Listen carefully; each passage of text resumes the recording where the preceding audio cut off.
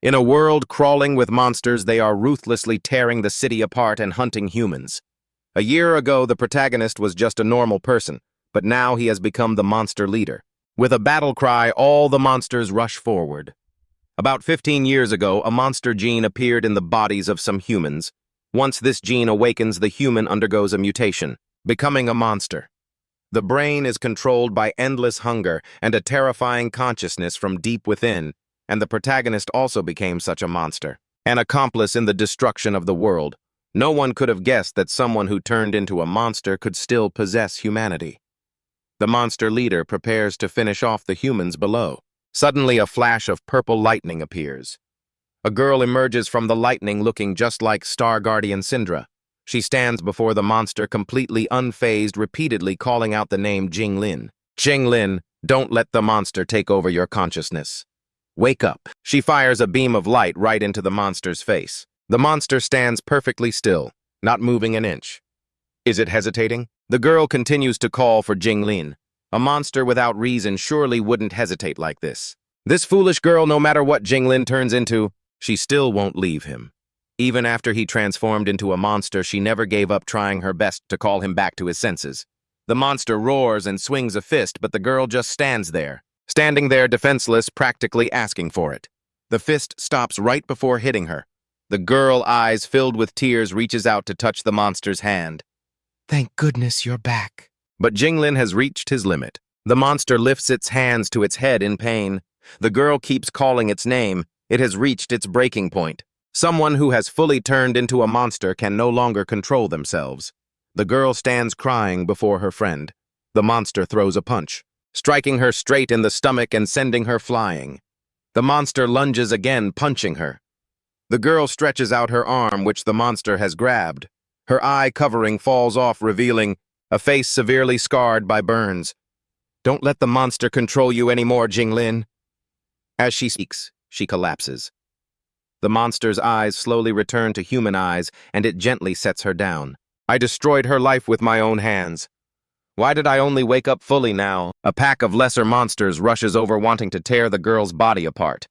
That monster goes berserk, slaughtering the lesser monsters. That action is seen by other monsters. They rush to attack the traitor. You despicable monsters, you are the demons that have eroded this world, making me kill her. You all deserve to die. But one's strength cannot overcome so many. It is quickly beaten to the ground by the pack of monsters. Looking at them, it feels defiant but powerless. Its eyes slowly lose consciousness and close.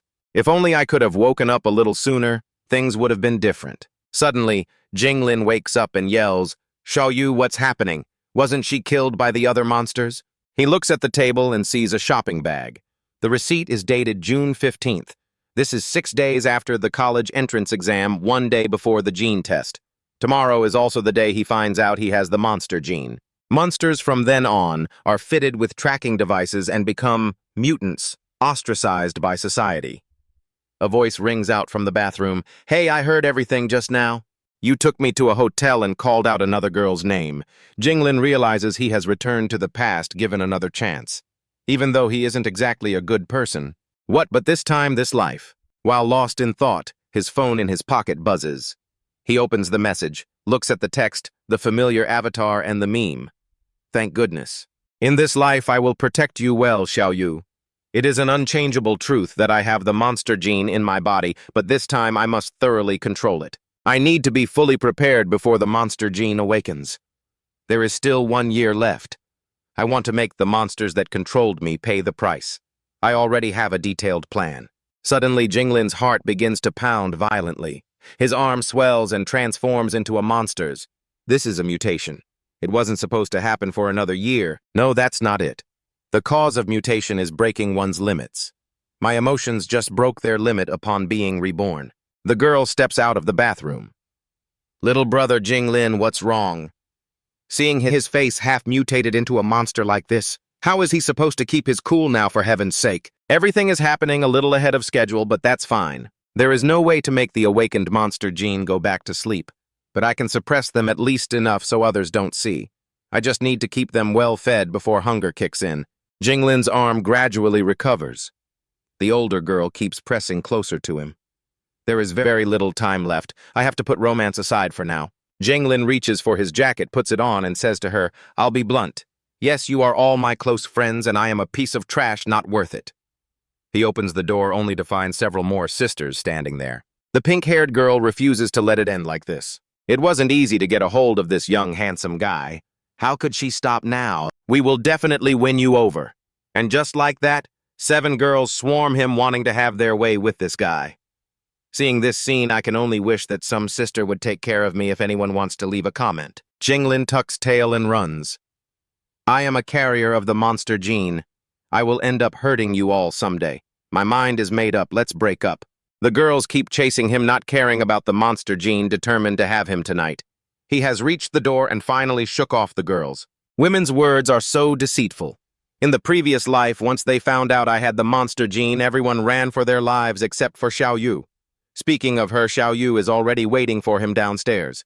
In this life, she is still waiting for you right here. Seeing him approach, little fish hands him a bottle of medicine, teasing him. You've already been torn to shreds by your 7 Heart Sister fans so quick I bought you some Yunnan Baiyao. Here, see if this can cure your womanizing disease. He reaches out to stroke her cheek. In this life, I won't let you wait in pain again, and I won't let you have any regrets. Little fish blushes slightly. What are you doing? Why is Jinglin acting so strange today, getting all touchy-feely? As he leans in, intending to plant a kiss on her lips, she panics. Hey, what are you doing? You're not trying to pull some perverted stunt on me, are you? Suddenly, his heart pounds violently. Damn it, the monster gene is about to starve to death. He quickly conceals the mutating part of his body. He turns his face away so she won't see. Wait. We were about to kiss. Why are you turning away? She is confused about what he needs. Jinglin, you need to go soothe the monster inside you first. He tells Little Fish he's hungry. Then he runs off and tells her to go home. Wait for me. Once I have eaten, I'll come find you. According to statistics, about 5% of the population carries the monster gene. Society hasn't descended into chaos because only those who actually transform into monsters are considered a threat. People say that as long as you control those who transform or kill them promptly before they mutate, society will remain stable. If not for moral constraints in reality, almost every normal person would want to kill every single monster gene carrier on sight. Jinglin, wearing a cloak, walks through the crowded street. He senses the scent of a lot of food. Suddenly, an explosion occurs in front of him. As expected, it happened. A mutation event in the shopping mall cinema. People are streaming out of the theater screaming, "Help, there's a monster chasing us." Behind them, someone is running for their life. Is the person in front of me an idiot? Why are they just standing there? If that's the case, then die in my place. With that, the guy runs past and shoves Jinglin toward the monster. But to his surprise, the monster completely ignores him, passing right by him. It seems they view him as one of their own. The monster continues chasing the other guy. The guy is baffled. Why didn't the monster eat the guy in the red cloak? Ah, right. There's another reason people aren't terrified of monsters. Humanity's superhuman warriors have established a special department dedicated to eradicating them. They're called the Purge Bureau. Just leave this place to those superhumans. Very quickly, a stone wall is erected to trap the monsters inside. Jinglin calmly walks into the shopping mall. The superhumans outside building the wall ask the mall staff, "Has everyone left?" No, there are still people inside. With this level of disaster, a level 2 monster is bound to be born. But the person trapped, Lin Shi, is a genius. She'll be fine. Inside line, Oxa is fighting the monsters. To protect 3 children, she had one of her arms bitten off by a monster. One arm in exchange for 3 little lives, a heavy loss indeed. The monsters charge forward aggressively. Lin Xi remains calm. She can still use the hand that isn't holding a child. With a Shangtine strike, she slashes through a few monsters easily. Other monsters keep rushing in. If I let a level 2 monster eat my arm, what face will I have as a genius? Just as she is about to use her move again, the guy in the red cloak appears, throwing a punch that sends the monster flying. Lin Xi is stunned. Who is this guy showing off even more than me? Even though it's just a level 2 monster, he managed to repel it with his bare hands. Where did this superhuman come from? What exactly is his ability to have a punch with that much power? After sending the monster flying into the ceiling, Jinglin turns back and laughs, saying there are other things to deal with. Lin Xi warns him, A level 2 monster won't die that easily, don't let your guard down. He tells her to take the children outside. Go. Leave the rest to me. Seeing his smile, she is perplexed. Seeing she isn't moving, he rushes over and delivers a knee strike straight to her face. Sorry, friend. When I eat, it's not suitable for outsiders to watch. Lin Shi passes out on the spot. The level 2 monster returns. Even a low-level mutant dares to steal my prey. Jinglin turns around and swings his fist. He speaks to it in the monster's tongue. You're wrong. You are the prey. The fabric around his arm tears away, revealing Jinglin's own monster arm. One punch shatters the arm of the level 2 monster. It doesn't understand. This is Flame Leader. How does he have?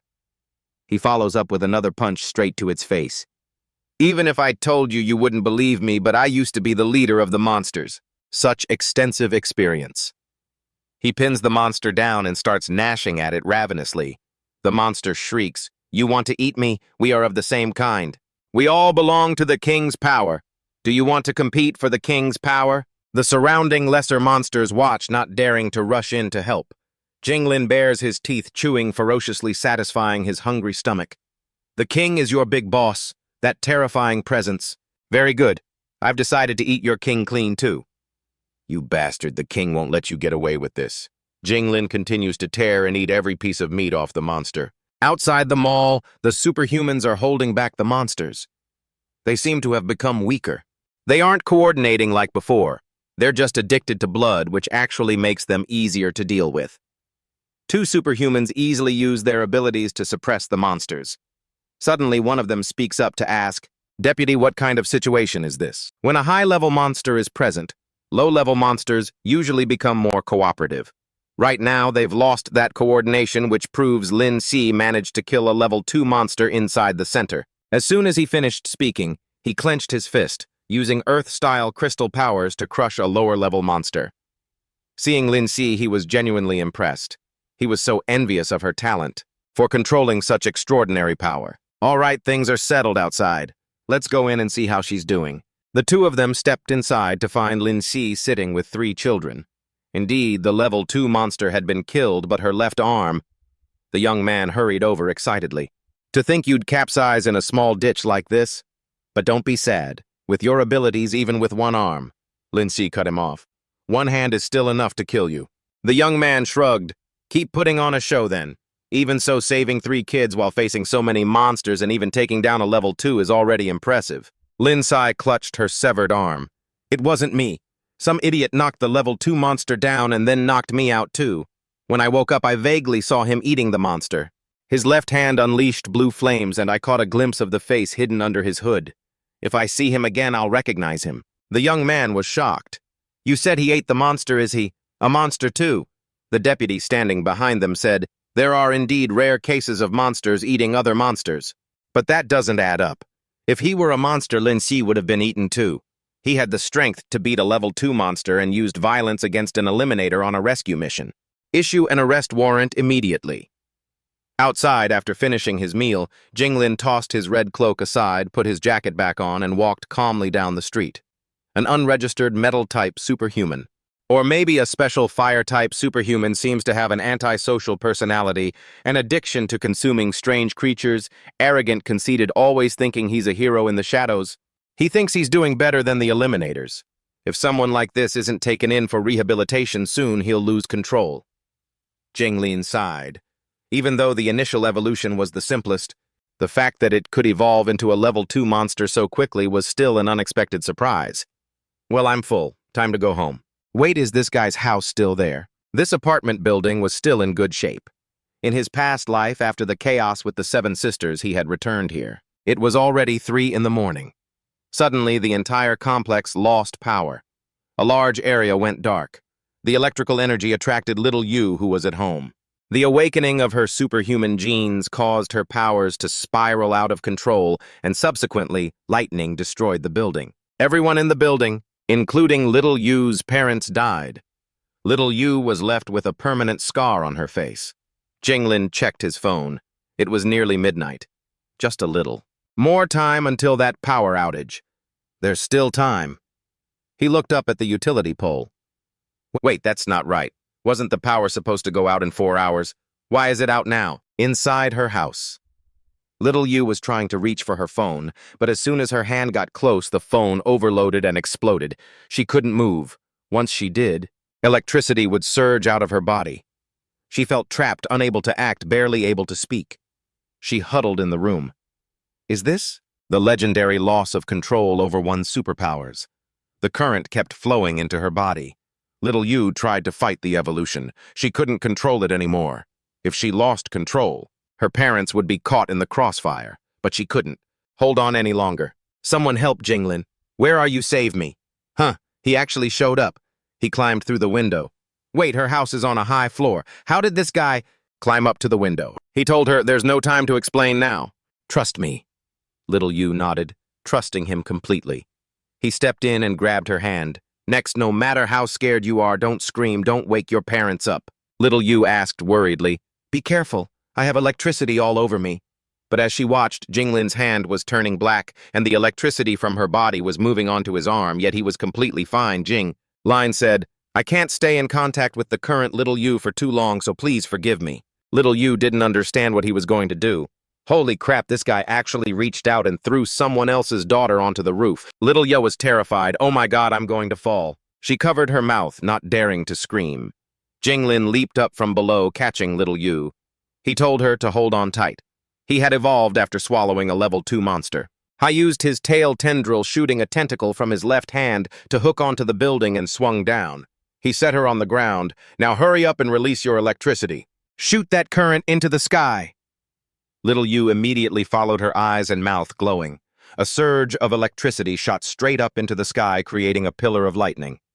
Jinglin breathed a sigh of relief. Thank goodness he arrived in time. Those bad things wouldn't happen anymore. Little Yu returned to normal. Only then did she ask, What happened to your arm? I told her he had mutated into a monster. Fortunately, he could control them in his left arm.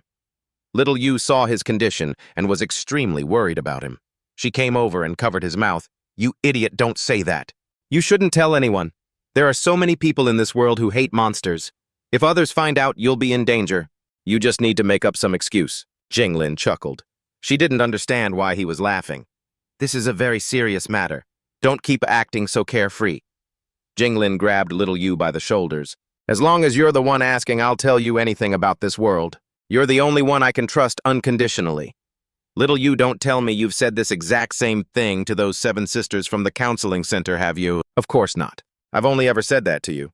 Who would ever believe a fuckboy like you? The two of them stood on the rooftop admiring the starry night sky. The sky is so beautiful, he said. Take a look at that bright spot. Little Yu replied, Even if it's a shooting star, I won't close my eyes to make a wish, so don't even try anything funny. Tinlam asked, What are you thinking? That bright spot is probably from the research institute. Being caught. Her uncontrollable superpower had caused such a huge commotion that they were bound to show up quickly. 2 people had already run up to the rooftop to find them. There were 2 people on the roof, and among those people, the one who lost control of their superpowers is likely right here. The doctor walked over and said, Don't be afraid, kids. We're from the research institute. Caught. Who discharged that electrical current just now? After finding out it was Little Yu, the doctor praised her, saying she did well not to hurt anyone else.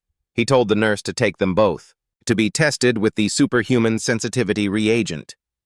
She released such a powerful current, yet her boyfriend right next to her isn't hurt at all. Perhaps this boyfriend also possesses superpowers. He picked up a syringe and said, Don't be afraid, you two. I just need a little bit of blood. The moment the blood hit the test tube, it instantly started glowing. Oh my God. What kind of fairy tale reaction is this? My old eyes are going to go blind. Her superhuman gene contains power that could break the world record. The nurse was also researching Tin Lam's blood. Sister, I'm afraid you're wasting a bottle of reagent. After a while, the girl shrieked. This young man's blood also had a superhuman gene reaction. It's just that I've never seen such a weak reaction before. The doctor was still blinded by the reaction. From Little Yu's blood, he said to take him to the research institute for further testing. Tin Lam's eyes widened in shock. How is that possible, a superhuman gene reaction? Did they test it wrong? My body only has monster genes. There's no way I have superhuman genes. Wait, perhaps there really are. The clearer, who had her hand cut off before her hand was eaten by a monster, and Tin Lam had eaten that monster. At the hospital, the doctor was stunned by Tin Lam's ripped abs. "What's so impressive about this? I have a six-pack too. Hey guys, donate if you want me to show my abs." After the nurse ran the tests, the doctor was even more shocked. This young man, Tin Lam, is truly unique. He has the lowest level of superhuman genes in history, only 1%. With such few superhuman genes, how does he have such a strong body and robust physique? After mutating and turning back, his body has been enhanced. He asked the nurse if he could put his shirt back on. Tin Lam having superhuman genes, was it because his half-human, half-monster body devoured the special mutation of the superhuman genes? Forget it. Owning superhuman genes means he can enroll in the ManhwaCapped Superhuman Academy, which is better than being monitored after being labeled a monster gene. He put his shirt back on and asked the nurse, "Does 1% qualify me to enroll in the ManhwaCapped Superhuman Academy? The director's rule is that as long as you have superhuman genes, you can enroll. If you get in, I'll be your senior from now on. Come, let me help you put your shirt on." This nurse is really a flirt. These sisters in this life are both understanding and eager to help others. The nurse went outside and told him to go get some rest. "I'll help you apply for admission." As she opened the door, people outside were buzzing with excitement. "Did you hear the world record was broken? The superhuman gene level is 95%. It's 2% higher than the world record." Elemental resistance tests were underway. Other doctors rushed over to see what the world's #1 talent looked like. Tin Lam was lost in the despair of his 99% monster gene level from his past life, not paying any attention to the commotion caused by Little Yu's gene test. Might as well go take a look. Everyone was gathered outside the superhuman testing room. 500 volts already, and she's completely fine. She's immune to industrial electricity, as expected of a 95% superhuman gene genius. This means if she can discharge 500 volts, 90% of first-level superhumans can't even get close to her. I'm so envious of these geniuses. Her endurance limit shows her offensive limit. What do you think her endurance limit is? It was also a test for the lightning type. Just a few years ago, a genius with 89% superhuman genes had an endurance limit of 800 volts. She should be able to handle about 1,000 volts. The current was gradually increased to 600 volts. 700 volts, 800. Little Yu was still completely fine with no issues. 900, 1,000. The crowd watching cheered her on. The current was raised to 1,200 volts and still nothing happened. The doctor cranked the current up to 2,000 volts and asked, "How are you feeling?" Little Yu replied calmly, "My body still feels very comfortable." The doctors watching outside couldn't believe it. She just awakened. "I heard that once you're over 90%, every 1% adds to your physical improvement." When the current hit 3,000 volts, Little Yu told the doctor to stop. They thought she couldn't take it anymore. But she said, "I haven't fully discharged all the electricity from earlier, and now I've absorbed so much more. If I keep absorbing it, I'm afraid I'll lose control again and destroy this place." The doctor was terrified and immediately cut the current. "Let's stop here then. Record the test data as at least 3,000 volts. There's no upper limit anyway, it's just reference data." The doctor opened the door. Tin Lam wanted to go in, but the doctor wouldn't let him. "She has too much electricity in her right now. We have to let her discharge it a bit so she doesn't accidentally hurt anyone." Tin Lam saw someone approaching asking to open the door to go in. It was Director Fan. The doctor told him to put on an insulated suit next to the observation room, but he said there was no need. "This little bit of electricity can't hurt me. Besides, it's a good opportunity to help the girl discharge some power." Everyone was even more excited. Having Director Fan and the third young master of the Fan family, his grandson, here to help is fantastic. The young master walked in. Little Yu warned him, "Don't come over here or you'll get electrocuted." The third young master remained relaxed. "My fire will shield me from your electricity, so feel free to discharge it." He reached out his hand. "I already knew your cute name from the research staff when I first met you, classmate Xiao Yu.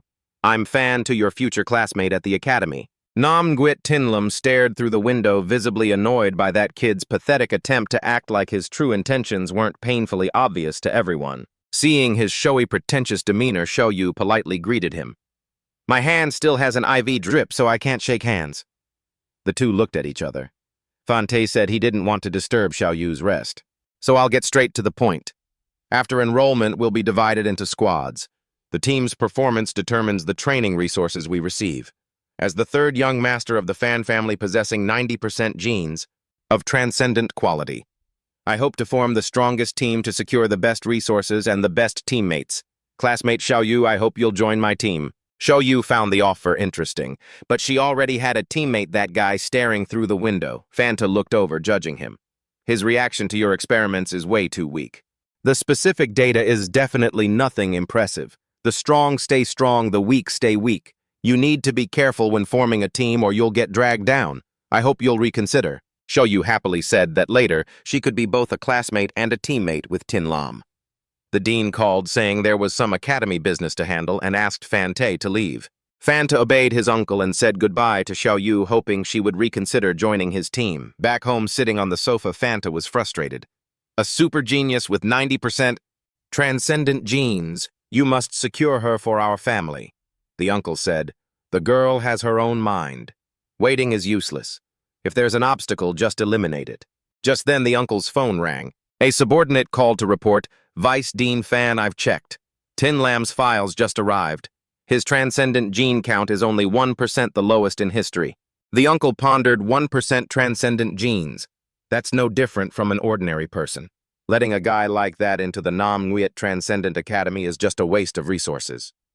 The staff member said, the dean emphasized that as long as someone has transcendent genes, they can enroll. So does the vice dean's word carry no weight? That subordinate had to comply. The uncle told his nephew, don't waste words on a nuisance. Just make sure he doesn't appear in front of us, that's all. Uncle, you're the best. Elsewhere, Tin Lam told Xiao Yu about his arm. She was shocked to learn he had to be well-fed, otherwise he would lose consciousness. That was the after effect of this monster left arm. That's right, this after effect makes me want to eat people. Xiao Yu calmly replied, that's fine. There are plenty of bad people in this world. Tin Lam warned her, you can't just go around eating people like that. Geez, that mindset of yours is really dangerous. As they were talking, a nurse opened the door to report that Xiao Yu's parents had arrived and were registering their details outside. Xiao Yu was thrilled to see her parents. She whispered to Tin Lam, don't worry, I'm really good at hiding things. No one will notice. Now she had to go share the good news with her parents. Tin Lam being at the same school with you is just great. She walked out thanking the nurse. Tin Lam noticed the nurse's expression looked a bit different. Sister, is something wrong? The nurse apologized to Tin Lam. Your application was rejected. The higher-ups said 1% transcendent genes is no different from an ordinary person. Tin Lam was confused. Didn't they say as long as you have the gene you can enroll? The nurse sat on the bed, frustrated. There really is a regulation that any amount of transcendent genes allows for enrollment. I don't know what those reviewers are thinking. So what if it's 1%? What if it's low? Who are they looking down on? I will keep applying for you. If it doesn't work once, I'll try twice. If it doesn't work 1,000 times, I'll keep going. Tin Lam smiled and thanked her. Sister, you don't need to worry about me like that. All the power is in their hands. If you help me like this, you'll get dragged into this mess too, I thought to himself. If there's really no other way, I might have to enroll by revealing my monster genes. The ManhwaCapped Transcendent Academy has all the resources. If I want to get stronger, I have to go. Suddenly, the phone in the nurse's pocket vibrated. Hey, the higher-ups said considering this guy really does have transcendent genes, they're giving him one chance to enroll. Tin Lam heard this and pondered the danger. Fanta overheard the news and was furious, creating a flame in his hand that attracted night moths. Why did they give him a chance? The final trial, huh? Study at ManhwaCapped Transcendent Academy for a year, and if you can't awaken, you get expelled. The final trial is meant for lower-level students. A guy who can't even enroll, what's he doing participating? The moths flew in and were burned to ashes by the fire. He angrily stepped on the remains. The uncle came out and called his nephew in. Night moths are quite a nuisance this time of year. Entering the house, Fantel picked up a glass of wine. The final trial is a trick by Dean Kin Triet of the Gene Research Institute. Why? The dean warned the vice dean not to cross the line. He's already been unhappy with us breaking his rules. If that kid manages to pass, then he's basically won. Even if he doesn't pass, he can still protect the dean's authority. The nephew said, we can't let him pass the trial, otherwise the fan family's reputation will be completely blown away. The uncle was confident. That kid won't succeed. With only 1% transcendent genes, he can't fly to our world. I won't let him have the chance to reach the dean. Doing that only proves that he is wasting resources. At an underground base hidden in a canyon, two employees were talking. For the next 5 days, their task was to inspect and ensure the equipment's safety. Suddenly, one dropped his phone. The other thought something was wrong with him. He bent down to pick it up. Just lost my grip for a second. Let's go, we've got a lot of work. Actually, he was shocked by a message that had just arrived. Someone had transferred 1 million to his account as a deposit for him to do something. Greed set in. Now, even if he lost this job, he would follow the instructions. He went to report to his boss. It's all done. I've been spying. The target has 0 background. The boss gave a sinister laugh. This challenger Tin Lam has a superhuman gene density of only 1% and hasn't even awakened yet. That kid messed with the Fan family's golden goose and they put up a $1 million deposit. The total is $20 million just to buy his failure. What a bargain. If I pull this off, I can move up in the world. 5 days later, the challenge begins. The guys who took the bribe are watching Tin Lam closely. But hold on, why does this kid look so different? Why is he showing up to this trial in this condition? Has he not eaten for days? With that look, if he faces the monsters, he's as good as dead. It seems like we won't even have to lift a finger. He won't be able to pass the trial on his own. This trial, that is. Tin Lam is actually starving. His accumulated energy reserves are almost completely depleted. He's so hungry his stomach is touching his spine. I really want to eat everyone here. The participants in this trial haven't had their superhuman genes awakened yet. A staff member comes out to make an announcement. The time limit for this trial is 3 hours. There are 3 life or death trial matches and only 3 continuation cards.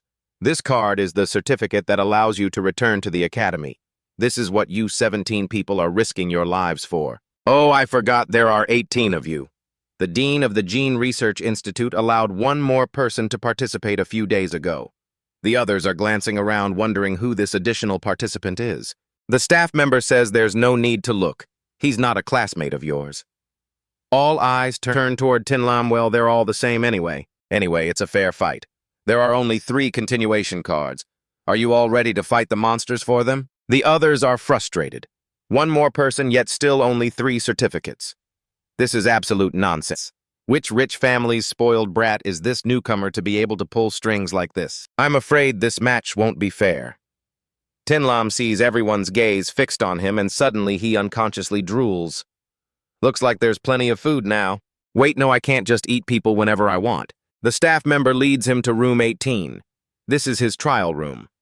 Looking at the room, Tin Lam realizes the staff member really knows how to set things up.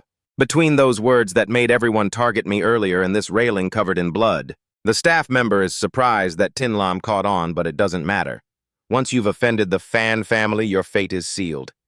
He shuts the door as the trial begins. Once it starts, all the monsters will rush toward him. Unfortunately, this is Trial Room 18, which was only added temporarily, and the unique super alloy door lock is broken. These monsters have 5 times the strength of a human. They are 3 ironclad beasts that cannot be stopped. They will rush in and tear him to pieces. He points to the back. That is the only escape route. Running out of there means you're safe, but it also means giving up on the trial. The staff member tells Tin Lam to hurry and run out. The people above only paid money to buy your failure. They don't need your life. Giving up means safety. The staff members have already received their hush money from the higher-ups, so everyone wins.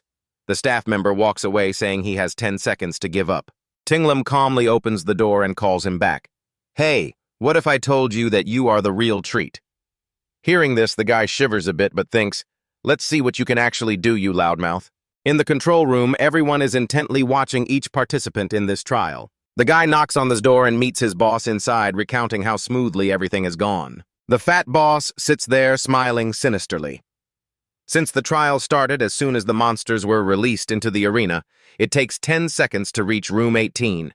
The boss bets $100 that Tin Lam will give up within 5 seconds. The staff member also bets that Tin Lam will quit after 5 seconds. The trial room door slowly opens. 3 monsters appear and jump into the trial arena. It has finally begun. The guys in the observation room are counting down, eager to see how many seconds it takes for the protagonist to quit. Yet Tin Lam kicks the door open and walks out. The guys stare in disbelief. Is this guy tired of living? The monsters are going to rip him apart. This is just suicide. You can't blame anyone else for that. Looking at the three monsters in front of him, Tin Lam is excited. Finally, his food has arrived. But the three monsters ignore him and run somewhere else.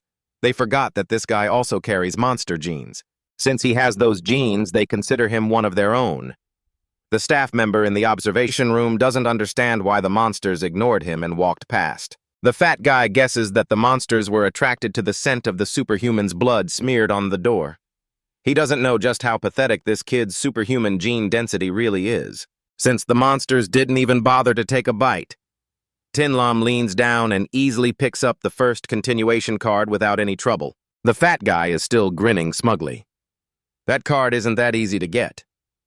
Go-An, a second-year student, was at the shopping mall during the monster outbreak a few days ago. I was attacked by monsters. In his desperation out of fear, he awakened a very special mental-type superhuman power.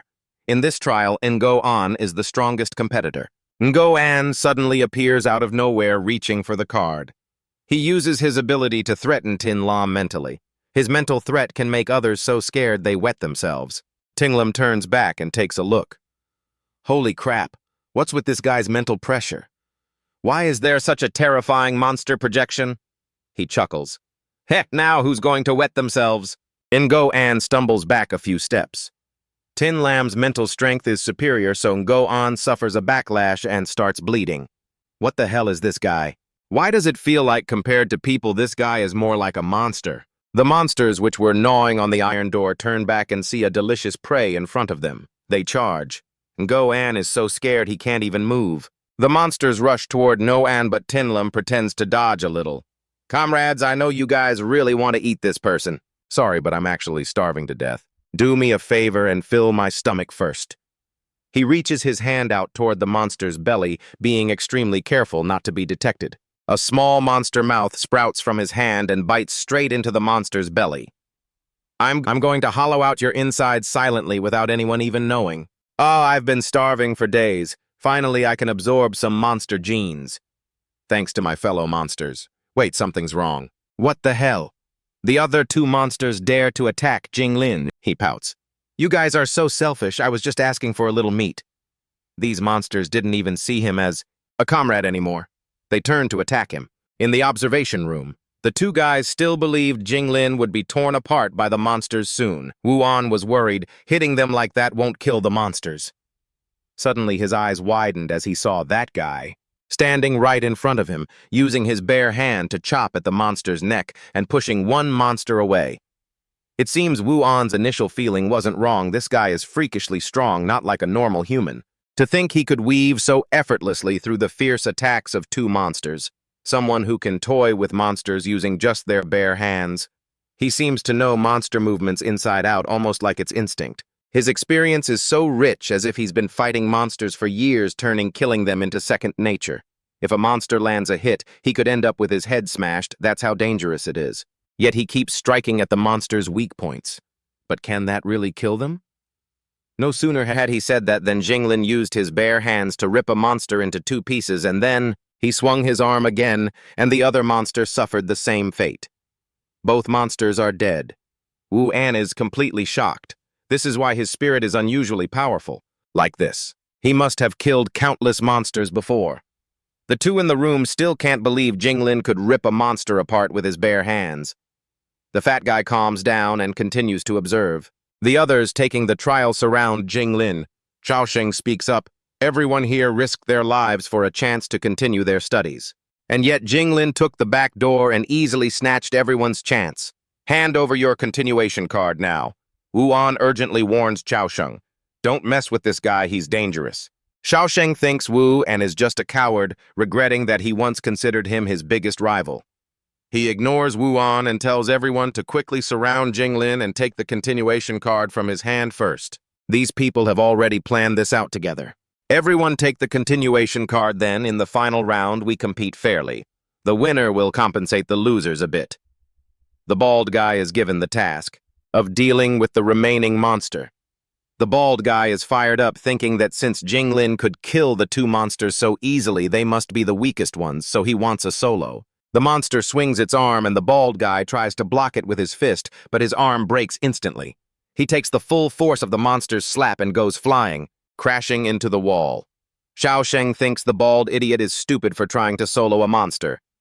As he turns around, Jinglin's fist is already right in his face. Jinglin breaks into a cold sweat. Oh crap, used the wrong hand. I should have used my right hand. Using my left hand like this might just finish him off. Jinglin's left hand is completely mutated. Because he swallowed a level 2 monster last time, his left hand has broken through to level 2, capable of shooting out tentacles up to 8 meters long with strength at least 10 times that of a normal human. Even if he isn't in his monster form, he still has the strength of a level 1 monster. This punch could blow the guy's head off. If he kills someone during the trial, that wouldn't be good. Gotta pull my punch. He hits him as lightly as he can, and yet Xiaosheng still hits the floor after just one punch. Man, I really underestimated myself. Jinglin frantically grabs the guy by the collar to check his condition. Don't die, please don't die. Oh, thank God he's still breathing. Then it's fine. With that, he drops Xiaosheng and turns to ask the others, does anyone else still need a continuation card? Just then, the bald guy is being carried by someone else, having been chased all over the room by a monster. Xiaosheng sees this, grabs Jinglin's pants and shakes them. Please save these people. When it's over, I'll give you 50,000 as a fee. Help them, Xiaosheng pleads. Jinglin, sorry, this continuation card is worth it for someone with your strength. He finally agrees to help. The two guys in the observation room are furious watching this. What a bunch of useless trash with so many people, yet they're all cowards. The fat guy immediately orders them to release the monsters from number 21 to 23, saying they need to add a bit more pressure to these trial takers. This time, the employee knows that monster number 21 is much stronger than a level 1. That Jinglin guy definitely won't be able to handle it. The fat guy turns back and says, that guy won't die. He must have awakened a superhuman ability. Even if he hasn't, he's pretty much there. Stronger monsters will only stimulate him to awaken. The employee hears this and is unsure what to do. When the boss orders him further, release monster number 20 from the test zone. The door separating the test zone and the release zone is now open. Go to the second floor and restart the release door. Then destroy the main power supply and the backup power supply for the test arena. The employee is worried. If you break the main and backup power, then all the locked-up monsters will soon break the cages. Without the electric fence to assist, the release door, because the power is cut, won't close. There are 15 level 1 monsters left on the upper floor, and the test zone has 18 super strong level 1 monsters. All of them will enter the test arena. Cutting the power means the give-up door won't open, causing the trial takers to have no escape, and everyone will be eaten by the monsters. The boss says, why worry so much? The trial takers are already risking their lives to participate in the trial, so dying is just normal. The employee is terrified. If I do that and get caught, I'll be executed. Maybe I should just give up this commission. The boss is furious. This is a commission from the fan family. I've already taken the deposit. If I don't finish it, the ending won't be any different from death. After it's done, I'll give you 10 million to leave this city. The employee, pressured by his boss, was forced to follow orders at the training arena and easily punched a level 1 million monster to death. Thin was in awe. It was truly hard to imagine how Tin Lum had become so powerful. What kind of hellish training could produce the skills needed to kill monsters like that? True thing, I say what I mean, and I mean what I say. I'll give you 50,000. If it's not enough, I'll take my sister's savings and my own part-time earnings to pay you. His sister smacked him on the head. Why are you dragging me into this? Get back to the recovery room and rest now, go! Triu Thao bowed to thank Tin Lum for stepping in, then dragged her brother back to their room. Triu Thin kept shouting that he'd treat Tin Lum to some street food once the training was over, but Tin Lum just gave a dry laugh and said, don't bother, I'm already full. Suddenly, he screamed a warning to everyone. A monster was dropping from above. Seeing it, Triu Thing immediately shoved the two people beside him out of the way, getting pinned down by the beast himself. Triu Thao was crying her eyes out for her brother. Ngo An was also in shock. It hadn't even been half an hour. So how could the second wave have started already? If they were going to change the rules, they should have at least given us a heads up. Tinglum narrowed his eyes as he looked at the 3 new monsters that had just been released. Their energy signatures were nearing level 2. It seemed they were pulling out all the stops to make sure he couldn't pass the trial. The monster leaned down, grabbed Triu Thin's body and lifted him up. The other student dragged Treo Thao away before the monsters noticed them, but the girl was too heartbroken to believe her brother was dead. "The dead can't come back to life," the others urged. They had no choice but to run. Treo Thao rushed over to the monster, using all her strength to pound on it, begging it to let her brother go, but her efforts were as useless as hitting a stone wall. She collapsed to the ground, sobbing. "We've always relied on each other to survive. If this is it, we'll die together." Suddenly, Tinlum yanked her away before they could get mauled by the three monsters. "Little beauty, if you're gonna die, die with a handsome guy, not your brother. What's the point of dying with someone with a face like that?" Treo Thao cried. "That's my brother, I have to die with him." Tinlum told her he'd handle these monsters and wouldn't let them eat Treo Thin's body, then tossed her toward Ngo-an. "Catch her, hold on for a second while I take care of these freaks." Ngo-an, who was busy running for his life, cursed. "Damn it, who can catch someone thrown like that?" Treo Thao crashed into Ngo-an, and both of them went tumbling to the ground. Tinlum couldn't let the monster devour Treo Thin. If it ate it, would evolve to level 2, and dealing with it would require his mutated left hand, which would be a huge headache. Standing before the three monsters, Tinlum didn't hesitate. He lunged forward to claim his prize. Treo Thao sat there, her heart filled with gratitude, seeing him jump between the three monsters to save her brother. The monsters were slightly stunned. He had charged right into the middle of them, and they hadn't even noticed him yet. He seized the opportunity to smash the arm of the monster holding Treo Thin. He grabbed Treo Thin and threw him to safety. "These monsters can take it easy for now. I'll wipe them all out later." Wait. Treo Thin wasn't dead yet. He opened his eyes, completely stunned. Tinlum had actually saved him from the pack of monsters, but being tossed around like that while severely injured, it was so painful he felt like his bones were about to snap. Seeing her brother was still alive, Treo Thao ran over in joy. She told him that Tinlum had saved both of them. Her brother started saying, "This great debt, Treo Thao, you should repay him with." Before he could finish, Treo Thao smacked him on the head. "You're critically injured. Are you trying to get yourself killed? This isn't the time to talk about that. We need to get out of this training arena immediately." Treo Thao saw the card for the second stage had dropped. She planned to take her brother to the infirmary and then try to come back for the card. Treo Thin told his sister not to bother. "There's something wrong with this training session." She listened to her brother and helped him away. Meanwhile, in the middle of the three monsters, Tinlum calmly dodged their attacks. "These pests are so annoying. They're all just level 1 monsters, yet they keep following me around, whining about being hungry all day." That was only because Tinlum hadn't used his monster leader power yet. If he really used it, he could devour one of these monsters in 10 seconds flat. Tinlum caught a monster's attack with his hand, creating a hole straight through its arm. He slammed a fist into its chest, then ripped the beast in 2 pieces to evolve. To reach level 3, he needed to absorb 100 level 1 monsters like these. The path to evolution was truly difficult, and these monsters, if they would just stand still and let him eat them, wouldn't things be much simpler? Just as he finished off one, he looked up to see the gates opening again. Sure enough, the final wave had started early. Inside the room, Treo Thin wanted to force the door open and leave the trial. Compared to his future prospects, keeping his life was far more important. Just as he hit the button to exit, the power suddenly cut out and the lights went black. "What's going on? The power's out and the door won't open." Treo Thao looked outside, terrified. Her face went pale as she called her brother to see that the third wave was dropping. There were way more than just 3 monsters this time. The reckless kids were still fighting amongst themselves for the card, completely unaware that disaster was looming. One guy had finally grabbed the card and hunkered down to hold on to it tight.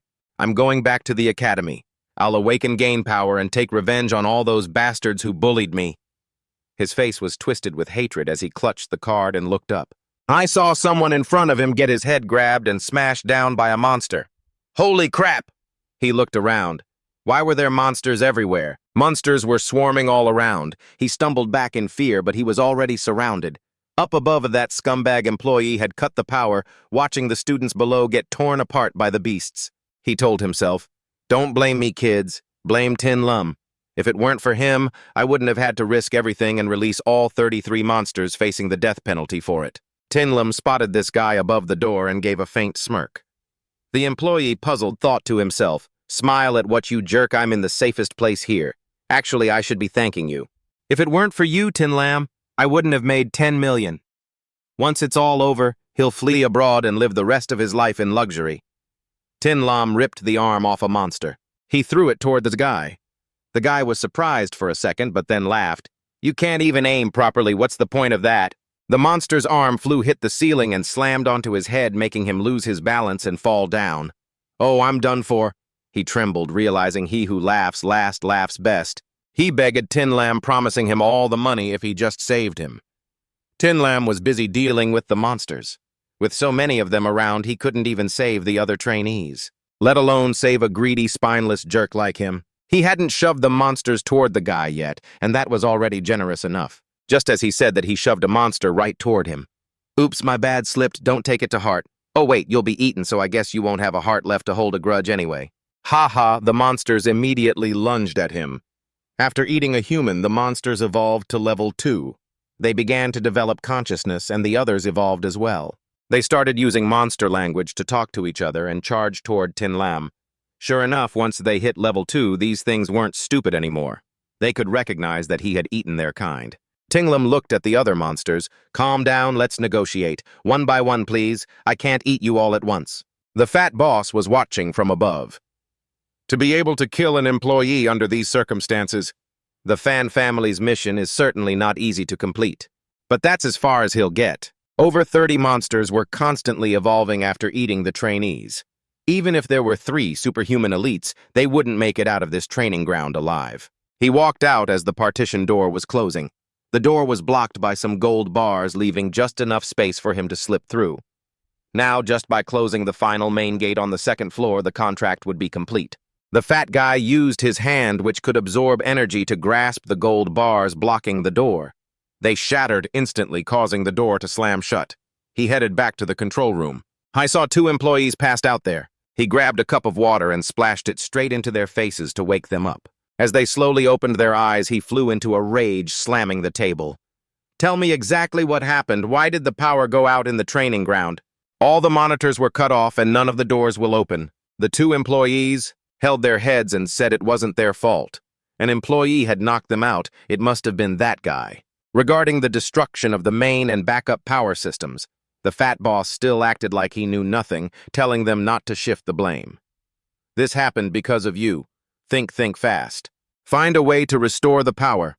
Otherwise, the rescue team won't be able to get in because of the backup security measures surrounding the ground. The employee was anxious, saying it would take at least 30 minutes to fix the power. The boss was secretly pleased. The employee was worried about the monsters inside and suggested notifying the cleaners' headquarters so they could use force to open the doors. The boss stood before the employee. If we hire the cleaners, it'll cost at least 100 million. Who is going to pay for that?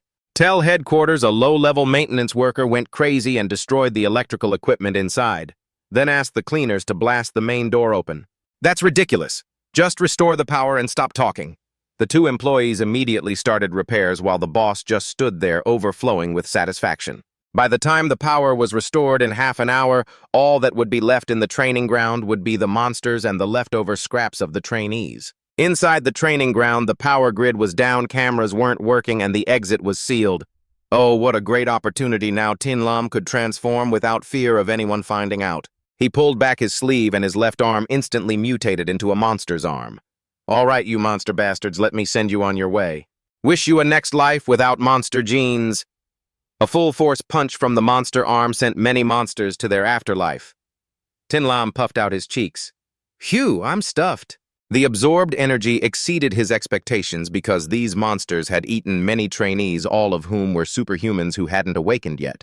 I had indirectly consumed a lot of superhuman genes. Oh well, no point being picky now. Whether it's monster genes or superhuman genes, they all come from humans. Even if it's hard to swallow, he has to. Tin Lam must become stronger to enter hell and destroy the demon god. If I don't go to hell, who will? A monster lunged at him, calling him a traitor. Tin Lam swung a hook, blowing the monster's head off. When I say comrades, I'm not talking about you, I'm talking about the true owners of these bodies. You monsters are just parasites stealing the bodies of my comrades. Foreign parasites, I will wipe every last one of you and your king out. Suddenly, Tin Lam realized something strange. This isn't good, my left arm is starting to evolve again. Monster genes plus superhuman genes. The energy was truly enough for evolution. According to his past life's experience, there are 3 stages of evolution. The first is brain evolution. Every monster is a communication network, just like cheap phones connecting to a signal. The next stage is upgrading from phones to a central server which can control all those cheap phones. This is bad. I have to cut off the monster's communication network immediately. Tin Lam slammed his left hand onto the ground, forcing the connection to break, but it was too late. Just as you can scout the monsters, they can scout you too. The other trainees, seeing the monsters had been dealt with, planned to rush in and steal Jinglin's loot. Truthin tried to stop them. He insisted that since Jinglin had saved their lives and was now severely injured, they had to show some honor and not rob him. Jinglin looked up thinking, so there are still some trainees lucky enough to be alive. Those guys had no honor. They were just cowards. They kicked Truthin to the ground, yelling that this was their last chance. If they didn't get the 3 remaining access cards, now they'd all have to fight for them at the very end. Fighting for that card, Truthin, already badly hurt, took another kick to the gut and coughed up blood. Those guys were full of dirty tricks, claiming they never asked Jinglin to fight the monsters in the first place. They argued it was his own choice to show off to defeat the monsters and play the hero, so he had no one to blame but himself. They started moving toward Jinglin, calling out, "Hey kid, you're heavily wounded now, so hand over the access cards or we'll beat you to death." They knew he had picked up the last 2 cards and wanted all 3 of them, despite his injuries. Truthin kept his honor, telling his younger sister to stay put so he could go kill those ungrateful bastards. He wouldn't let them harm their savior. Goan shouted from behind, begging Truthin not to go. Truthin turned back to look at Ngoan's panicked expression. Could it be that Ngoan's intuition had sensed something? Meanwhile, that jerk was still advancing, preparing to strike at Jinglin. Just as he went to grab the card, something burst up from the ground and swallowed him whole. Jinglin quickly leaped backward to dodge. The guy with the mullet stood there in shock, paralyzed by fear. He looked up at the creature before him. What is this? Is that a ground dragon? The ground dragon let out a roar. Goan and the 2 siblings who had hidden in a room were knocked unconscious by the sheer force of the sound. The mullet guy standing nearby started vomiting blood. Blood poured from his eyes, ears, nose, and mouth. He began to lose consciousness, remembering a time back in a small southern village when a ground dragon appeared just as the local 4-star superhuman was away. The Purge Bureau there was destroyed along with the village when that 4-star superhuman returned from the outside to save them, only to barely manage to drive the ground dragon away. It's over, he thought. All the trainees this time are going to die. The mullet guy collapsed to the ground and the ground dragon swiped past, swallowing him completely before turning its attention to Jinglin. Jinglin realized the monster's sensory network had been targeted by something fearsome. It looked like he was in for a rough fight. The monster lunged toward him at high speed. Jinglin used his left hand and successfully blocked the beast, but the gap in muscle intensity was just too great. He couldn't hold it back. His left arm was badly injured. He had to find a way to gain the upper hand. His arm began to heal with a tentacle sprouting from his palm just as the beast opened its maw to snap at him. Jinglin realized that this ground dragon was only a tail. A few minutes earlier in the waiting area, parents were praying for their children to successfully pass this trial. Some parents were arguing, saying they shouldn't have let their kids compete in the first place. They should have just stayed safe as protected citizens. Tyungu was standing there too. Her eyes were full of determination. The trial grounds were right in front of her. The power had gone out inside 10 minutes ago and still hadn't come back on. This couldn't possibly be part of the test, right? Tyungu walked over to ask the security staff, introducing herself as a newly admitted student to the Superhuman Academy. She sensed something was wrong with the power in the trial grounds. The parents became anxious and the 2 guards exchanged glances. "How do you know about that?" they asked. They told her she was talking nonsense, claiming everything inside was normal, and ordered her to go back to her seat or they wouldn't let her wait there anymore. But Tyungu had electrokinesis and could sense the flow of electricity. She knew for a fact that something had happened. As the guards continued to bicker with her, refusing to let her in, a sudden wave of pain hit not just her, but all the parents there clutched their chests in agony. What's happening? Why is everyone having heart pains at the same time? What's going on here? This is too bizarre. Between the power outage and the sudden heart pain, something was definitely wrong in the trial grounds. Taking advantage of the guards collapsing in pain, Tyungu ran straight into the trial grounds.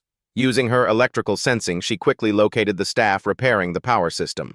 They were trying to restore power to save the children inside. The second floor door is locked too. Give it everything you've got to restore the first floor. The lead technician shouted, though in his head, he was thinking about the pressure. That pressure had just pushed through this door, and even a bazooka couldn't break through it. Something terrifyingly monstrous must have appeared inside. Keeping the door shut was safer for now. The Purge Bureau headquarters must have sensed the commotion by now. Let's just fix this slowly and wait for reinforcements. That should be enough. Seeing them working so hard, Tyun-gu spoke up, offering her help. She introduced herself as a first-year freshman at the Superhuman Academy with 95% superhuman genes. Her ability was electrokinesis. The technician looked at her, a freshman who hadn't even enrolled yet, a level 1 superhuman, and wondered how she could possibly have enough electricity to restore the facility's power. Tyun-gu unleashed her power. It was true she didn't have electricity inside her body, but as long as she was in the city, she could draw infinite power. Immediately, a stream of electricity radiated out, shocking the technician. Where did someone like you who can see electrical elements with the naked eye even come from? He reached out a finger to touch the current and was immediately jolted by a light shock. The electricity on your body. How can you not feel anything? Then it clicked. He remembered hearing about a super genius with 95% superhuman genes appearing recently. That person was Tyun-gu. The electrical equipment began to flicker back to life. He realized this was bad. If she really could restore the power and open the trial grounds gates, it would be a disaster. Even though he didn't know a monster had appeared inside, he couldn't let it happen. This is too dangerous, and I'm just here to do my job, not to die. He demanded she stop, warning her that her powers were still unstable and could easily damage the equipment. This is national property. You can't just cause chaos here. Shoyu kept moving forward. Are you trying to stop me? The guy immediately ordered the repair team to eliminate the obstacle, claiming someone was interfering and destroying the equipment. The other employees immediately grabbed their guns. They aimed at Shoyu. Don't think just because you're a genius you can do whatever you want. If you dare to cause any more trouble, we'll take you out. Meanwhile, in the testing arena, Jinglin was still fighting the Earth Dragon. He blocked its bite with his hand. This isn't good. Its teeth are unaffected by my lead flame. My arm has already been torn open. It's too sharp. This is... What kind of black teeth are these? They're rock solid in both attack and defense, and they can even devour part of my gene energy without me even touching them. If I get bitten a few more times, my third evolutionary stage will come to an end. I have to find a way to avoid these black teeth. Jinglin's arm regenerated. The monster attacked again. He jumped to the side to dodge. This is my chance. He grew tentacles from his hand and wrapped them around the Earth Dragon's body. Even my tentacles can't pierce through its skin, but at least I can hold it. He pulled himself closer to the beast and used the lead flame to burn the outer skin, hoping to carve out some meat from inside. Not good. Those black teeth can sprout out from its body, too. He was immediately pierced by the teeth. Screw it, I'm going all out. I used his flames at maximum output to burn it. The Earth Dragon turned its head, trying to swallow Jinglin whole. Outside, the ringleader was still smug. Even if you have the highest amount of superpowered genes in history right now, you're just a little girl who just started college. Pointing these guns at you will surely scare the hell out of you. Although if I really hurt you, the Academy won't let it slide, so I can't actually fire. Suddenly, everyone started panicking.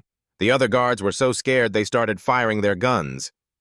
What a bunch of idiots, zero composure. The bullets flew toward Xiaoyu. Oh no, we're going to be held accountable by the Academy. The bullets missed, just grazing past her. How could so many people miss? Every single shot. Is this actually luck? It wasn't luck. Xiaoyu had created an electric current around her body, forming a magnetic field to deflect the bullets. The guy was already panicking. Is this the talent of a 95% superpowered gene holder? She's not even human anymore. How can she play around with lightning like that? I'm no match for her. And the most ridiculous part is, how is she still standing while everyone else has collapsed from the terrifying pressure in the arena? Shoyu used electromagnetism to pull all the guards' weapons toward her.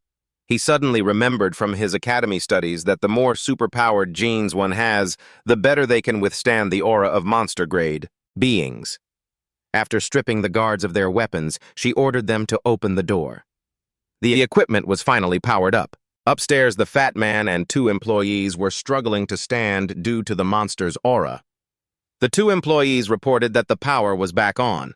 The boss was surprised. What level 2 hasn't even started renovations yet? The level 1 repair team acted as if they'd been injected with adrenaline. They hadn't just finished the level 1 lines. They'd also connected the level 2 lines.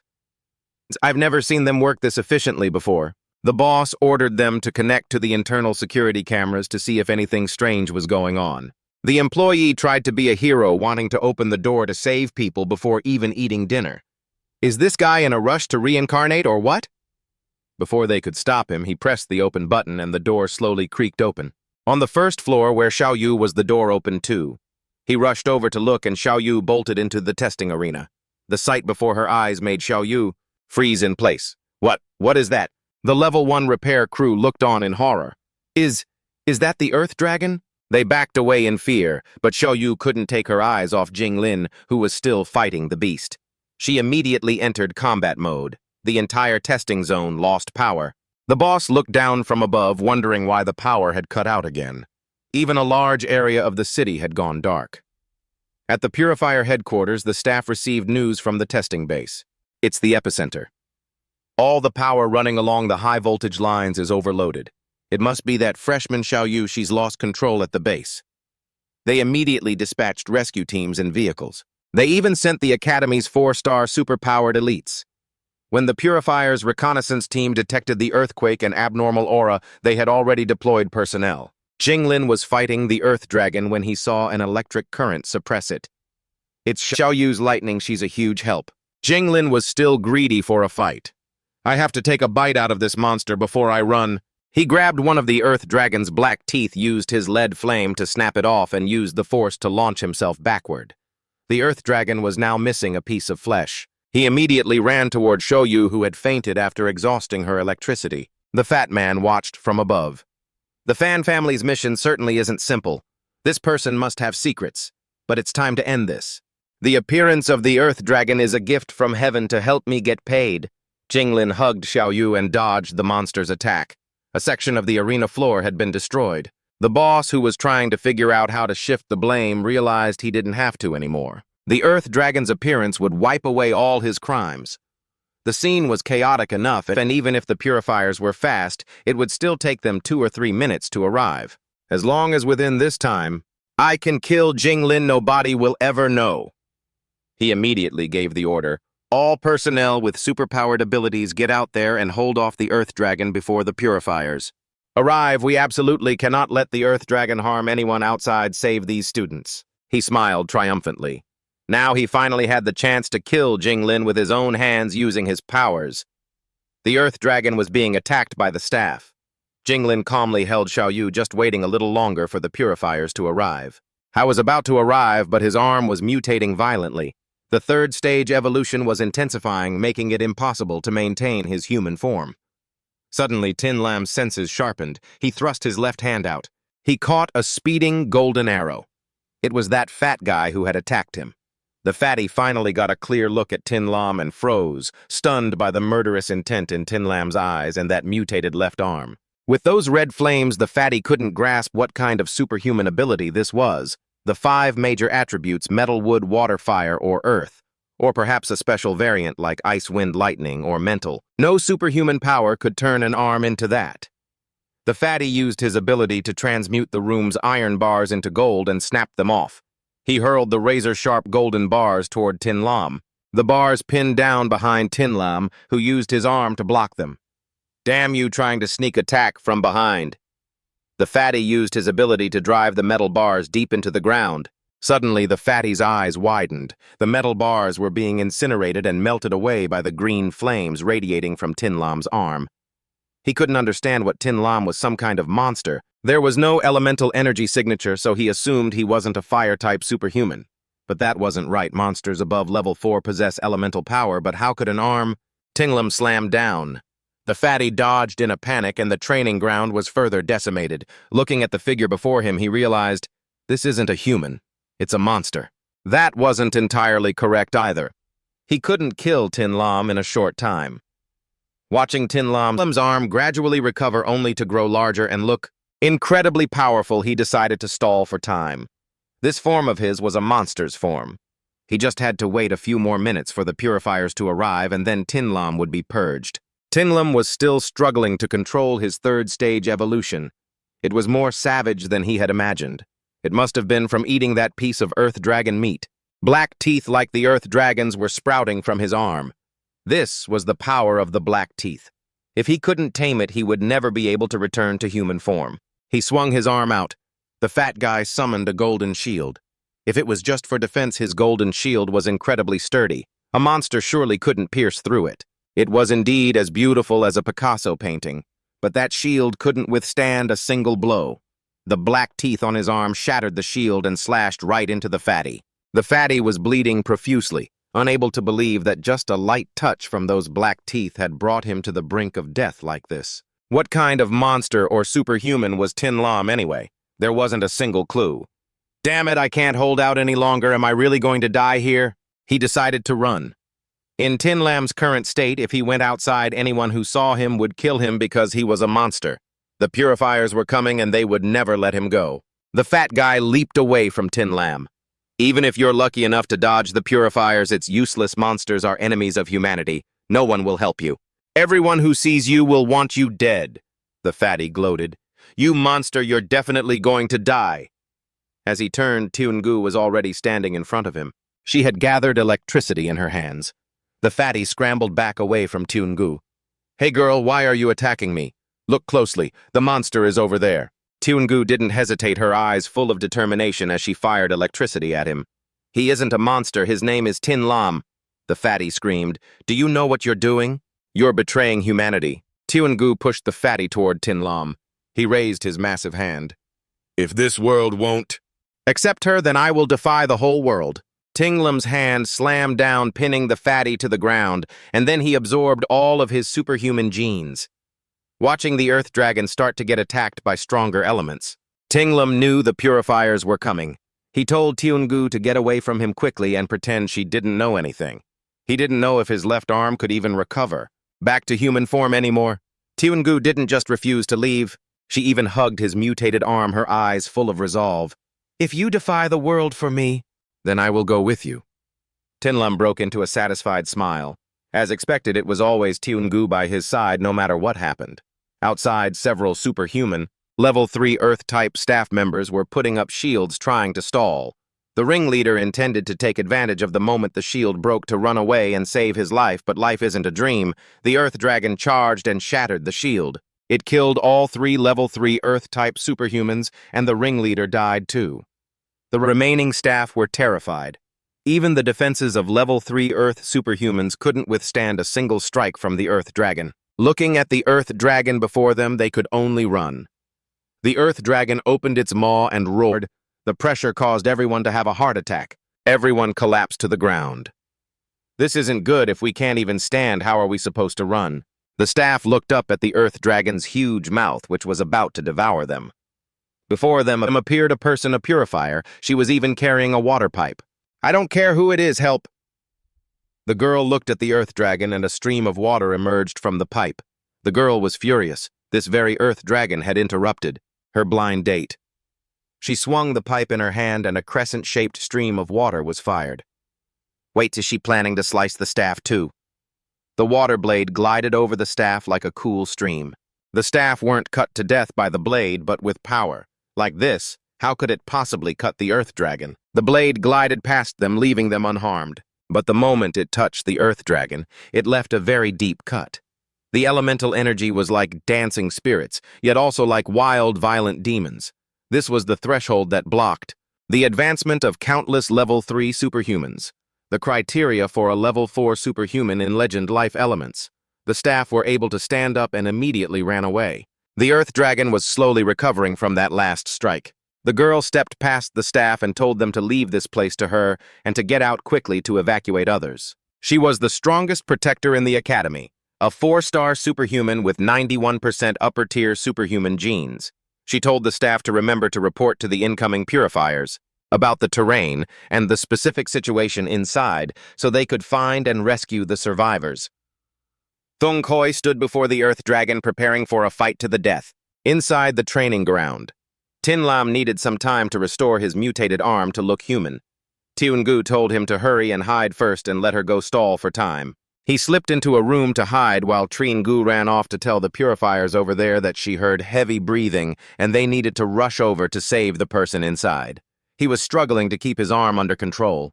Tier 3 power is 10 times that of Tier 2. A Tier 3 monster's size becomes massive. To withstand the Berserk monster gene, he has to keep compressing that power and return to human form so his bones can evolve first to become stronger. Something is happening to Tin Lam's body.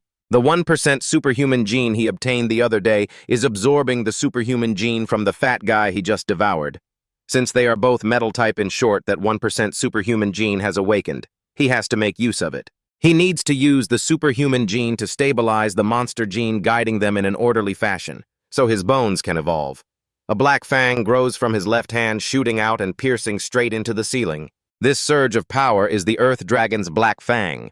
Outside, those purifiers quickly found Ngo-On, who was passed out. They thanked Tengu for her help. She was a bit stunned. Why did they find someone so quickly? From Tin Lam's room, a noise broke out, drawing the purifier's attention. Oh no, Tin Lam is about to be discovered. She was about to speak up to stop the two purifiers, but they told her to stay quiet as sound would attract the monsters. Tengu had made her decision. If Tin Lam was forced to go on the run, she would go with him no matter where it led. The two purifiers carefully approached to check the situation just as Tin Lam walked out with his normal human arm. He said he had just woken up and asked what had happened. The deputy leader saw it was a person, not a monster, and breathed a sigh of relief. He pulled out his phone to report to the captain that they had found 5 survivors. Tengu used her eyes to communicate, asking him if everything was okay. He flexed his muscular arm to signal that everything was fine. Now all the bones in his body had evolved into the Earth Dragon's Black Fang state, but his power is still completely incomparable to the Earth Dragon. It's absolutely incomparable to the Earth Dragon. The captain also announced that the Earth Dragon has been driven away. Now they can lead the survivors out, realizing the Earth Dragon was only repelled, not killed. Humanity really is too fragile. Right now everyone doesn't know that only a 4-star transcendent can defeat an Earth Dragon. It's nothing more than a small tale of a demon god, a monster hidden deep underground that far surpasses human understanding. Tin Lam needs to gain more strength as soon as possible. If you want to save others, you must first save yourself. He wants resources and power so that he and Tengu can become invincible. Before that, he must stay undercover as a transcendent scene shifts to a desolate place. A monster leader is grabbing a person by the head on top of a building. It's on the verge of collapsing. It looks at the man in front, who is in absolute despair with a gaze full of fear. Tin Lam wakes up, realizing that was just something that flashed through his mind. He startles and says there isn't much time left. Tengu thinks he's asking about the busty girl next to them ever since they entered the school gate. He's been staring at others. She's a D-cup, but I've turned over a new leaf now. Time is running out doesn't mean that. Tengu doesn't believe a fuckboy like him can change. Tin Lam says that in 1 year the world will undergo a massive transformation, so before that he must help her evolve into a 5-star transcendent as soon as possible. Tengu sits on the suitcase as he pulls it. Only a 1-star can do that. The strongest person in the world is only 4-star. People don't even know what the peak of 5-star power looks like, he says, adding that they both have to work incredibly hard, harder than preparing for college entrance exams. You just have to trust me. Well, of course, Tengu trusts Tin Lam, except for that turned over a new leaf part. A fuckboy will always be a fuckboy. The first thing Tengu needs to do is reach 3-star transcendent within a month. Her transcendent gene is at 95%, they say, the higher the initial gene percentage, the more resources you need. With no backing, how can they find that many resources? Just then, True Thing is also in the schoolyard waving at Tin Lam. Big brother, because you saved us, we could survive the trial and keep studying at the academy. The school made an exception, considering all survivors as having passed the trial. We will never forget this immense kindness, so from now on, you are our big brother. We'll follow your orders. We wouldn't regret it even if we died, he says, then pushes Ngo-On and Triu Tao down to make them bow to their big brother. Tengu teases him. Now even the guys are insisting on living and dying for you. Looks like your ability to attract people has leveled up again. Triu Thin sees the girl next to Tin Lam. I wanted to know who she was during the trial, but didn't have the chance. He introduces everyone. This is Tengu. The three of them are stunned when they hear her name. She is the strongest freshman since the academy was founded, the one the school forum keeps talking about, the genius Tengu with the highest transcendent gene in history, 99%. Tin Lam says, they don't need to be that surprised. True Thing immediately changes his attitude, shocked that his big brother and the legendary genius Tengu are actually a couple in love. Tin Lum and Toon Gu are both stunned. Explaining would be a hassle, so he says they are just childhood friends. The three of them look at each other, clearly not believing it. They even share a single suitcase. And Go On has a suggestion. Since you two are childhood sweethearts, you should definitely team up right after the freshmen enroll. They hold a resource scramble event, distributing some resources to each freshman within 3 hours. Everyone fights for them based on their own abilities. So can we temporarily form a team? Go-An's sensory perception can help us avoid the experts among the freshmen. Triu Thin speaks up, telling Go-On to stop. Is he trying to get their big brother killed? Students who are allowed to continue studying like us, especially those with low transcendent genes, are always easy targets in every class. Wasn't it said by the senior students? The geniuses with 88% were already filtered out during the high school graduation screening. He has become the boss of the freshmen, and their goal is to rob all the resources from those with less than 50% transcendent genes because it's hard for them to awaken. Like Triu Thin with 39%, Triu Thao with 41%, and Go On who just barely hit 50%. Tin Lum and Toon Gu look at each other. Doesn't that mean our first batch of resources has just arrived? There are also some cute baits. As long as we train them into helpful subordinates, we can save time and effort. Tin Lum can help them become strong pillars of the whole school, no, the whole world for that matter. They can reach the peak of their lives and will willingly help us eliminate obstacles. Isn't this just using the key of friendship to lock them in? Tin Lum asks them to form a team. Triu Thin, who was arguing with Go On, is stunned. Big brother, don't do this just because you pity us. He replies that there's no other reason. I only wanted to form a team because you guys are honorable, elite, and incredibly capable. Triu Thin was so touched he almost cried, assuming you guys only wanted to join the team with Tin Lum. Then the goals are going to change quite a bit. Since the boss values them, they definitely won't let him down. Everything will be handled according to his plans. Tin Lum smiled and asked further, if someone accidentally ends up with everyone's resources, then do those resources all belong to them, right? Go-An realized something didn't seem quite right. He patted their shoulders and said, don't be so tense. I was just asking for fun. Hurry up and take me and Toon Gu to the dormitory to drop off our suitcases. We have our first class tonight. They led Tin Lum and Toon Gu to the dormitory and took the opportunity to ask, Boss, what percentage is your superhuman gene at? He just smiled and said, you'll know very soon. By then, I'm sure it'll give you all quite a shock. Triu Thin looked at Go-On, thinking, the boss's superhuman gene must be incredibly high. I'm so excited. By evening, the whole group headed to class. During the first lesson, a man stood up and introduced himself. My name is Fo Luong, and I will be your introductory teacher for the next year. He didn't mince words. He scanned the entire crowd below and continued, within a year, anyone who cannot awaken their superhuman power will be kicked out of the academy. Those who pass the final trial will have 50%. Go on, have you awakened your psychic-type superhuman power? Danger perception matched with that pathetic 50% gene, you're as weak as a chicken. After that, Fo Luong coldly read out the numbers, 39%, 41%. Down below, Triu Thin wasn't the least bit embarrassed. He happily raised his hand and said loudly, Teacher Fo, I'm back. Tu Dao, sitting next to him, whispered a response. The teacher pointed toward Triu Thin's group. If you still haven't awakened within a year, then spend the rest of your lives as ordinary people. Everyone burst into laughter, and he laughed along. I'll do my best, Tu Dao said timidly. Yes, Tu Tin asked confusingly. Teacher Fo, what's wrong? Triu Thin smiled and explained, as long as the superhuman gene content is below 50%, you can't awaken. He's just calling out everyone's percentages. On the podium.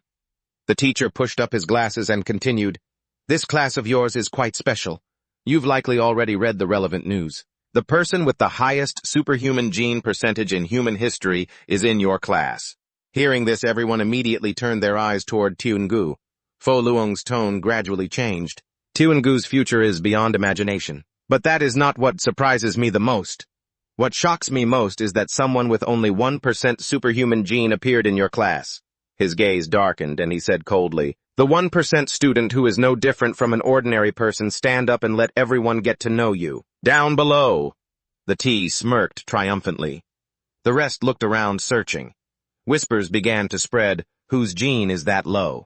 Triu Thin muttered to himself, his voice filled with sympathy, since there was someone even more miserable than him. 1% is just too tragic. They're definitely going to be targeted by the whole class. He didn't notice the person next to him had already stood up. Tin stood up, smiled, and said, "Teacher Foe, I have awakened. Metal-type superhuman power." What he just said made the T jump in shock, and he blurted out, "Holy crap, the 1% student is the boss." Fo Luong wasn't too surprised upon hearing this. He just calmly asked himself, a 1% superhuman gene can awaken. He habitually adjusted his glasses. "If that's the case, student, Tin, please come up to the podium and assist me with the lecture." Tin stepped up, half joking. Helping teach requires a reward, right? Fo Luong wasn't stingy at all. "During the contention match after class, I'll give you an extra portion of resources." He smiled and replied, "Thank you, teacher." Seeing Tin so confident, the teacher immediately poured cold water on him, reminding him, "Don't thank me yet. With 1% superhuman gene, having 2 portions of resources will probably become your nightmare." He began to lecture. What is called superhuman power is elemental power: metal, water, fire, wood, earth, ice, wind, lightning, and spirit. As long as you awaken, you can rely on your own superhuman genes to channel elemental power. The elements can temporarily reside within the superhuman genes. Everyone looked at the image on the screen, and Tin's voice echoed throughout the classroom. "At this moment, we need to control the superhuman genes. The elements from the outside world are stored in the superhuman genes." Fo Luong added, "When you can stop the elements from disappearing, making your superhuman genes a perfect battery, you will become a 1-star superhuman." He took a heavy metal bar from his desk drawer and said, "To demonstrate for everyone." Fo Luong held the metal bar up. "First, you must have a metal element. The amount a superhuman gene can hold is limited." He easily broke off a small piece from the metal bar as if he were breaking a cookie. Then he estimated 1% is probably about this much. Fo Luong handed the small piece of metal to Tin and said, "For your entire life, you will only be able to control this little bit of metal. Try playing with it first." He lowered his eyes slightly, thinking, superhuman power, elemental power, alien yet familiar. This is something only high-level monsters possess. The end of a monster is to become a superhuman. He turned to the people below and said, "Everyone knows that each of us has a mysterious gene chain. Whether you are a monster or a superhuman depends on whether this gene chain is a monster gene chain or a superhuman gene chain." Fo Luong continued without pause. "Fortunately, you are all superhumans. You have transformed the mysterious gene chain into a superhuman gene chain, and the superhuman gene content within this superhuman gene chain will determine your future achievements. The more superhuman genes you have, the more sensitive you are to the elements and the easier it is to cultivate. This world is just like that. It is not fair at all." He gave a clear example, starting from 90% superhumans for every 1% increase. There is a huge improvement. Thuong Quan Koini needy 1% superhuman gene can breathe underwater. Then he looked over at Xiao Yu Da, classmate. "Show you our class can now withstand at least 3,000 volts of electricity." His voice filled with expectation. If someone with a super gene score of 100 appeared, they could practically become a god. Fo Luong's gaze seemed to accidentally drift toward shouting, while conversely, the lower the super gene score, the lower the sensitivity to elements, the harder it is to cultivate. Under 20%, there has been no precedent for awakening. Before shouting appeared, he suddenly spoke up. "Teacher Fo, is that really so?" He turned his head, looked over, and muttered, "That's right. If you can't draw out the metal element, I can help." Before he could finish, Fo Luong froze because the metal rod in Xiao Ting's hand had turned gold. "Teacher, look, the metal in my body is coming out." Fo Luong was stunned. It succeeded. To be able to handle it so skillfully right away, he thought in shock. Is his awakening not a stroke of accidental luck? But aloud he said, "Classmate Shouting, it seems you are either extremely smart or extremely lucky." Behind Fo Luong, several golden metal rods appeared, using your small piece of iron. "I will teach you a truth. This is the difference between 1% and 80%. The perfectly straight metal rods gradually bent." Fo Luong's voice rang out, "It is 80 people surrounding one." Those few metal rods simultaneously converged on a single point on the iron rod in Xiao Ting's hand. He said, "There is no need for fancy formations. It's simply a group beatdown that provides absolute suppression." Fo Luong gestured to control his ability and said coldly, "Your super-powered strength will easily be defeated. Those of you with low super-gene scores must always know that you are the weak ones. The weak are meant to hide behind the strong." The students below witnessed this scene, each feeling something different. "I remember this guy. teacher Fo Luong. Shouting recalled that in his memories, this teacher had died at his own hands. In that moment of life and death, he truly was the type of teacher who put his students behind him to buy them time to run. A teacher who commands respect. Seeing Fo Luong dripping with sweat as if he'd just taken a bath, everyone below began to wonder. Why is teacher Fo sweating so much? As for Fo Luong, his whole body trembled. Damn it, I can actually feel a trace of pressure from this. I almost didn't notice. Sensing the opponent's attacking force increase slightly, Shouting smiled faintly. Is teacher Fo using his super gene to suppress me? I wasn't afraid at all. On the contrary, he became even more confident. My super genes are swallowing that fat guy's super genes. He's basically turned into a super fat guy now. Plus, with the 99% monster behind me, it's only natural that teacher Fo can't suppress me. Shouting suddenly had a thought. This won't do, I should still be humble. Otherwise, if the other students don't come to bully me, what then? He pretended to drop the metal rod in his hand, threw his whole body backward and cried out, "Ah, teacher, I can't hold on anymore." In his heart, he laughed at himself. My acting is way too over the top. The teacher also saw through it. Is the kid intentionally losing? And yet I couldn't suppress him. The students below immediately cheered. Wow, teacher is amazing. Of course, with 1%, what was he hoping for? Weak as a chicken. Fo Luong pulled back the metal rods, feeling a bit annoyed in his heart. I almost lost my prestige. The corner of his mouth twitched slightly. This kid has secrets. That's actually a good thing. Fo Luong cleared his throat and said, Ahem, thank you for the demonstration, classmate Shouting. The basic session ends here. He looked down at everyone. The winner takes all, the strong survive. This is our school's philosophy. Everyone get ready to start the freshman resource competition. Gu Hung sat in the front row and arrogantly said, I've been ready for a long time. He smiled coldly. I just don't know if classmate Shouting is ready yet. Today when I arrived at school, I happened to hear your big talk. I don't know where a 1% a super gene kid like you gets that kind of energy. Gu Hung crossed his arms, his voice full of mockery. You want to take down all of us and grab all the resources? How absolutely delusional. Gu Hung jumped over the desk and said, You want to take everyone's resources? Bold enough, aren't you? What's unexpected is that someone with only 1% like you could even awaken. It seems you've worked really hard. He arrogantly introduced himself. My name is Gu Hung, 85% super gene, a water-type superpowered user. After finishing, he didn't forget to add a dig, I really appreciate you. To be able to keep existing with such pathetic genes. Gu Hung acted magnanimous, and you even broke through to awaken.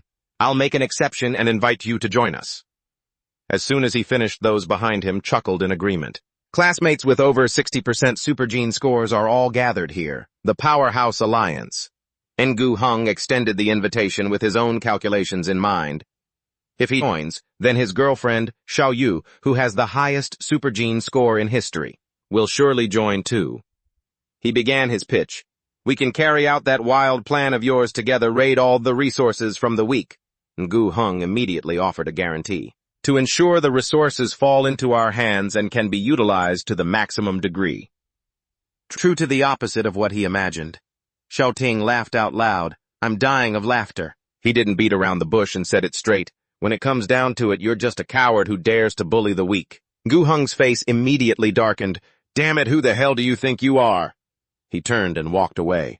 You're nothing but trash with 1% super genes. You didn't even deserve to get into this academy in the first place. And the only reason you passed the final trial was because Xiao Yu was there to protect you. I already heard about that. You ungrateful brat, I only invited you because you're the one who can keep Xiao Yu in line. Shouting didn't seem embarrassed at all. In fact, he just flashed a bright, mocking grin. He turned back to yell, Just you wait. Gu Hung raised an eyebrow, a disdainful smirk curling his lips as he declared, Our elite alliance will round every single one of you up. We'll scoop up all the resources you weaklings have. He raised both hands, giving a provocative thumbs up. Go for it, I'll be praying for you. His anger felt like punching a cotton pillow. Seeing Shouting acting so carefree. And Gu Hung stomped back to his group, annoyed. Fo Luong asked, confused, Were you trying to provoke him on purpose? He shook his head and replied, I was just genuinely cheering him on. Even a kid wouldn't believe that.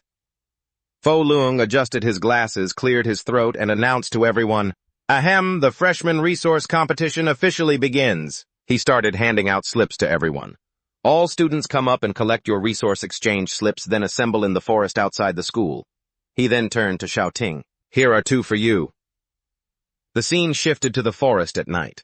Fo Luong's voice echoed clearly, outlining the rules: no leaving the forest. You have 1 hour to act as you please. You'll have to rely on your own skills. Suddenly a loud "Start!" rang out. True Thing shouted excitedly. Let's go. We're meeting up with Boss Ngo An. Tran Tru responded, I'm not going with him. He was stunned and asked, Go on, what do you mean? He fumbled for an excuse. I have to look out for myself too. Ngo An quickly explained, they said that even though I only have 49% super gene potential, I've awakened. I can be an exception and join the Elite Alliance. True Thin angrily retorted, the boss could take us much further. Ngo An backed away. Sorry, Xiaoting is very strong, but he only has 1% potential. Besides, he's facing the entire Elite Alliance. Honestly, I didn't expect him to pick a fight with them the moment we started.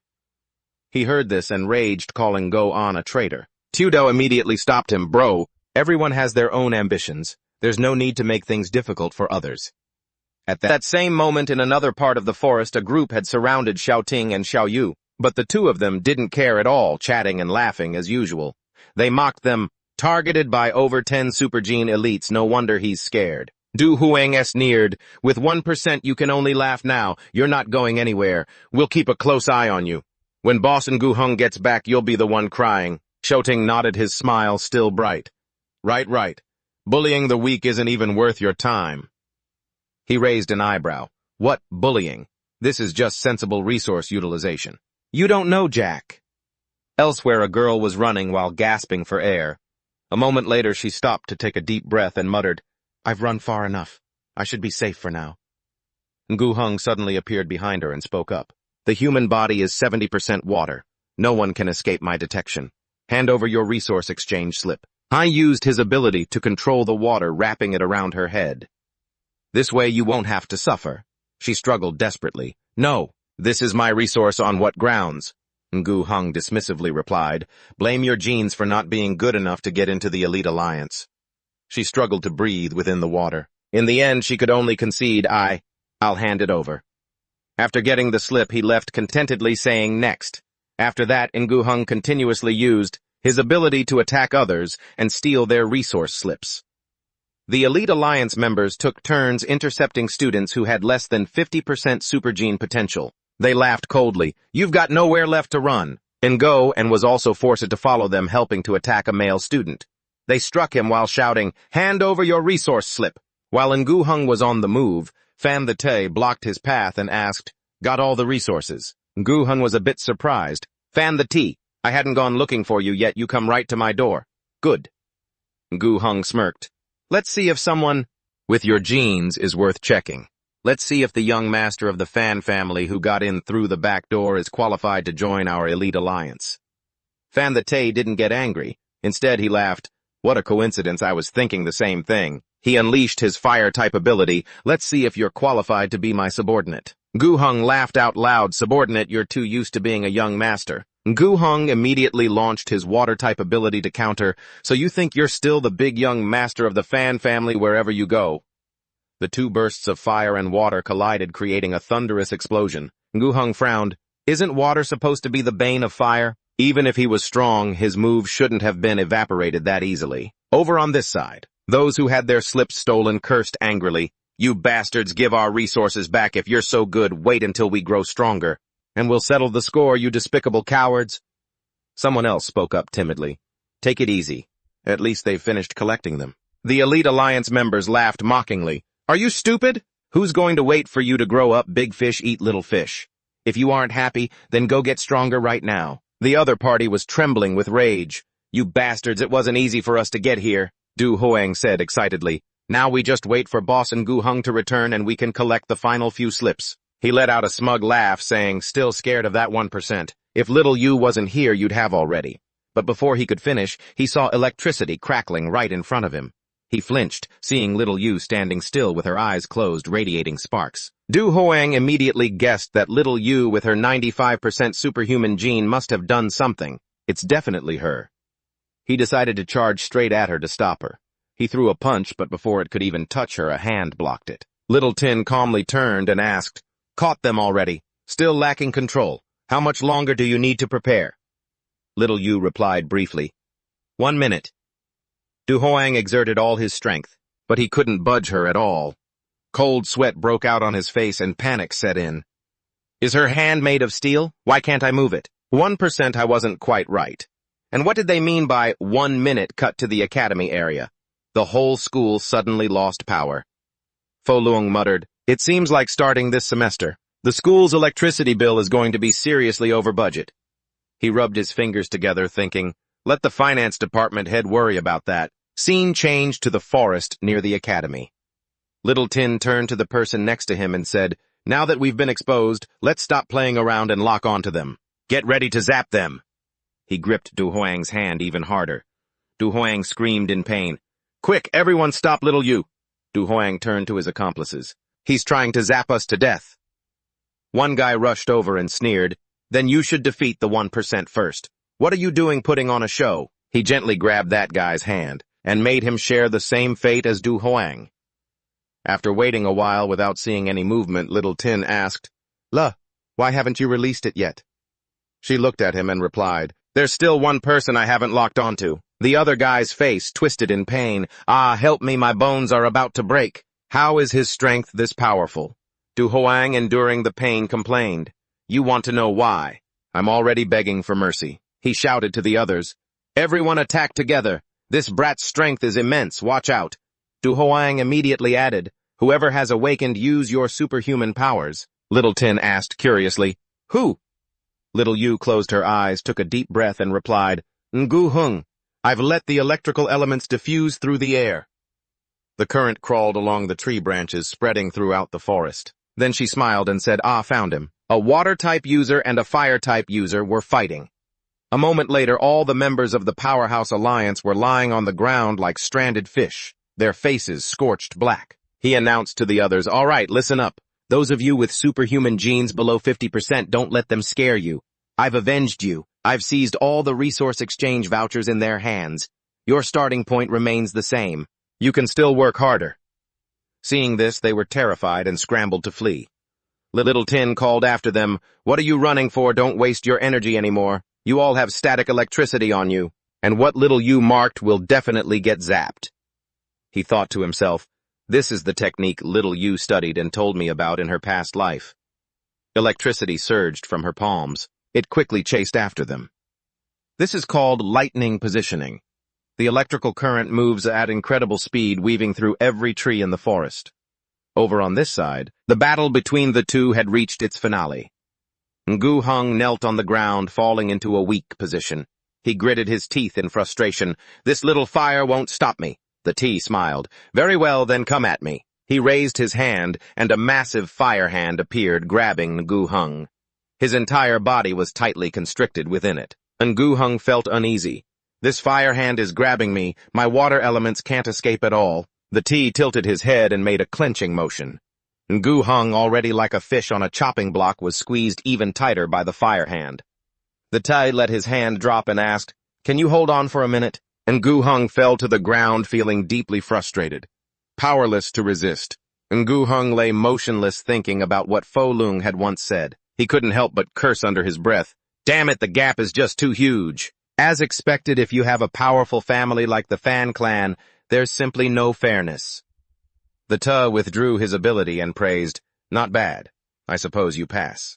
You and your alliance can be my subordinates." Ngu Hung, covered in scrapes, frowned. "Pass what? I didn't even—" The T cut him off directly. "I am already a 3-star superhuman. In terms of strength, I could have already graduated from the Superhuman Academy. The fact that you could protect yourself with water elements in my fire hand without being incinerated is already not bad." Ngu Hung asked, confused. "You're already 3-star. Why are you still attending school?" The T leaned in slightly. "The resources you are fighting over, these things are easy for me to obtain, like turning over one's hand." He reached out his hand. "I came here on behalf of the Fan Clan to scout for excellent talents like you. The Fan Clan treats every elite talent equally based on their individual abilities. It can help you grow quickly. This kind of fairness is rare in this unfair world. Do you want it?" Ngu Hung closed his eyes to think it over carefully, then spoke. "I obviously—" His hand reached out.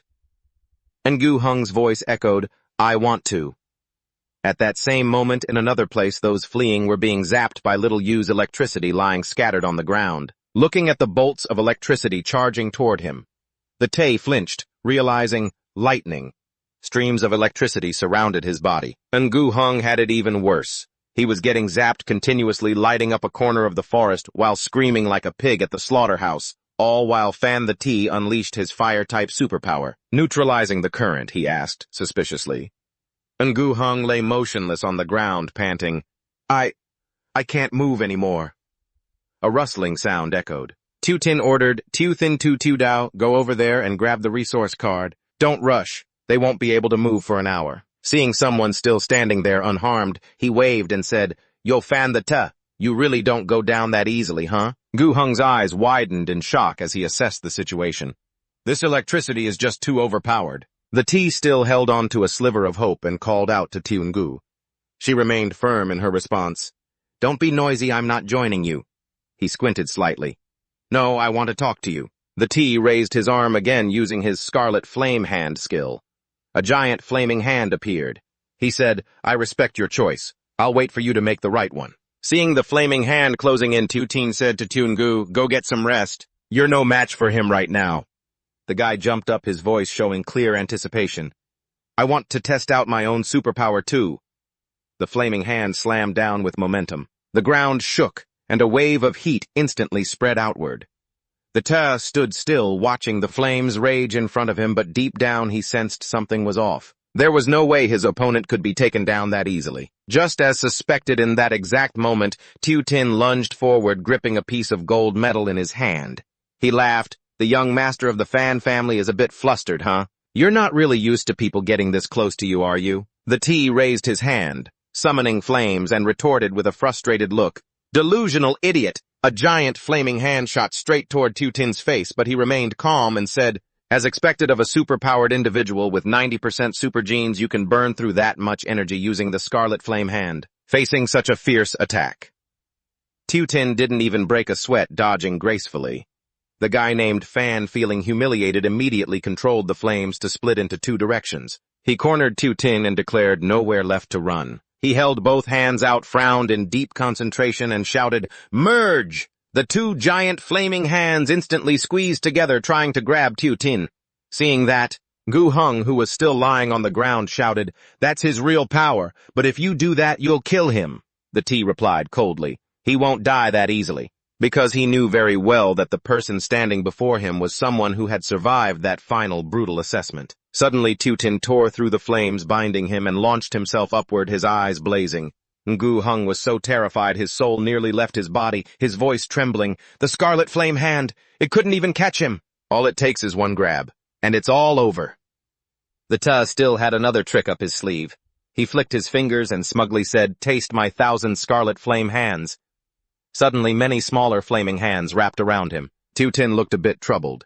He scanned his surroundings and commented, More fire now, eh?" But this wasn't really a big problem for our Tu Tin.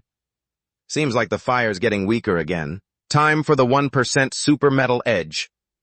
He shot forward, creating a beautiful display of sword-slashing techniques, slicing through all those flames. The sight left the young master of the Fan family in disbelief. He thought to himself, his combat technique is so polished, he's definitely not someone who just awakened. What the hell is going on? While he was still stunned, Tu Tin swung a slash downward, but the Tay reacted quickly and dodged it. The T backed away, calculating silently. The sword he's controlling is sharp too, whatever no fatalities allowed on campus. His gaze became significantly more guarded. But if I get injured, it'll be hard to control. Just one small mistake, and the wounds will be hard to heal. Just then, the Tay came up with a plan while Tu Tin was still dealing with those smaller flaming hands. Another hand quietly approached from above. In no time, it gripped his weapon. He thought triumphantly, when superpowers clash, I'll use my 90% power to crush his 1%. The guy was extremely confident in his plan, his lips curling into a smug smile. The T had calculated it all. Now strike straight at the super genes and shatter them completely. If the super genes break, they won't recover for at least a year and a half. The more he looked at Tu Tin, the more annoyed he felt. He thought, I can't let him stay here and be an eyesore. I have to destroy him. It was that sour look on his face that caught Tutin's attention. The T was looking flustered. Damn it, his super genes are incredibly strong. Who would believe he just became a superpowered individual? Thinking this, the image of his old uncle suddenly appeared clearly in his mind, and he even looked a bit like the 4-star superpowered uncle back home. Tutin quickly realized the fan young master was losing his cool, so he started acting. He fell over and shouted, fake wailing, "Oh wow, Fan the T. You're so powerful." This laughable stunt left even the T confused, wondering to himself, what the hell is this guy doing? Tutin jumped back up and gave a thumbs up, cheering excitedly, "You're the strongest in our class." I'm honestly impressed. This left the guy speechless, thinking, he's admitting defeat like this. I feel too awkward to keep attacking now. Right then the instructor appeared and announced the competition was over. I hope you all passed the competition and managed to grab plenty of resources. All right, turn in your exchange vouchers to me, and I'll notify the resource department. I was handing out resources, but the atmosphere wasn't cheerful or excited at all. Everyone had gloomy faces staring at the ground in frustration. Everyone except for Tutin's team, who were beaming.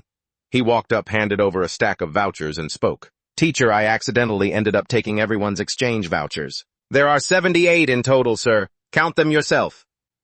The deputy teacher took the stack, nodded in satisfaction, and even looked a bit smug. You guys have officially become the collective target now, Tutin replied confidently. I'm sure I'll be able to live in peace with everyone. Then the deputy teacher turned to the guy named Fan and asked if it was true that he still had one voucher left. He reluctantly reached into his pocket but searched for a long time and found nothing, wondering aloud, where did my resource voucher go? Seeing that, Tutin hesitated and said, Oh no, I forgot. Back when I defeated you, I saw a resource voucher drop. I didn't know whose it was, so I picked it up. This made him furious. He snapped back, Shut up, don't call me that. Tutin held out the voucher and continued, making him tremble with rage. Sorry, Fan, here it is. How about I give it back to you? Master Fan haughtily turned away. Forget it, keep it. But in his heart he swore, Tinton, I will definitely kill you. The scene shifted to the resource area. Tutin's team spoke up loudly, We'll give you 60%. As for the rest, True Thing immediately cut in, Big brother, you don't need to say anything else. 60% is 42 tubes of vitality essence. This is such precious wealth that we can't even imagine it. We promise to cherish it and work hard to awaken. Tutin nodded, Good, you understand. Suddenly, Tudao skeptically asked, Tinton, I have something to ask you. Seeing that True Thin immediately reminded his sister, Call him Big Brother. Tutin replied, What is it? Tudao said, You could have defeated Fan completely right. Her voice faltered slightly. Then why did you in the end? Tutin smiled brightly and said, He's the young master of the Fan family. He's not someone to mess with. We got the resources, so we're good. No need to make him lose face like that. Hearing this, True Thin cheered happily. Big brother, you're the best. After walking for a while, he saw Tutin still following the two girls and shouted, We're at the dorm. Oops, big brother, you went the wrong way. True Thing reminded him, That's the girls' dorm, big brother. We share a room, don't we? But not in this building. Tutin pointed to another dorm building nearby and said, I'm going to this one. The school provides single dorm rooms for those with extremely high supernatural talent to prevent them from accidentally hurting others. He still didn't get it and kept talking, I know that. But big sister in Gu's dorm. However, Tudao seemed to have seen through the vanity of the world. She blushed and immediately tapped her brother on the head, You blockhead, enlightened by his sister. True Thing seemed to have realized the truth. Ah, it's big sister-in-law's dorm, right? Then he immediately bowed to say goodbye. Good night, big brother and sister-in-law. Tutin was too lazy to even explain anymore. I already told you we're just childhood friends. Good night. As they walked, he told Tungu, It might take all night to teach you how to absorb the resources. Mentioning it reminded her since finishing high school. It feels like it's been a long time, since I've stayed in the same room with you for a whole night. She clicked her tongue. After high school, you went off casting your net to fish everywhere. That was crazy. Who would even want to stay with you anyway? I immediately retorted, I've turned over a new leaf already, you know. Tungu nodded. Good, that's for the best. Tutin continued, Now is the best time. Hearing that, Tungu secretly thought, This kid seems different than he was before. Chapter 22. In the dead of night, Tutin's explanation echoed through the dorm. When a large number of supernatural beings appeared in this world, humans began to study their power, intending to replicate it. He sat in front of Tiangu and spoke incessantly. Even though humans still couldn't create the power of the supernatural, they could use energy from living creatures like animals to refine vitality essence to replace the elemental power that supernatural beings have consumed. Tutin tipped a tube of essence into his mouth while saying, "It sounds like some kind of monster sucking human blood, right?" After drinking it, he looked completely bored. But when it comes to actually drinking it, there's no feeling at all. It's not even enough to fill my hungry stomach. Even so, Tutin firmly insisted. The people at the resource department said to only drink 1 tube a day. That way, combined with your physical constitution and recovery rate, you can get the best results. But you don't need to worry. And don't bother saving the school's electricity. Drink as much as you want. Level up to 1 star as fast as possible. Before Tiangu could react, he leaned close to her face, provoking her. "Come on, shock me! Let me feel if your current electrical surge shows signs of being refined." Tiangu became extremely tense at this moment. Tinton was way too close, and images of things they had experienced together in the past suddenly flashed through her mind. It made her drift into thought. He seems to have changed a lot. He doesn't go hanging around with those other girls anymore. Plus, he even seems to have deleted all their phone numbers. Ever since we finished middle school, it feels like this guy has never focused on talking to me the way he is right now. Seeing his best friend just sitting there stunned and unresponsive. Tutin furrowed his brows and urged her. "Come on, zap me." Seeing that words weren't working, he combined them with action, reaching out to pinch her cheek, teasing, "You're usually so aggressive, aren't you? Don't tell me you don't have the heart to strike now, do you?" The gesture seemed to hurt Tiangu. She jerked back and let out a yelp, but Tutin wouldn't stop lunging to pin her to the floor as their eyes locked in the ambiguous atmosphere. Tutin asked again, "Why are you just spacing out?" Tiangu, flustered, replied, "Why do you have to get so handsy?" Hearing that, I used his elbow to pin her hands down, holding them tight while leaning in closer, the distance so small their lips were almost touching, and Tiangu panicked. She quickly turned her head away, silently scolding him. "This guy, he doesn't go find those girls. Don't tell me he's going back to his old tricks." Shyly, she said in a soft voice, "Tinton, get up. This is very strange." Yet Tutin replied, "You smell so good, I want to eat you." Tiangu, startled, turning back to ask, "What nonsense are you spewing?" Tinton's face, one side of which had turned into a monster, immediately hit her eyes. "Oh damn, this time I really hit the jackpot." Meanwhile, Tutin kept mumbling, "My God, you smell so good." That directly infuriated our sister Ngu. She immediately discharged electricity, blasting him away from her. "You dare try to eat me? I'll send you to see your great-great-grandmother." In the adjacent dormitory, Tudao saw the powerful surge of electricity and exclaimed, "Whoa, that's amazing. We should really assign separate rooms to those with such powerful super genes." Having successfully baited his friend into discharging her power, Tutin began to assess despite having absorbed so much electricity from her. "Your super genes are truly abundant. To a mutant like me, the scent you give off is lethally attractive." Tiangu just nodded wearily in response. He took off his outer jacket and continued, "I can feel it. Your electrical source shows signs of being refined. The direction is quite standard, so just go for it." Having said that, Tutin turned to leave. "I'm heading out for a while." Tiangu knew where her friend was going, so she threw him a mask and warned him, "If you're going to do something bad, remember to wear a mask." "Hey, I prepared one for you already." He agreed immediately. Before he left the room, Tiangu added, "Remember to be careful." Tutin replied cheerfully, "Don't worry. I'm just going out to grab a little midnight snack. I'll bring you some late-night food when I get back." After he left, she looked after him blushing and said, "Dummy." Tutin pulled up his hoodie using the mask to cover his face. Moving through the forest, he thought. Right now, I'm a low-level rank 3 monster. I can defeat a peak rank 3 monster with the Flame Lord. Looking at his monster-transformed arm glowing, he assumed that as long as he carefully hid his monster-transformed left arm, it would be enough. He completely believed that if he kept that arm hidden, others would at most think he was a fire-type superhuman. Suddenly, Tutin sensed an aura that was both strange and familiar. This feeling. I immediately forced his arm back to its normal state. He had to hide the Flame Lord. Soon after, he silently concentrated, sensing deep underground right beneath where he was standing. Suddenly, his heart gave a small tremor as if responding to some kind of fear. Tutin realized immediately it was the Earth Dragon. the same one he had met at that final test base. Even though he had arrived at the superhuman academy, the distance from the school to the test base wasn't too far. He hadn't expected this earth dragon to still be wandering around here looking for him. He silently concluded that it sensed he had arrived. Using the Flame Lord too much would bring enemies straight to him. Tutin sighed softly and kept walking. He muttered with a groan, "Looks like tonight's midnight snack won't be easy to catch." As Tutin walked, he muttered, "Down there it's not just the earth dragon. There might very well be other monsters that humans have never known about." Humans didn't know that monsters transformed from people were never truly killed off. After they died, the smoke that rose was the power of monster genes.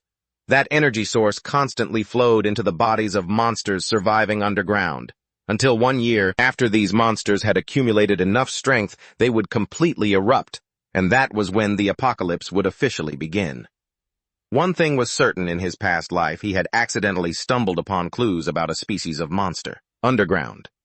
The scene shifted to the blurry perspective of someone, accompanied by a moan, "My head hurts. Where am I?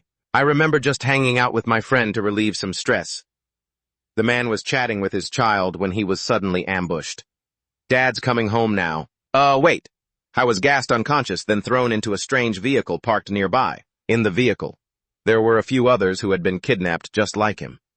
A moment later, he woke up and screamed in panic, "Who are you people? What do you want?" A masked figure spoke up, reprimanding, "You used too little anesthetic, you let him wake up already. Leap-ung, did you forget how to measure the dosage?" The man in the back didn't stop screaming, "Let me go, I want to go home." "This is kidnapping, that's illegal." But the two kidnappers didn't seem to care at all. The other one retorted, "How can that be? My dosage control is extremely precise. It's just that this guy is a bit special." Hearing that, Denman nodded in agreement. "Looks like we've caught a big one this time." His tone turned sinister. "He has a lot more monster gene in his system than the others, which is why he woke up early. You guess he's worth way more than the usual cargo, right?" "About how much?" Leap-ung replied, ignoring the kidnapped man's shocked expression. "He woke up 3 hours earlier than I predicted, so his monster gene concentration must be over 80%. Denman beamed with joy. "A grade 1 haul, huh? That's a fortune. 7 times the life essence of the usual grade 4 goods. We've hit the jackpot." Still, he was cautious and hurriedly warned his partner, "But if he turns into a monster, it'll be a huge headache. Hurry up and keep him quiet." Before he could finish, a fist slammed directly onto their car windshield. It was Tutin. It seemed he had discovered the evil deeds these people were up to. He threw a massive punch at the hood to stop them. Chapter 23.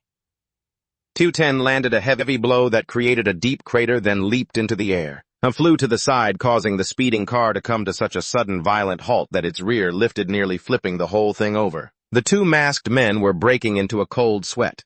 One scanned the area asking, "Who the hell is that? Where did he disappear to?" The driver couldn't care less. He tried to start the car but couldn't. He cursed furiously, "Damn it, this piece of junk stalled out." He turned to his partner, "Leap-ung, go check on the cargo. We absolutely cannot let them turn into monsters ahead of schedule. I'm going out there to deal with that bastard." Just then Tutin appeared right by the window. From the driver's seat, Leap-ung stammered, Hey, he's right behind you."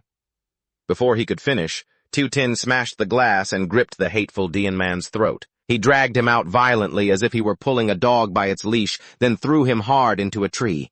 At that point, all he could do was curse. There was nothing else he could do. Dian-man sat on the ground, his mind spinning, thinking, "Did I get exposed?" He shouted, "Who are you?" Tutin asked back. "You guess." Dian-man thought to himself, "I don't care what he's found out, no matter what I have to kill him." I instantly unleashed a powerful bolt of lightning straight at Tutin and roared, "I'm sending you to hell." Outside it was chaos, and inside the car things weren't much better. The man in the back screamed, trying to wake the others up.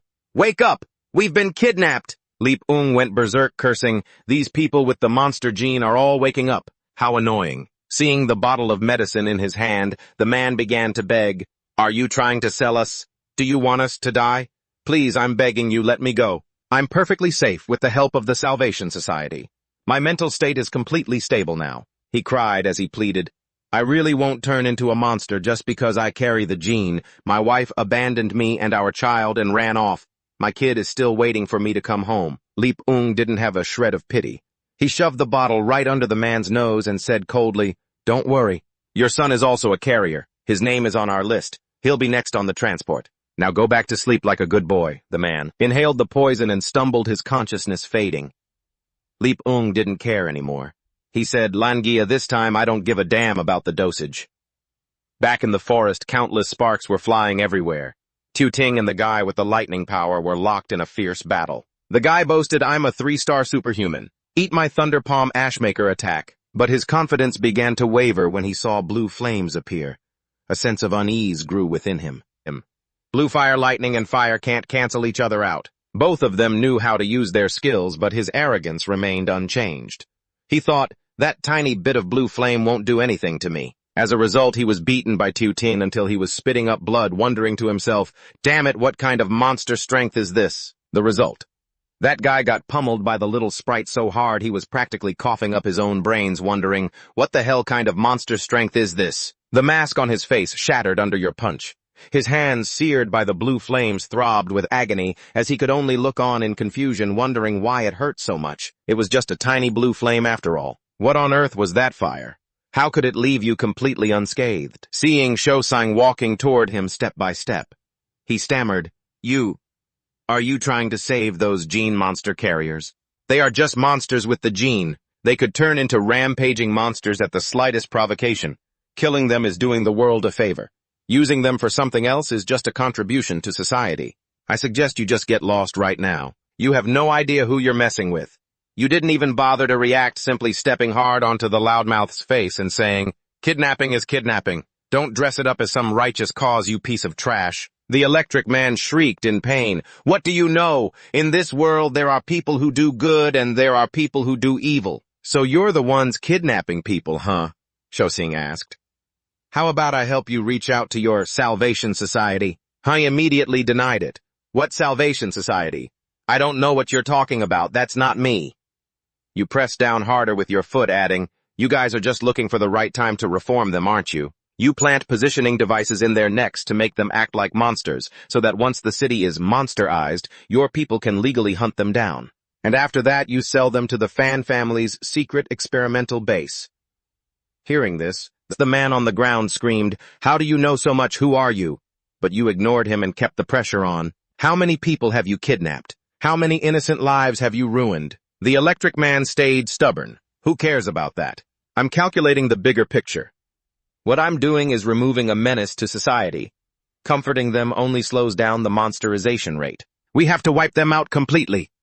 Shosang's eyes widened with rage as he repeated through gritted teeth, shut your mouth, I ask you answer.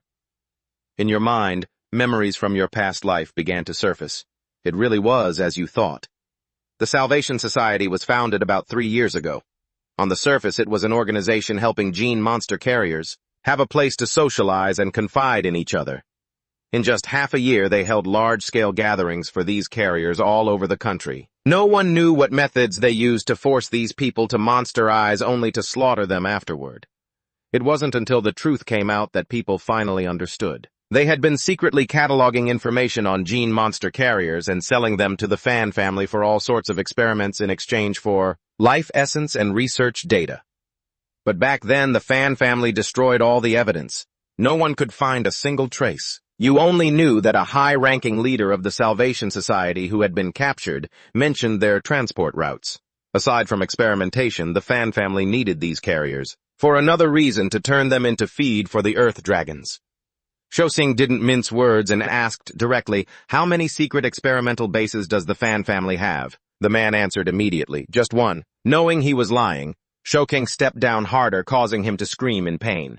Stop stepping, I only know of one, I swear. No, I remembered wrong, I know of two. You lowered your voice, threatening, if you dare lie to me one more time, guess which way your head is going to fly. The man was in so much pain he had to spill everything. Stop, don't step anymore. My skull is about to crack. I'll tell the truth. There are many experimental bases factories that specialize in manufacturing monsters all over the country. I don't know the exact number, I'm serious. You continue to ask, how many are around this city? He rushed to reply. Just one, I swear on my life I only know of that one. I can take you there, Shosang asked again. Do you know what monsters are kept underground there? But this time you didn't get the answer you wanted. The man stammered, there are monsters underground, how is that even possible? Finally, you let him go and said coldly, Seems like your rank isn't high enough to hear any juicy intel. Let's go. Take me to the monster factory. He scrambled to his feet, pretending to go along with it on the outside, but inside he was already plotting a sneak attack. Shosang, I'll take you right now. He channeled his energy into his hand, forming a ball of electricity, and shouted, "Think you can just go meet those gene monsters? You didn't expect me to still be able to use my hands, did you? I'm going to smash your head in since you've seen my face. There's no way I'm letting you leave here alive." Shosang turned around, calmly catching his electrified hand with his own, and said, "We aren't that far from that car. Your screams should be pretty loud, right? Make sure you scream loud. I'm worried your buddies won't hear you." The electric man was utterly bewildered, thinking, even if I caught him off guard, how could he grab my lightning palm with his left hand like that? I didn't even use any supernatural power, that blue flame. No, that can't be right. What is up with his hand? At that moment, the mask fell off your face. Shosang looked at him and flashed a dangerous smile. "I'd much rather trust the people who are desperate to escape than trust you. What is up with its hands?" Just then his mask fell off and the little sprite looked at him and flashed a dangerous grin. I'd trust the people trying to escape and lead the way more than I'd ever trust you." The moment he saw his partner's face half transformed into a monster, Electric Man was so panicked he went mute. He realized his partner had finally become a monster, and he still couldn't pull his hand away. This iron-boned freak. "The voltage I'm putting out isn't nearly enough to deal with this thing." His final words were nothing but a blood-curdling scream that echoed through the forest, a sound that even reached the parked car nearby. Inside the car, Hunter kept trying to force the people with monster genes into a comatose state. "Quite something, aren't you, loving your son enough to hold on for this long? If your monster genes weren't so high-grade and valuable, I would have snapped your neck already. Just fall asleep." Then, right as he feared a transformation, he saw Xiaoting strolling out of the forest and panicked immediately. "Wait, Electric Man got taken out that fast. Damn it, that bastard. Being able to finish off Electric Man that quickly. That guy is no pushover. The best of the 36 stratagems is to run." He tossed the vial aside, kicked the car door open, and bolted. "Saving my own skin comes first. If this cargo truck gets exposed, it's not my fault." The man in the car luckily held on to his life. Sticking his head out to gasp for air, he saw Xiaoting and immediately rushed to say, "Thank you for saving us." He scanned the group in front of him and broke the truth to them. "You are already dead. The tracking data in your necks was deliberately altered to say you'd turned into monsters and been killed." Seeing their blank expressions, Xiaoting continued, "Still don't get it. The ones who tricked you are the Salvation Society. I genuinely advise you all not to let anyone find out you're still alive. Don't go back to the city." With that, he took off. The man frantically called out after him, "But my son is still in the city. What am I supposed to do?" Xiaoting followed the trail of the fleeing hunter. He knew for sure the guy was hiding back at the superhuman academy built on an island. It sits right next to Manhwa City, which used to be Nansa City. But 25 years ago, monsters and superhumans suddenly appeared in the world. Back then, superhumans were still the underdogs. Meanwhile, the monsters were incredibly savage. After 5 years, humanity paid a heavy price to finally wipe out the monsters and stabilize society once more. Ever since then, Nansa City became a dead city. Later on, the purifiers of Manhwa City built the Purge City there. It included the Superhuman Academy genetic research bases, training grounds, and all sorts of other facilities. Not long after the hunter arrived and Xiaoting was already there. He scanned his surroundings and observed, "So this is the wasteland that Nansa City never rebuilt, and the Fan family secretly built a monster factory here. Sounds ridiculous, but that's where the final monster arrived." Monster Factory, Chapter 24. Hunter walked to the factory entrance. On both sides of the path, many monsters were chained up, howling violently.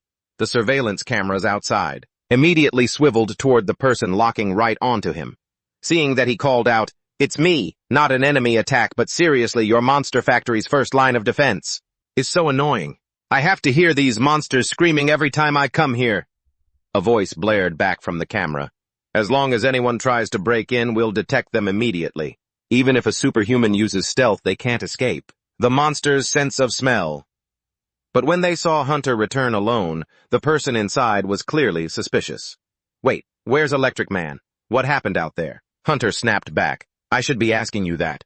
Did you guys leak any information? Someone came to sabotage us and Electric Man probably kicked the bucket. Luckily, I smelled it. The situation wasn't looking good, so I bailed to save my life. Time is of the essence. Open the door. I need to ask the boss what the hell is going on." The voice from the camera was still a bit wary. Damn it, no one followed you, right? He shouted back, annoyed. Nonsense. I'm a 3-star wind element superhuman who can keep up with me. Unless that bastard has a nose as sharp as a dog's. Besides, even if he did follow me here, could he even pass this first line of defense? If he shows up, he's just sitting duck. And so the gate was raised. However, in those few brief seconds, the camera seemed to have scanned something faint. An internal security guard jumped and said, something dark seemed to just sweep past the first line of defense. The other one yawned and replied, how is that possible? The monsters didn't even make a sound. Check the other cameras. Another one, acting indifferent, yawned and said, if there really is an intruder, they'd likely come in through the vent. Shouting, however, was nonchalantly walking straight through the main entrance amidst the monsters with no intention of being sneaky. He thought to himself, as expected even with a monster network, these rank 1 monsters, but those level 1 monsters, they won't even realize it's me. As long as I carry the monster gene in my body, they'll see me as one of their own. With that thought, he calmly walked up to the wall. Scanning and calculating as he went, he noted there were plenty of blind spots where the cameras couldn't reach. Tutin flashed a bright grin. Now if I just punch a hole through this wall, I can slip right inside. The scene shifted to an autopsy room inside. Someone sounded annoyed as they asked, still no new arrivals, we've run out of supplies to work with. Suddenly, the person lying on the operating table let out a frantic scream. Seeing this, the head boss darkened his face and snapped, what's wrong? Why haven't you slit his throat yet? How are you doing your job? The person standing nearby immediately bowed in fear. I'm sorry. Sorry, sir, it's just that I saw he was lying still, so you assumed? The head boss cut him off.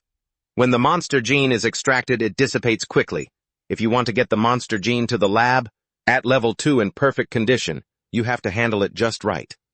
He gripped the scalpel tighter, staring at the test subject, then continued, that means extracting the monster gene.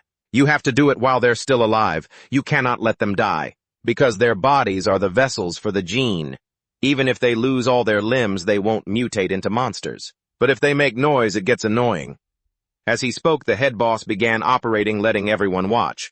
When processing materials, you must be serious and extremely careful. Don't cause trouble for the other researchers. The man on the operating table spoke up then. Please, do whatever you want to me. Even with the scalpel pressed against his throat, the man continued, please, could you just spare my wife? The amount of monster gene in her body is extremely low. Logically speaking, it's very difficult. It's almost impossible for her to mutate into a monster. Please, I beg you, spare her. Hearing this, the head boss instinctively glanced behind him. The man looked in that direction too. Then he suddenly realized something. He stared fixedly at the storage bins, falling silent for a moment. Inside one of the boxes was a head that looked incredibly familiar to him. His voice trembled as he gasped, darling, honey. The man's face was drenched in tears. Immediately after, he erupted in furious, hateful shouts. You monsters, I'll kill every last one of you. You won't get a peaceful end. You'll be cursed forever and never find peace. The head boss wasn't bothered at all. He just said coldly, see that? If the other researchers heard things like that, they'd get distracted, and that makes our research more likely to fail. And what if this were a critical experiment? Then you would become a sinner who hinders human progress. Having said his piece, he began to act. All right, remember, be careful and precise. But at the exact moment, the scalpel entered the man's mouth. The lights suddenly went out. The space plunged into darkness. The boss froze and turned around, asking, a power outage. It wasn't just his lab. It seemed the entire facility had lost power. The head boss immediately ordered an investigation. Why hasn't the backup generator kicked in? A moment later, someone reported, boss, it looks like someone cut the main power lines. The whole monster facility is dark. As everyone panicked, unsure of what had happened, the hunter stepped in, questioning him. Boss, did you leak information? We've been ambushed. Why are you just standing there? And why is the power out? He pointed his finger right in the guy's face and cursed, you trash, you only know how to mess things up. You were being followed. The one who ambushed you is the same one who cut the power. That statement startled the hunter. What? But the outer perimeter. The head boss shouted, call for level 1 defensive guards. He hurriedly pulled out his phone to contact someone. He calculated silently. The monster facility has been infiltrated by someone mysterious. I must report this to superiors immediately. As soon as the call connected, he spoke urgently. Monster facility number 3 has been... But before he could finish, something flew in and shattered the phone in his hand. Immediately after, the head boss screamed, "He's right here." The hunter chimed in, "He followed me all the way here. This guy has a death wish." The guards arrived on the scene just then. "Boss, we need orders." The head boss immediately commanded, "Go find that bastard who broke in." The guards had just finished shouting, "Yes, sir," when they were suddenly snatched away by something. A dark silhouette slowly emerged, accompanied by a scoff. "The scent of your bodies and souls, they both smell like shit." Tutin glanced inside and remarked, "Dinner tonight looks pretty gross." The head boss asked, "Did you come here for these monster gene carriers?" How foolish. These monster gene carriers are essentially the seeds of social danger, but we can make them useful. He gritted his teeth and continued, "You don't know anything, yet you rush in here to stop us. Fine, then I'll just capture you and turn you into raw material instead." Those guards were just a waste of food and rice anyway. They were useless. In response to those words, Tutin remained silent, completely indifferent, and not even bothering to reply. Suddenly, two guys claiming to be true superhuman guards rushed out to join the fray. "We're here. Finally, some idiot with a death wish has shown up." Hunting Eagle roared, burning with battle lust as he charged forward, shouting, "Me too, I need to avenge my brother." From inside the monitor, the boss watched, constantly wondering who this intruder could possibly be. The Purifier, the one the Academy director was backing, was so arrogant, daring to storm a monster factory all by himself to cause chaos. Although the intruder's identity wasn't confirmed yet, the boss was still confident in his own forces. They had a 3-star early-stage wind element superhuman, 2 3-star mid-stage special guards, and their secret drug. Thinking about that, the boss's expression became increasingly sinister. Even if he's a 4-star superhuman, he'll have to bow down. I'm going to rip his superhuman gene sequence apart. Hunting Eagle swung his arms, unleashing his dragon fist. Swirling gusts of wind instantly formed and coiled around his arms. The blonde guy followed up with his scarlet flame staff, and the one-eyed guy struck at the same time, doubling the impact of the attack. 3 simultaneous attacks barreled straight toward Shaoxing, but he dodged them with ease. These guys got even more excited. He actually dodged it. Not bad. They boasted smugly about their blue flames, clearly proud of being fire element superhumans. You probably don't know this, but we have our own laboratory researching fire. Using fire in front of us is like trying to show off your axe in front of a master carpenter. Chapter 25. While those 2 fire element guys were hyped up, they suddenly felt something was off. The blonde guy lost his smug confidence, looking panicked and asking himself, "My scarlet flame staff?" The one-eyed guy immediately echoed him. "Yeah, something's not right." Now it was Hunting Eagle's turn to be confused. "Hey, what I'm using is the Wind Dragon Fist." Facing the situation at hand, all 3 of them had the same thought. It was like their superhuman power was being swallowed up by his blue flames. The blonde guy, struggling to hold on, still couldn't believe his eyes. "Elemental swallowing? What kind of nonsense is that?" The one-eyed guy spoke up. He must know the elemental constellation map, or some kind of self-detonation trick. Is this the power of his elemental self-detonation? Hunting Eagle was sent flying by Shaoxing slamming into the wall. Yet he still tried to act tough, saying, "I know this move all too well." He stared intensely at Shaoxing, growling, "You hurt your tendons and bones and you'll be out for 100 days. Even someone with superhuman genes will suffer the same fate. This move of yours, it's too much of a suicide mission." They really wouldn't shed a tear until they saw their own coffin. Seeing Shaoxing rush toward, the guy immediately gave him the middle finger, taunting, "If you can hit me twice in a row, then I'll admit you're good." The moment the words left his mouth, Shaoxing's fist had already crushed his face. No text content. Flesh and blood splattered all over the wall. The sight made the 2 fire element guards scared out of their wits. Looking at Hunting Eagle's shattered face, they stammered, That wind element guy. His side looks like he got run over by a truck." The one-eyed guy could barely believe his one remaining eye. "Holy crap, am I seeing a monster fighting humans? And a level 3 monster at that." Even so, they still tried to look down on their opponent. "Looks like he has some skills. He can use high-intensity moves consecutively, but the weakness is obvious. He can only attack in a small radius." The one-eyed guy said, "As long as we keep our distance, and don't let him get close, we've got this in the bag," trusting in their plan. The 2 guys immediately channeled their flames and launched a direct attack at Shaoxing. Scarlet Flame Staff Fire Missile double skill. 2 streams of fire swirled together. They barreled straight toward him. The boss, watching the whole thing, had basically figured out Shaoxing's power, but he only dared to think to himself, No, they're all wrong. Only by cultivating the elemental constellation map can one become a 3-star superhuman. That is true. But that doesn't mean that every 3-star superhuman uses the elemental constellation map. I've studied the fan family's flames countless times, so I know their power inside out. Watching the red flames, then glancing at the blue ones, the boss boldly concluded, he's not using the elemental constellation map at all. What he's using is simply fire elements combined with his own raw physical strength. Back to the battle. The red flames were completely smothered by the blue ones, making the two guys even more panicked. Our flames are being destroyed by his power, so what if his elemental constellation is stronger than we thought?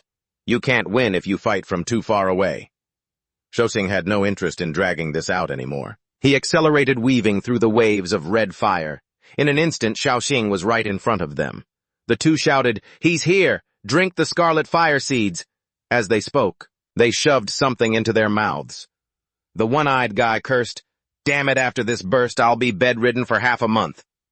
This scene made the boss even more anxious. The scarlet fire seed was the Monster Factory's ace in the hole, a drug the fan family invented based on the eternal flame discovered deep underground. It could temporarily boost fire element superhumans, helping 3-star superhumans break through to level 4. The two guards were now fired up, laughing loudly. Our destructive power is fully charged. The boss figured that with such explosive power, dealing with these intruders would be no problem at all.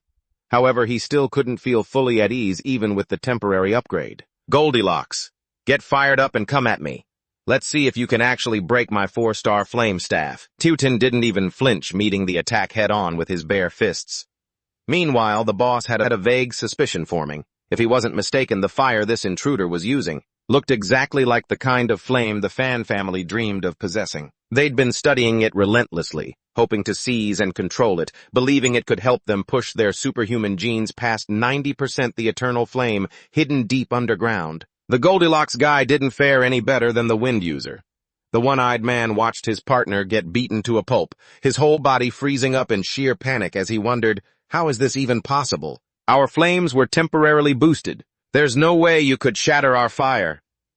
No sooner had he said it, he was crushed right in front of the boss. Finally, the boss spoke up. I get it now. Seeing Teuton walking toward him, he quickly added, it must be your superhuman gene level. It's incredibly impossibly high, which is why your fire mutated. Genes over 90% gain the trait of physical enhancement. And it even has a devouring ability. The boss sounded absolutely certain that what Teuton possessed was identical to that underground eternal flame. Upon hearing that, Teuton immediately demanded, the eternal flame underground, tell me where it is. The boss replied eagerly, no problem, just join us and I'll take you there. You should know we're with the fan family, a superhuman gene as strong as yours. They'd definitely value you. If you can help unlock the eternal flame, you'd be making a huge contribution to this world. We don't need to be at each other's throats like this. Join us. Together we could become legends. He tried his best to rope him in while the assistant, trembling, sneakily ran to the door to lock it. Teuton didn't give a damn about his empty promises, and just said straight to his face, but I'd much rather have all of you dead. Look, to put it bluntly, I actually want all of you dead. Yet the big boss kept sweet-talking, trying to lure those guards in. Dying doesn't matter. We've got the research staff right here. It's absolutely no problem at all, don't worry. The fan family doesn't give a damn about a few small fry employees. Teuton repeated, I said everyone must die. That meant everyone, including the research staff, not a single one would be spared. Just then the monsters outside burst in and instantly killed the assistant. You see, I've let all the monsters in here loose. And since I've sealed the emergency exits, these monsters have nowhere to feed but right here. Teuton then closed in on the big boss and asked coldly, you force humans to become monsters and now those monsters are eating you. It's only fair, right?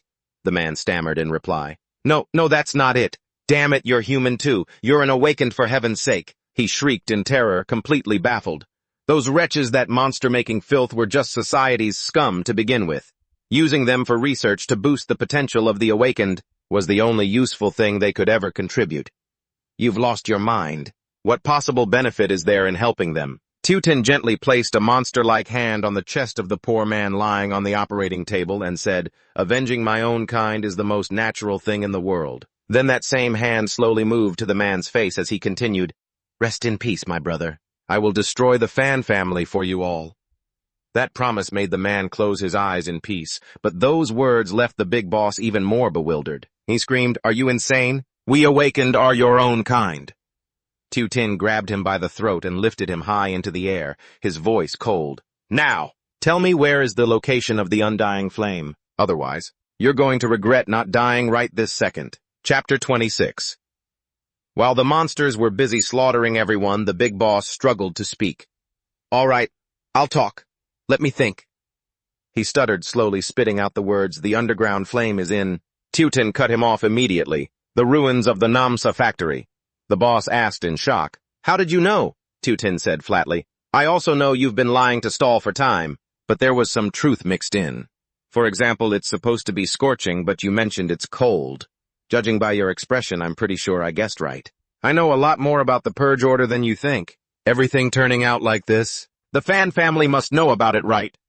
That line left the boss choking, unable to utter a word. Tin continued, "You're stalling because you're waiting for reinforcements, aren't you? Actually, I'm waiting for your reinforcements too. Isn't that a coincidence?" Before the boss could even answer, Tin kept going.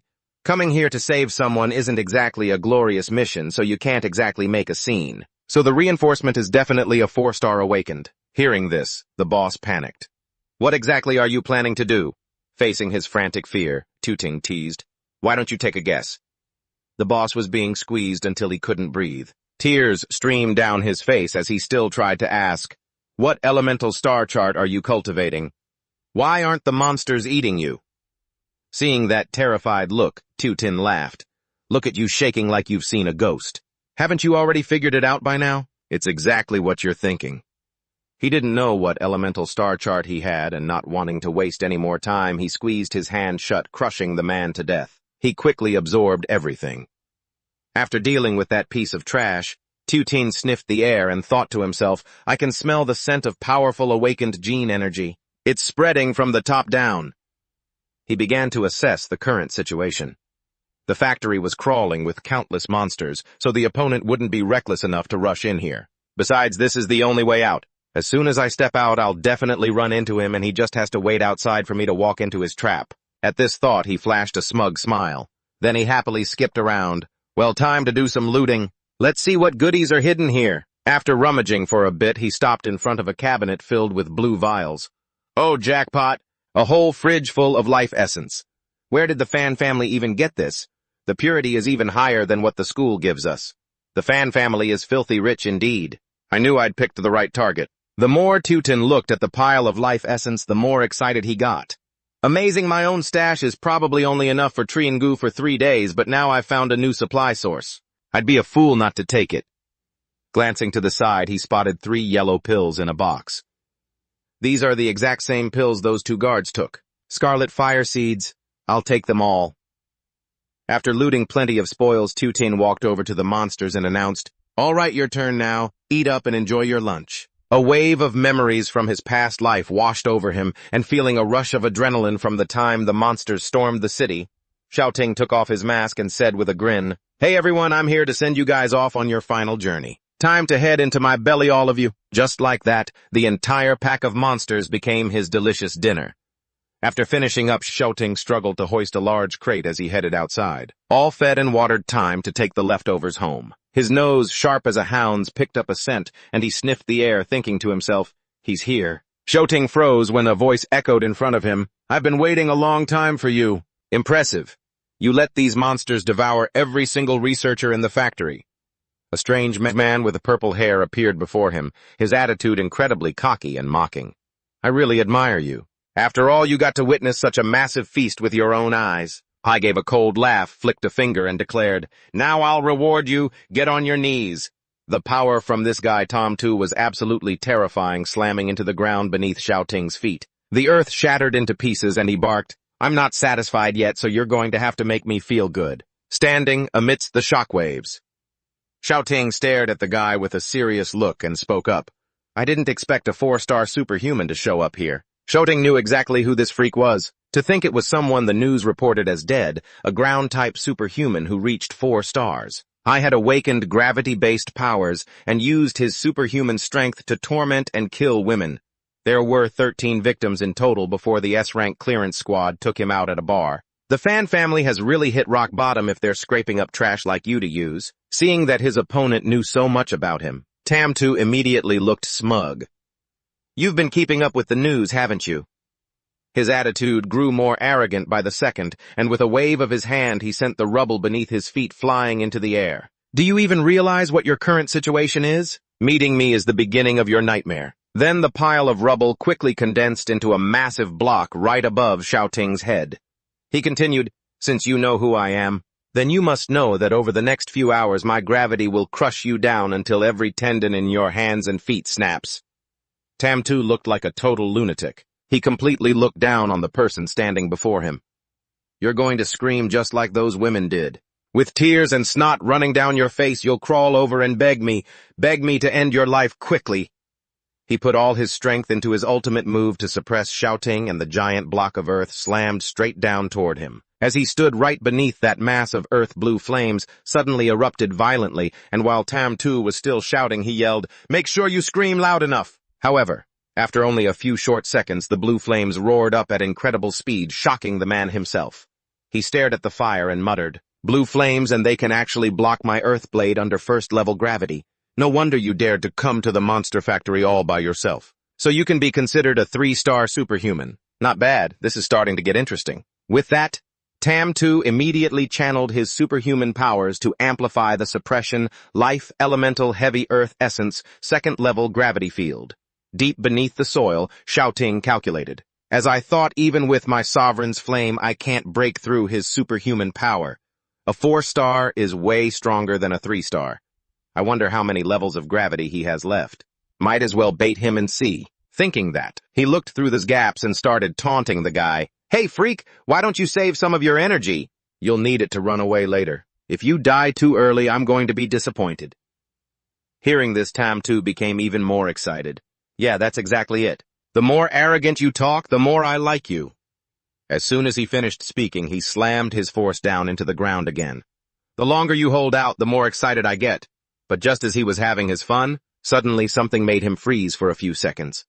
At that moment, an extremely intense blue light burst from beneath the earth. Xiaoting had activated his skill. Level 3 Monster Aura Full Burst. His entire left hand mutated to the limit, glowing intensely, and it suddenly pierced through the ground and shot upward. Tamtu stood there stunned, wondering. That aura is so strong. What kind of transformation is happening behind my back? This guy wasn't easy to deal with. He guessed Xiaoting would sneak attack from behind, so he immediately deployed his level 3 heavy earth skill for absolute defense. In an instant, a sturdy stone shield rose up, blocking Xiaoting's incoming attack. Xiaoting continued triggering his skill and ordering his tentacle to emerge. Immediately, a small mouth filled with sharp, jagged teeth grew out from the middle of Xiaoting's monster palm, and it detached itself from his hand, launching forward. It clamped tightly onto Tamtu's back. At that moment, the guy was still incredibly smug, saying, "Are you trying to tickle me? But I don't feel a thing. Are you trying to hallucinate just to find a chance to run?" He didn't stop attacking, then flashed a sinister grin and said, "Under the gravity I've unleashed, don't even dream of escaping." At that moment, Tutin also retracted his monster arm. He stepped back a few meters to assess the situation. Seeing this, Tamtu immediately sneered, "What, you're giving up already just like that? I'm not even excited yet, what a bore." Tutin said, nodding repeatedly while thinking to himself, "Forget that crap. I was just trying to use 1% of my metal-type superhuman power to coat my body, doing everything I could to stop the monster's energy from leaking out even a little bit." Suddenly, the earth shook violently. Tamtu was rattled, wondering, "An earthquake." The floor began to crack. He looked around and said, "It's like something is trying to crawl out from underground." As for Tutin, he was silently praying to the earth dragon. "You can't see me, you only see him. It's my tentacles that are biting him. Now his whole body is covered in my scent." Chapter 27. Tamtu's face showed clear anxiety as he said, "There's something down there about to come up." He immediately unleashed his third skill, Triple Earth Rampart of the Great Land, aiming to suppress the force rising from below. Suddenly, a giant earth dragon burst from the ground. Tamtu was thrown aside, shouting angrily, "I can't stop it! This is such rotten luck, it's bleeding me dry. I haven't even finished him off yet. What kind of hellish thing did that brat run into?" Landing on a nearby barrier, Tamtu Jingli wondered, how did this thing even show up here? By now he realized the monster in front of him was an earth dragon. No wonder it could break through my defense. Not only that, he panicked even more when he noticed something crucial. Wait, is it targeting me? Don't tell me it came here specifically for me. No sooner had he finished speaking than the Earth Dragon's massive tail whipped toward him, slamming into him. Then it opened its mouth wide as a bomb crater and continued to chase Tap 2 down. He ran for his life, furious and confused. How could something this absurd happen? No, wait. That brat said he was saving his energy to run. Could it be him? But how could he have pulled this off? Back to Tutin on the other side. I was like the fisherman waiting for the benefit, letting those two forces fight to the death while he took the chance to slip away, hauling his crate of loot with him. He breathed a sigh of relief and said, I'm safe for the night. After moving a bit further, Tutin looked back one last time and muttered, as for the rest, it's up to your ancestors if you can handle it or not. Meanwhile, Tutin didn't forget his role as a purger. I will step by step expose the rot of this era to you all in a year's time so you can destroy it. Just then a group of superhumans led by Quan Koi also appeared at the building. One team member spoke up. Target is approaching 500 meters out. Sister Koi, did you invite other squads too? Let us in on it. Quan Koi confidently replied, your squad alone is enough to catch this Earth Dragon. All right, get the formation ready for the capture. Tonight you'll earn the glory of being the first in Huaxia to kill an Earth Dragon. The subordinate was startled. Yes, ma'am, but then whispered to himself, oh my God, that's an Earth Dragon. Even 4-star superhumans would take a detour when they see it. Are you planning to go one-on-one with it or what? After that, he quickly ordered the whole team to prepare. The group immediately obeyed and took their positions. Clear, Captain. In Captain Tong's eyes, determination was visible. This is it. We're 300 meters from the target now. He began calculating and counting down the distance as it closed. 200 meters, 60, 70, 206, 150, 80, 8, 12 meters. The distance was getting closer and closer. Just as the Earth Dragon stepped into the perfect position, the team immediately set up the formation. 4 girls simultaneously unleashed their most powerful skills. Petrification, suspension, rock trap formation. Gwenko was absolutely firm. Last time there were too many people getting in the way, so it escaped. It was infuriating. My superiors ordered me to protect the purging city. So if this Earth Dragon doesn't die, I can't rest easy to go find my lover. So this time I'm sending it straight to the underworld. Suddenly Tong Dan shouted, Wait, there's someone in front of the Earth Dragon. Quan Koi quickly ordered, Where? Let me see who that is. I immediately used sonar to scan the area and quickly reported, Isn't that the criminal who abused and murdered 13 women and was sentenced to death? Why would he be here? Hearing that, Sister Koi's rage instantly flared up. A death row criminal who abused and murdered 13 women, then cut him down too. She lunged forward, unleashing her strike at the Earth Dragon. Slash after slash rained down on the giant monster. And as Tam2 watched the scene unfold, he initially thought a savior had arrived, wondering, are they here to rescue me? But very quickly, he realized everything was not as he had thought. His face turned deathly pale and his voice stammered, No, it's not that.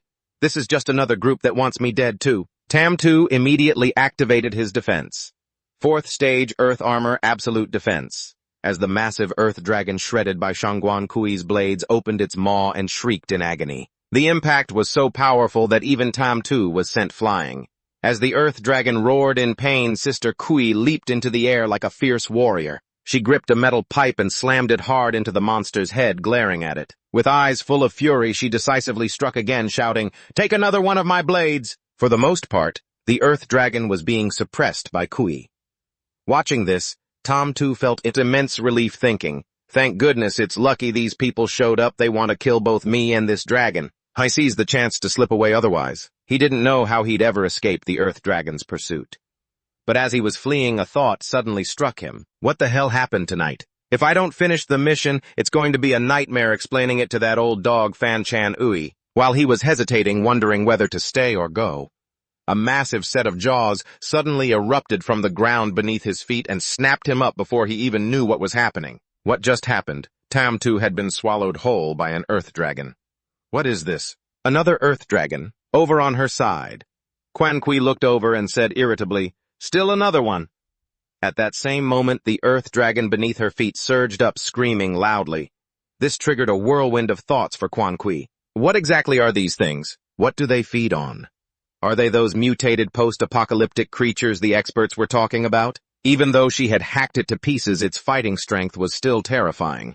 Quan Kwai couldn't help but wonder, why are there two of them appearing here right now? Just how many of these earth dragons are there anyway? And how long are they?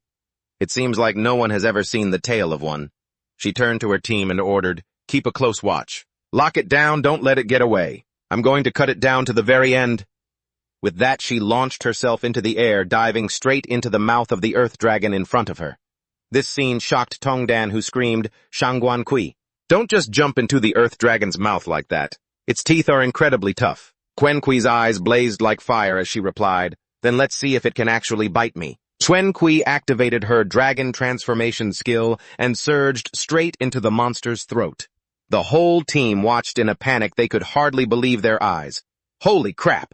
Is that really a 4-star supernatural? It looks like Shangguan Kui's water dragon has come to life too. Is she about to hit 5 stars? Our Huasai is about to see the rise of a 5-star supernatural. Sister Ki is amazing! As the earth dragon was finished off by Kui's dragon slash, the whole team cheered. We did it. Sister Ki, you're the best. She thought excitedly, I've cut off your path to survival. There's no way you can regenerate like last time. Let's see just how deep you really go. Then she began to track the length she had measured. 10 meters, 20 meters, 50 meters, then 100 meters, but there was still no sign of an end. This left Quan Kui deeply suspicious. How is that even possible for a monster? Can an ordinary creature really mutate to hundreds of meters long? Even though she wanted to keep checking, she knew she couldn't go any further, so she had to stop. She couldn't keep tracking with her power, and going down there herself would be way too dangerous. I have no choice but to give up. Seeing this, her teammates couldn't stop showering her with praise. I can't believe we actually did it. You're the first person in Huasha to kill an earth dragon. Sister, did you reach 5 stars? Or are you still 4 stars? But even then, she remained deeply conflicted, wondering to herself, is an earth dragon really just a monster? I can't believe I actually killed him. The scene shifts to the research base of the Fan family's eternal flame. Old Chan Ui intently studied the giant cabbage before him, then spoke up to ask about the situation outside. Give me a report on the monster factory. The assistant standing nearby immediately replied, the monster factory in the wasteland has been completely destroyed. No researchers survived, and the members of the Liberation Association and those in charge of transport were all killed as well. Down below, the T also heard the report clearly. As for the missing assassin, intelligence suggests he was devoured by an earth dragon. The monster factory was exposed, but our emergency response was highly successful. Vice Director Fan frowned and continued listening. The most important thing is that all files were automatically destroyed. We followed your orders to report to the Purifier headquarters, saying it was just a regular monster research facility. Most of the high-ranking leaders in the Purifier Association are covering for us, and they are still deliberating now, determining what the punishment will be. Regarding the fact that we built a monster research lab without notification, I believe at most it will only be a verbal reprimand. Old Chan I asked, who did this time? The assistant showed him a message and said, this is the message the manager at the monster factory sent before the incident happened. After hearing it, the old man fell into deep thought. Blue flames, huh? Possessing the ability to consume everything. That must be a high-level fire-type superpowered individual, someone close to the eternal flame. As he was speaking, the Ta standing below cut him off. That is the key to opening the eternal flower, the key to obtaining the eternal flame. As soon as he finished speaking, he used the flames in his hand to interact with the giant cabbage in front of him. Heaven truly has eyes. All 3 generations of our Fan family have inherited fire-type superpowers, striving to research the strongest fire-type star chart to dig down to the eternal flower that holds the eternal flame. If we don't have a superpower gene above 90%, we have to take it ourselves. The T emphasized further. Hasn't the artificial superhuman experiment already completed its first phase? We just need to isolate this blue fire superpower gene. As the eldest son carrying the highest level superpower gene of the Fan family, I am certain that I can utilize this key. Open the eternal flame and make our Fan family the #1 flame clan. Hearing this, the assistant said anxiously, but now we have to find that flame. But the world is so vast. Old Chanoi replied calmly, it's just finding one superpowered individual. We just need to get the purifiers to help us. Afterward, he immediately gave the order, report to the Purifier headquarters that our monster lab was destroyed and precious documents were stolen by the blue flame they are currently hunting. It is highly likely that he is also the culprit who lured the Earth Dragon. The assistant heard the order and quickly left. As for the Ta, he gently stroked the plant before him as if touching a treasure, whispering, "Eternal flower, I will definitely unlock you." He asserted firmly, "I will claim your flame." This flower bud was not only massive in size, but its root system also extended unbelievably deep into the ground to a point where no end could be seen. At this moment, beneath the Eternal Flame research base at a depth of about 5,000 meters, the roots had reached this very spot, and they seemed to be burrowing into the body of a giant monster, with red bloodshot eyes. The Earth Dragon that had just swallowed Tom 2 earlier had also appeared before the Earth Dragon leader. It slowly opened its mouth, vaguely revealing the figure of a person inside. Soon after, it spat that scum out, causing him to panic and curse loudly. "What the hell, where is this?" Tamtu looked around dazed and remarked, "Everything here is sticky and reeks like blood." Soon he realized he was standing inside the jaws of a giant monster and immediately screamed in terror, "What kind of monster is this? No way, how can such a giant monster exist in this world? What level is it?" The Earth Dragon Lord stared at the prey in front of it and spoke angrily. "Wrong." Tom too went rigid. He was terrified, not knowing what this monster would do to him next, and it didn't keep him waiting long. The Earth Dragon spat out a stream of blue fire, incinerating him into ashes. After Tom 2 completely vanished, the piece of meat that Tu Tin had attached to him also fell off. The Earth Dragon immediately stared at that object. It opened its mouth to swallow it, then spoke, "I must capture him. Remember his scent." As the sharp jaws clamped shut, a piercing sound rang out. Accompanied by a flash of light, the scene shifts to Tu Ting. At this moment, he had returned to this dormitory. Upon returning, Tu Ting immediately rushed to hide the spoils that he had just acquired. Under Tun Gu's bewildered gaze, he said, "Hide all these resources away. We'll use them when necessary. Otherwise, it will easily attract attention." In his mind, he quickly calculated, "I bet the owner of that tentacle has realized that the person it was chasing isn't me, right, so it must have retrieved what I left on that guy's body." Tunigu ran out to welcome him. "You're back." Tutin handed her a box, saying, "I bought you some late-night snacks. I've already tested this high-level life energy source. Just one vial of this is worth 5 or 6 of the ones from school." He felt a bit uneasy, thinking, at this rate, it might track my scent and hunt me down. And then what? Will it send a super-powerful monster after me or keep using Earth Dragons to probe? If it stays with Earth Dragons, I guess that's manageable. Maybe that way I can hold out for another year before things really explode. He couldn't stop these thoughts. Tutin watched her walk away silently, hoping for a turn for the better, though he still couldn't escape those dark musings. If it launches a preemptive strike, it won't give me time to grow. But that would definitely catch the Purifier's attention, stirring the hornet's nest. If the apocalypse is a fatal ulcer, then it's better for the symptoms to be as clear as possible. While Tu Tin was still struggling with his calculations inside the Eternal Flame research base, a disturbance had occurred. The Eternal Blossom began to react. One of its petals slowly peeled away, followed by the others opening up one by one. Someone from the research team there caught sight of the scene. They shouted loudly, "Everyone look over there! The Eternal Blossom is blooming!" Hearing the shout, everyone curiously rushed over. "Is it really true?" that person said excitedly. "Director Pham just left. Hurry and tell them to come back. The research has had a major breakthrough." As he was speaking, he was suddenly hit by a strange wave of force. It swept past him in an instant. The 2 people next to him suffered the same fate. Their bodies were cut in half. At Chapter 29, a scarred man rushed forward with a knife. He aimed to stab the nape of someone standing nearby. At the same moment, a series of alarms blared around him. Just as the blade touched the person, the skin on the back of their neck instantly became hard, preventing the blade from piercing through. The girl in the pink shirt standing next to them said, "See, didn't I tell you?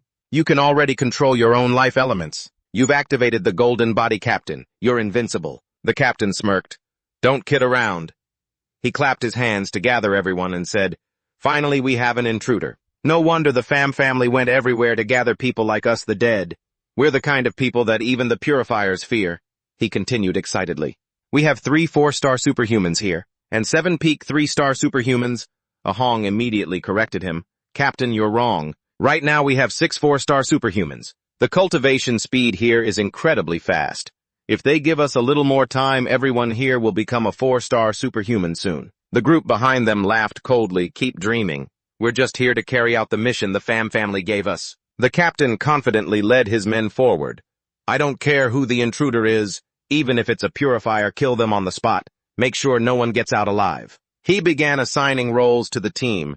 Team A, follow me inside to block any attacks.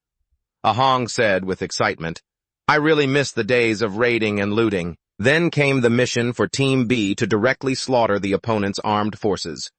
The scarred man also chimed in, yeah, life's been so boring lately. Even my blade is starting to get rusty. As for Team C, they were tasked with controlling the staff so no one could run away.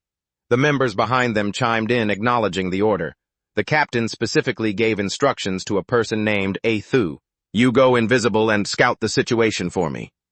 He accepted the order and immediately went invisible. Before the team reached the entrance of the base, the captain cautioned them once more. We're here. Don't be careless. Someone who can break into a secret, heavily guarded research base like this is no amateur. He then used his strength to smash the main door open. A smug, arrogant smile appeared on all their faces. Burn their guts out. We're going to slaughter them all. But just 3 seconds after they all entered, they were hit by the terrifying power of those blue flames. Everyone was killed instantly. This entire scene was witnessed by Athu, who was standing to the side invisible. He was so terrified he didn't dare to breathe, covering his mouth tightly to stop himself from screaming. After seeing everything with his own eyes, Athu recounted in a state of shock, in the blink of an eye, everyone but me. They're all dead. He collapsed to the ground in front of the family's group. He said while trembling, because I had concealed my breathing from the start, I escaped. And that's why I had a chance to see it. Athu insisted firmly that this isn't an intruder, it's a monster that transformed from the eternal blossom. It's so strange. It wasn't a person who mutated into a monster, it was that flower that hadn't even bloomed yet. He knelt on the spot and continued, there are 4 of them in total. They can turn invisible and even wield an undying flame. They wiped out Captain Kim Than in the blink of an eye and that cat of theirs. This thing is way more powerful than an earth dragon. Now they've left the lab and nobody knows where they went. Athu screamed in a panic. Master Fan, we've caused a massive disaster. These monsters are going to kill so many people. We have to report this to the purifiers immediately. Athu's face was twisted in terror as he continued. We can't cover this up. There's no way we can hide this from anyone. Old man Chanai did not waste another word. He blasted a fireball to silence Athu. I already told you. Anyone who dares to leak what happened here has to die. You're a death row criminal, yet you're worried about the lives of others. How pathetic. He turned to his assistant and ordered, go extract his superhuman gene. Don't let it go to waste. The assistant replied nervously, understood. Over on the other side, the High shouted excitedly, Uncle, you were right. The eternal flower has returned to normal. It stimulates the superhuman gene to grow stronger. Just by touching it, the gene reacts immediately. I'll be able to learn the life element and level up to 4 stars. And soon enough, we'll finally obtain the undying flame. Old man Chan Ui nodded in approval. Good, but until you finish building the defensive barrier to secure this place, you should be careful. Don't touch it for now. A thought crossed the old man's mind. The eternal flower is a monster plant that causes gene mutations. I figured that out long ago. I just didn't expect it could turn into a creature that can move. But that doesn't matter. What matters is that this monster can stimulate superhuman powers. One day, the number of superhumans in the Fan family will be vast and powerful, and when that time comes, the Fan family will surely crush this world beneath our feet. Fan Chan Ai stared at the eternal flower bud with a sinister look, silently reaffirming to himself. It is a treasure that belongs only to the Fan family. Back at the school dormitory, a few rooms still had their lights on. Tutin moved close to Tungu, who stammered, Why are you looking at me like that? Are you trying to eat me again? He replied with a thoughtful expression, No, I'm stuffed from tonight. It's going to take me about 10 days just to digest this meal. By then, the monster gene in my body might hit its limit at level 3. Before I evolve to level 4, I have to upgrade my superhuman gene to 3 stars. He explained in detail so she would understand. I need to use the superhuman gene to stabilize the monster gene so I can maintain this human form, but I don't have enough superhuman gene right now. From what I know, to reach 3 stars, I have to use some special methods. The air between them suddenly grew quiet. Tutin reached out and gently placed his hand on her cheek. He stroked her beautiful face tenderly for a moment, then his monster arm suddenly manifested. Tuting didn't say another word. He brought his monster hand directly in front of Tungu. Sharp fangs shot out from his palm, aiming straight for her neck as he spoke. "Here we go, let's see if this works," she replied, feeling a bit uneasy. "Hey, you have to be gentle, okay?" As the monster fangs bit into her neck, Tutin said, "It's fine. It'll hurt for a second, but it'll pass." The moment it bit down, the superhuman gene in Tuinagu's body immediately gathered around the wound. After just a few seconds, she felt things stabilizing. "My superhuman gene has really dropped," Tutin replied excitedly. "It works! That was fast!" He looked at her and continued. "Based on my experience refining electricity before, there's a suction force that will drain the superhuman gene energy in your body and refine it, so just go ahead and absorb as much electricity as you want. The student handbook says that during breakthroughs, the school covers all related expenses." Tuingu began absorbing electricity while in her ear he kept urging her, "Absorb more. The school is paying for all the electricity tonight anyway." Elsewhere in the academy, a secretary rushed in to report, "Principal Kin, there's an anomaly in the school's power grid. The power is cut everywhere." Despite that panicked look, the principal nodded happily. "The power's out here too." The clock ticked in the silent room, tick-tock, tick-tock. A minute passed.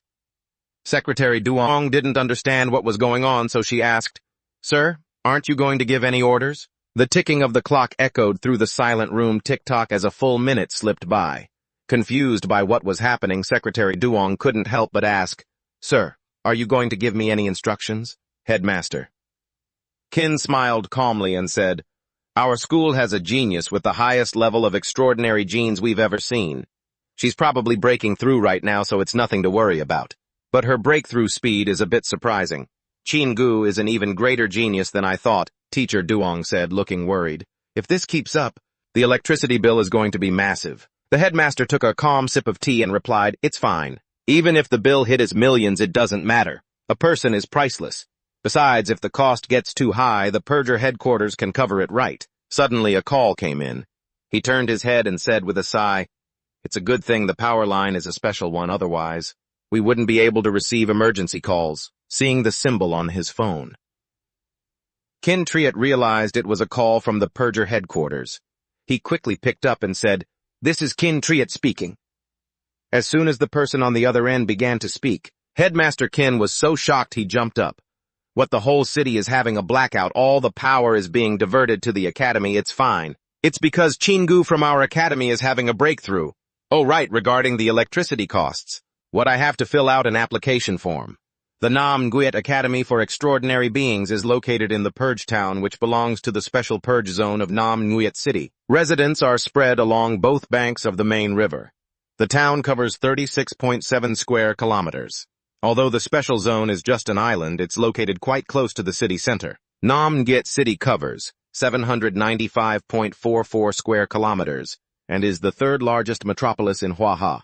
It is extremely prosperous with a daily residential power consumption of up to 200 billion watts. And now the entire power supply of the city is pouring into the Nam Nguyet Academy. This has plunged the city center into a blackout. That electricity is converging into Tuingu's body. The power station is giving it everything they've got for 3 hours of crazed absorption. That's equivalent to the amount of electricity the whole city uses in half a day, and equal to the energy reserves of a 4-star extraordinary being. The pink-haired woman from the Purger headquarters spoke up. She just awakened not long ago, yet her body can contain such a terrifying amount of elemental energy. It's unbelievable. Kin Triet replied, "The higher the extraordinary gene ratio, the purer the extraordinary genes in their body. And the purer they are, the more elemental energy they can store. They are born as natural energy storage tanks, so there's nothing to be surprised about. The more abundant and pure the energy, the greater the chance of leveling up. In the future, she will face fewer difficulties during her training," he added. "This is also a secret that all extraordinary organizations worldwide are researching and trying to decode. They use every means possible to push humans beyond the limits of their extraordinary genes. This is a path to the heavens that can be seen but is hard to reach." By the way, Master Kin asked, "How much is the electricity bill for these 3 hours?" The person on the other end immediately replied, 56,030,000 yuan. That number made old Kin choke on his tea, hearing him cough. The person on the other end asked worriedly, "Headmaster Kin, are you okay?" He quickly made an excuse. I'm fine. The tea was just too hot." The headquarters said, sounding slightly concerned, "Headmaster Kin, as you said, theoretically, Chingu shouldn't have trouble training, but what if something unexpected happens? For example, she isn't even a one-star extraordinary being yet, so her body might not be able to hold that elemental energy, meaning your 50 million plus investment would go down the drain. But Kin Triet was extremely confident. How could that be? This girl has already used up all the nutrient serums for the whole class, so leveling up to a one-star extraordinary being is a piece of cake. And if there were signs of it going to waste, I don't think she'd want to be that reckless. She's probably looking for someone to help her right now. While he was on the call, his secretary Duong reported, "Headmaster Chin-gu is here to see you." Old Kin's expression became slightly unnatural, and he said, let her in." Tun-gu and Tu-tin walked in. She bowed slightly, her face looking apologetic. "Hello, Headmaster. I am very grateful for your support, Headmaster, but I'm also very sorry.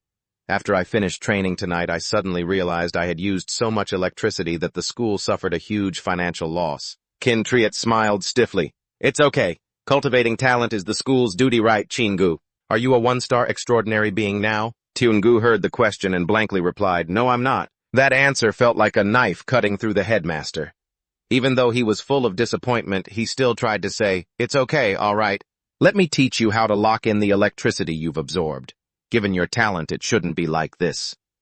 Tun-gu hadn't finished speaking yet. Now she continued, "I am already a 2-star extraordinary being now." Headmaster Kin jumped in shock and asked, 2 stars? He could hardly believe his ears and immediately stood up. "That fast? Based on my calculations, it should have taken at least 2 more weeks for you to reach 2 stars. Perhaps you won't have trouble training, but your extraordinary gene ratio is so high that it should take some time to refine the elements. After that, now let's see you put your superhuman abilities to the test." In the blink of an eye, countless branches appeared surrounding little Ngu. She looked at them and wondered, when did these branches even pop up around us? Little Ngu watched them stunned. She didn't feel a thing, not a single sound, not even the slightest hint of a threat. But she knew for a fact these branches were dangerous. Curious, she reached out to touch one, her eyes full of confusion. Dean Kin's voice boomed, "I see. Your superhuman genes are surging. That's why your rate of elemental refinement is much faster." He pulled the branches back, sat down, and continued, "A surge like that usually happens for 2 reasons. 1 from fighting monsters, 2 from emotional agitation."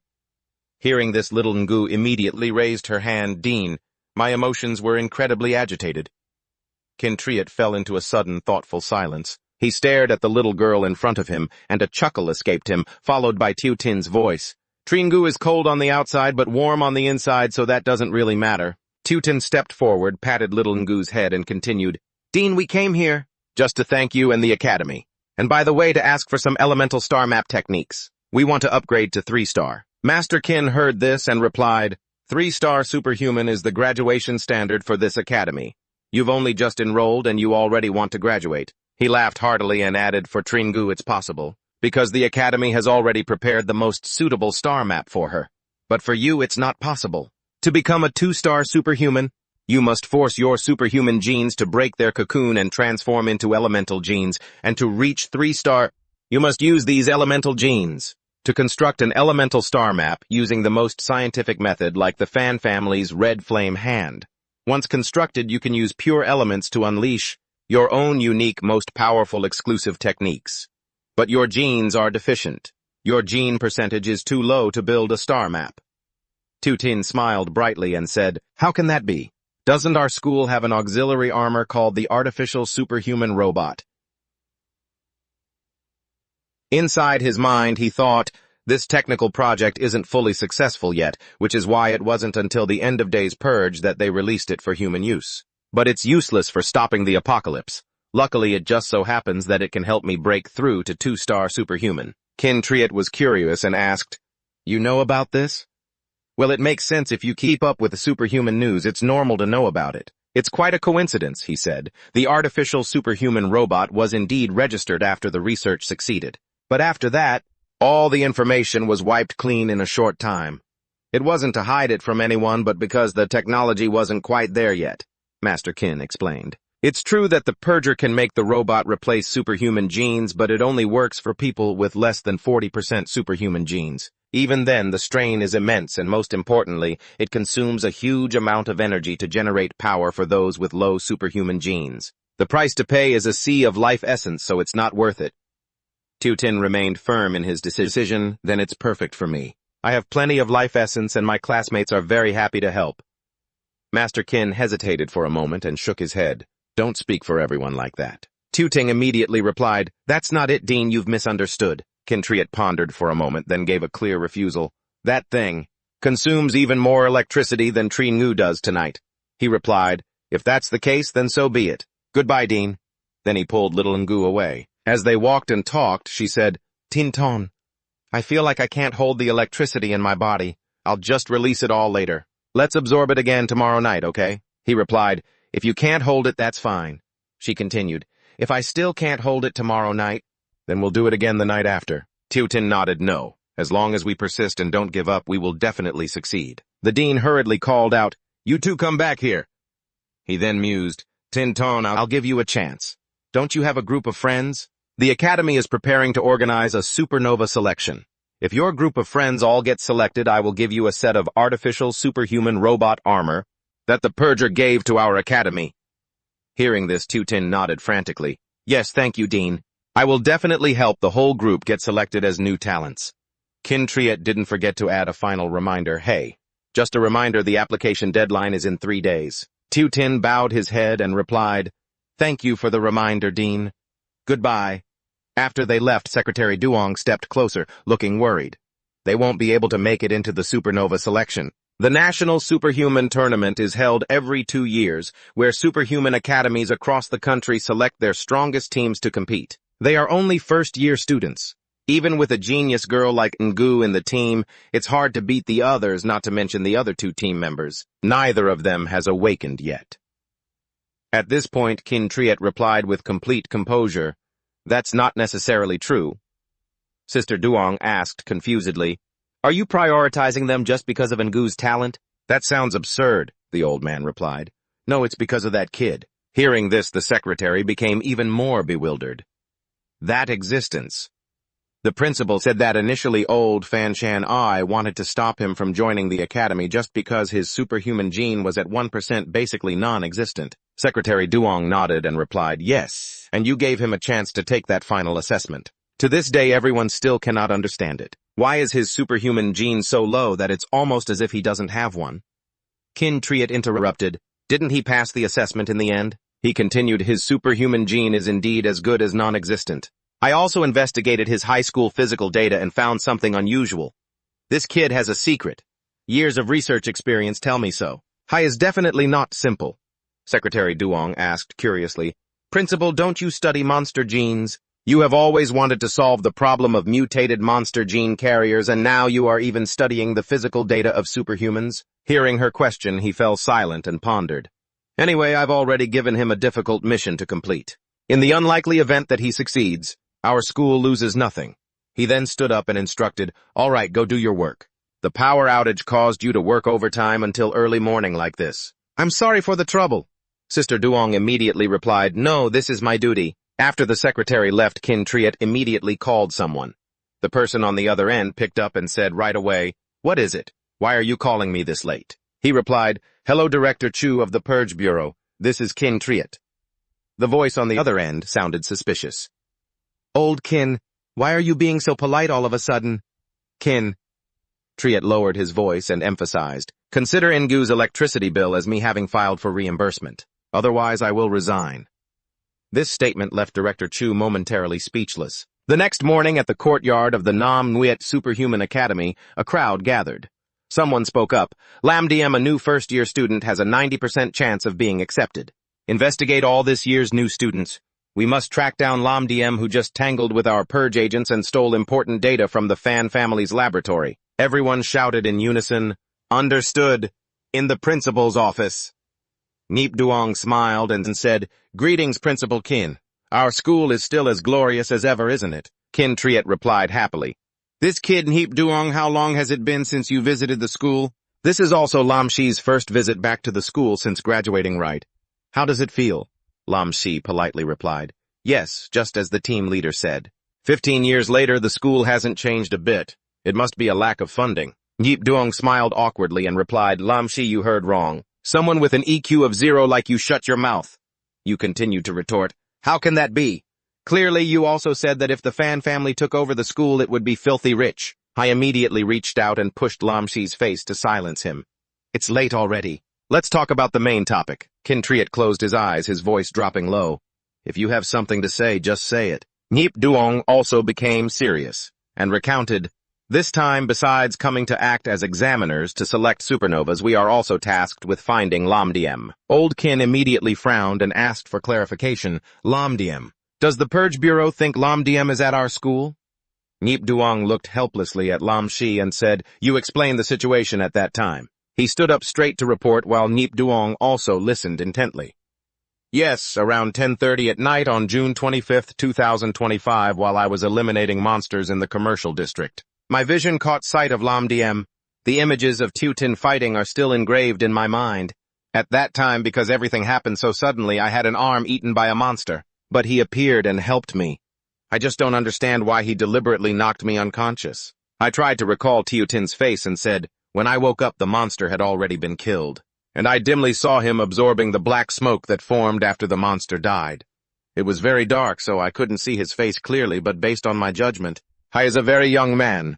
That is why the captain speculated that he is a teenager who has just awakened with great superhuman power, but whose mind is not yet mature. That is why he is so passionate about thrilling actions. Nip Duong sat next to him, clasping his hands, closing his eyes, and said tiredly, yes, but if that were all, we wouldn't be this anxious.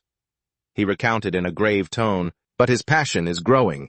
Yesterday, the Fan family announced that Lam Diem had appeared again and attacked one of the Fan family's important experimental bases. He stole the primordial life fluid, causing everyone in the experimental base to perish, he said with a cold expression. Nip Duong insisted that he's becoming more and more dangerous, and we have to catch him no matter what.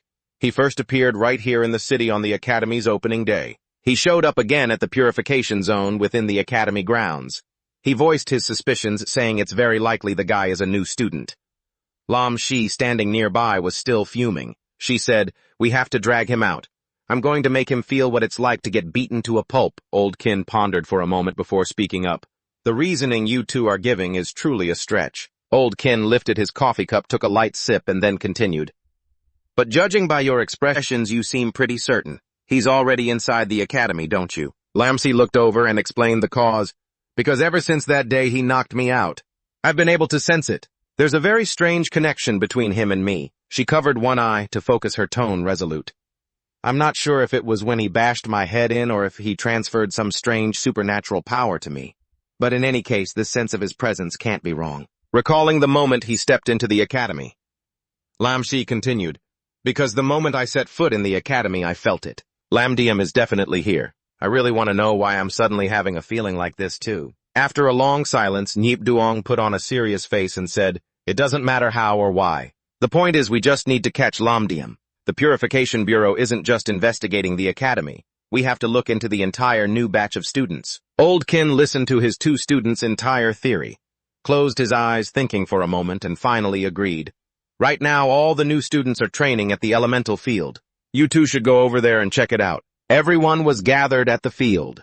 A voice echoed across the area where there were many different elemental subjects, as well as many general martial arts courses being taught. If any of you have trouble with your cultivation, you can find the specialized instructor to help. Aside from that, you can also come to this elemental field to practice. Fo Lung was standing there lecturing. The ground here was designed with a 5-element cycle: wood, water, fire, and earth.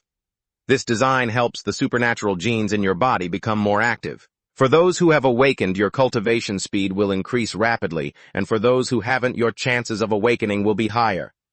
He adjusted his glasses and urged them, cherish this opportunity today. Whether you get to come back to this training ground depends on your performance today. I think you should find a suitable opponent to practice with because combat is the best way to improve. Those supernatural genes, begin. After saying that, Fo Lung turned to leave, and at the same time he called out, Tringu Ting Ton, come here for a moment. Du Huang's group saw Tiungu and Tiu Tin leaving. They immediately noticed him smirking at Tru Thin. Your masters are gone, you bunch of useless, unawakened losers. Should we train with you instead? He remained calm and replied, I'll train with Tu Dao. I'm afraid if I'm not careful, I might accidentally hurt you guys. Hearing this, Du Huang laughed out loud. What did I just hear? A leftover student who hasn't even awakened, and the only sharp thing about him is his mouth, huh? Careful now, you might die of arrogance before you even get a chance to fight. We're all just fellow students. Let us teach you a lesson in place of the instructors.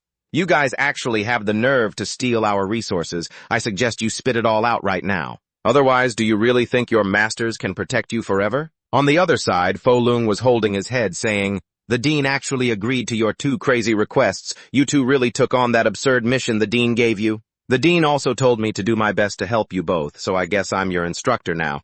All right, fine, I'll just consider myself unlucky. To be honest, neither of you is qualified to register for the Supernova program.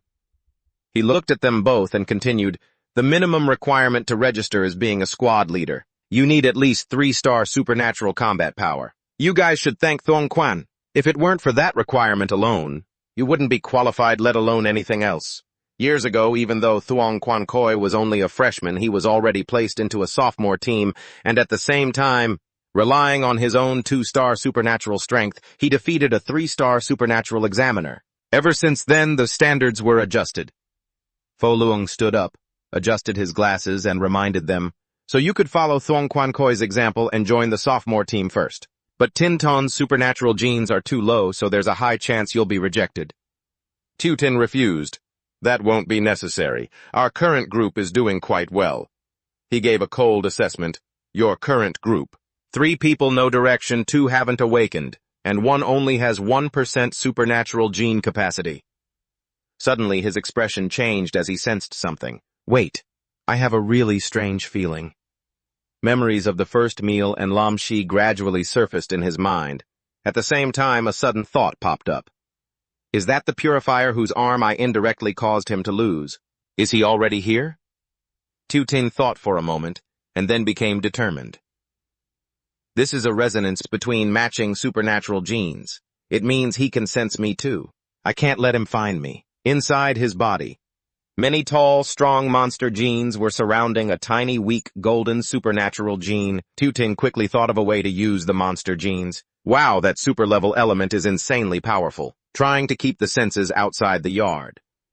Deputy Liang is still struggling to reason with these 2 students. Ting Ton, even though the dean gave you the 10,000 sword star chart, theoretically even a low-level supermage could practice these techniques, but your talent is just too poor. Without the armor, you can't even begin to cultivate the star chart, he points out bluntly, adding that without the chart, he can't channel his elements. And no techniques either. It's like trying to cook without ingredients, unless you can sense someone else's elements and mimic them like a cat trying to draw a tiger.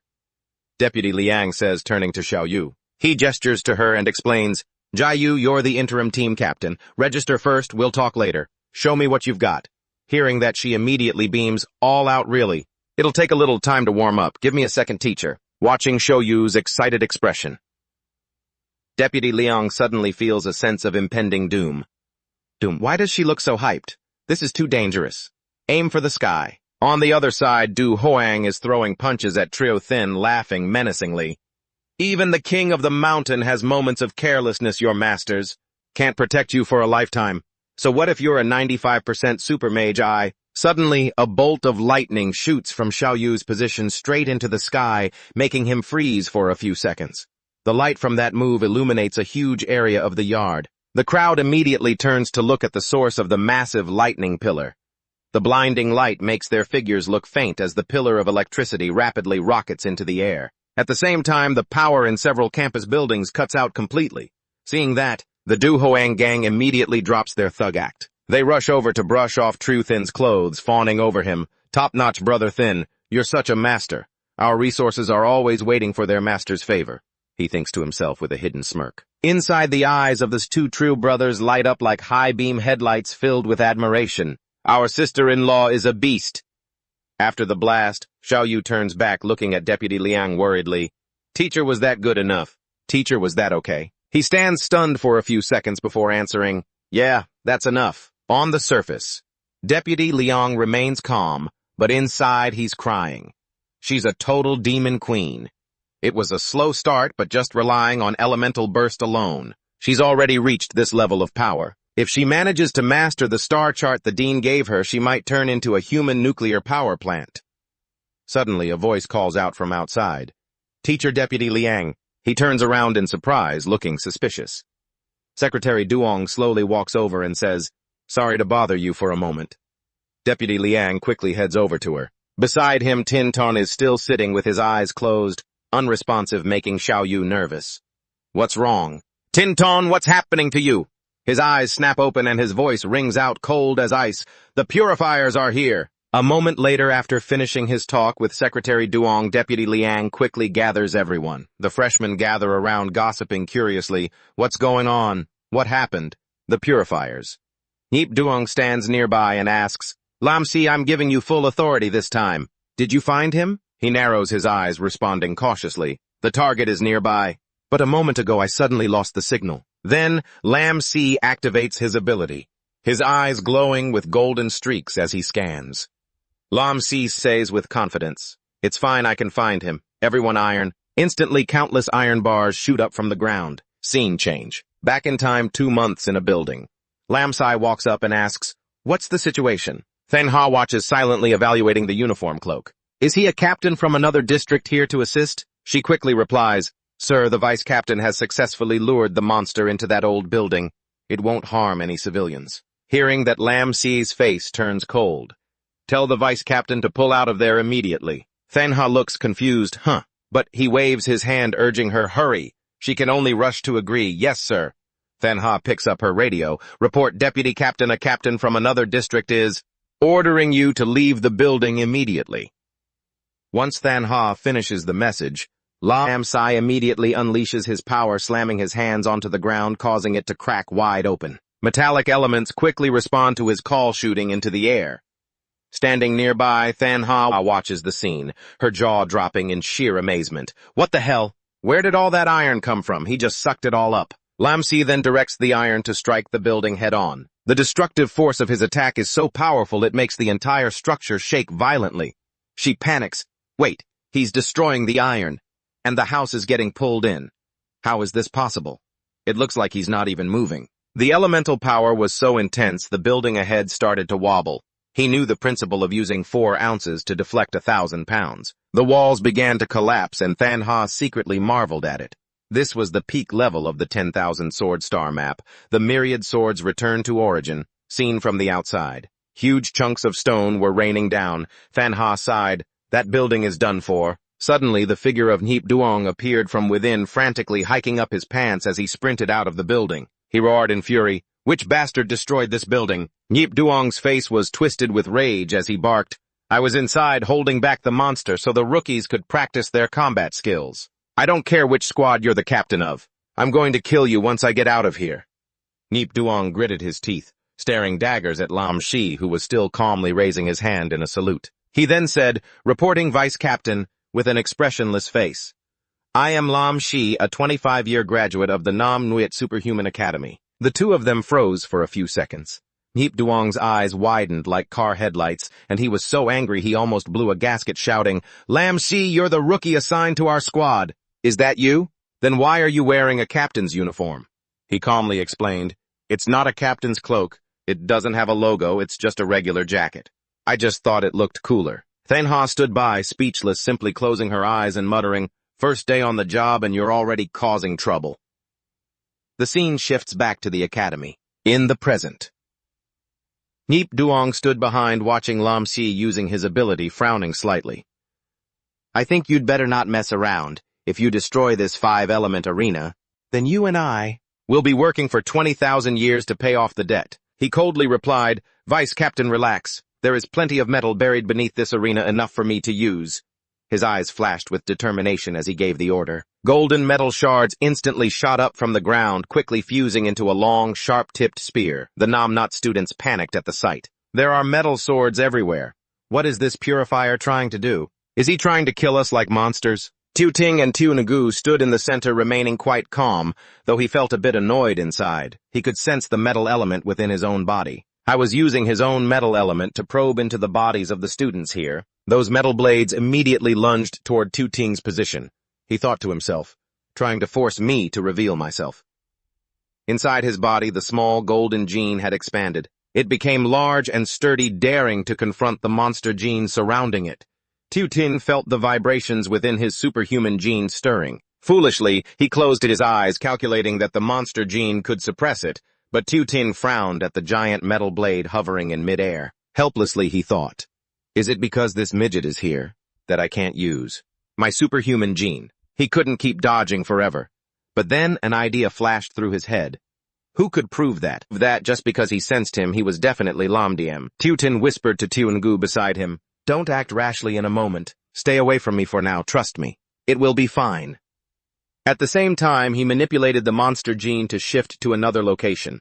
The superhuman gene was no longer suppressed, and Lamsi's sensors immediately picked up the trace. His eyes turned icy cold as he pointed at his target. "Lamdiem, I've found you." The metal spears in front of Do Hoang suddenly changed direction. The remaining iron shards did the same, all aiming at one person. Seeing all the metal blades pointing at him in unison, Tiu Ting immediately switched on his acting mode. "What's going on?" He silently mused. "Time to test my acting skills. I'm just an ordinary freshman, I don't know anything." Lam Shi didn't fall for it, continuing to manipulate the metal to strike repeatedly. "Lam DM, you ambushed the purifier at the shopping center and destroyed the Fan family's laboratory. I am here on behalf of the purifiers to arrest you." Trio Theng and Tu Dao were both worried and shouted aloud. Big brother Du Hoang was stunned. "Lam Diem, I've seen that wanted poster. How could Tin Tom be Lam Diem?" Gu Hung, standing at the front, partly agreed. "Even though he's annoying, isn't that wanted? Lam Diem, a fire-type superhuman." Hearing that, he quickly reacted by shouting repeatedly, right, I'm metal."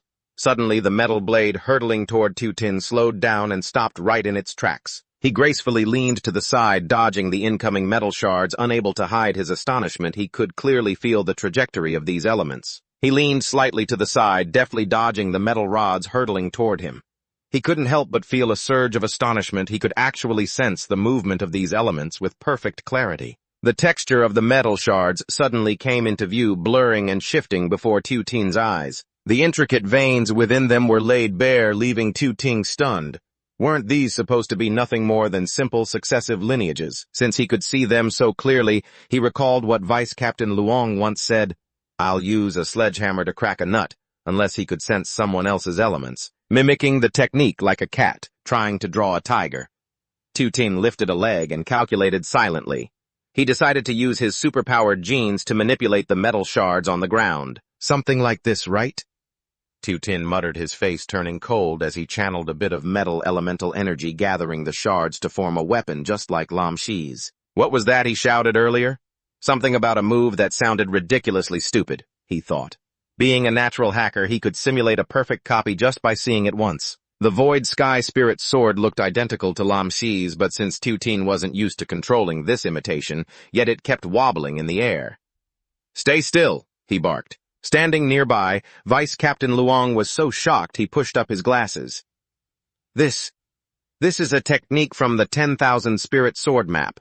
It only requires a tiny bit of metal element. He saw Lamsi use it just once and learned it immediately. But that's impossible. This isn't a technique you can learn just by looking at it. He doesn't even have the spirit map, so how could he possibly master it? Yip Duong pondered, sizing up Tu Tin before trying to reason with him. "Lam Si uses blue flame, and that's fire, but you're a metal type," Tu Tin replied with unwavering confidence. "My senses never lie." Lam Si waved his hand, controlling his blades, his voice ringing out, "Who says using fire requires a fire type?" Lam Si swung his arm wildly, sending the metal sword spiraling as he reaffirmed his point. "As long as you know a few tricks, metal can generate fire too." I executed the move at extreme speed. The metal blades spun so fast they formed a glowing circle, sparks flying as the metal began to glow red hot. He shouted the name of his ultimate move, heaven-shaking intent. Luong stared in awe at the dance of fire, gasping, "Is this the 10,000 swords return to origin? Can he really make every single blade ignite at the same time like that?" After graduation, Lam Si's control and technique have really improved to another level. The teacher fell silent, his mind racing with questions.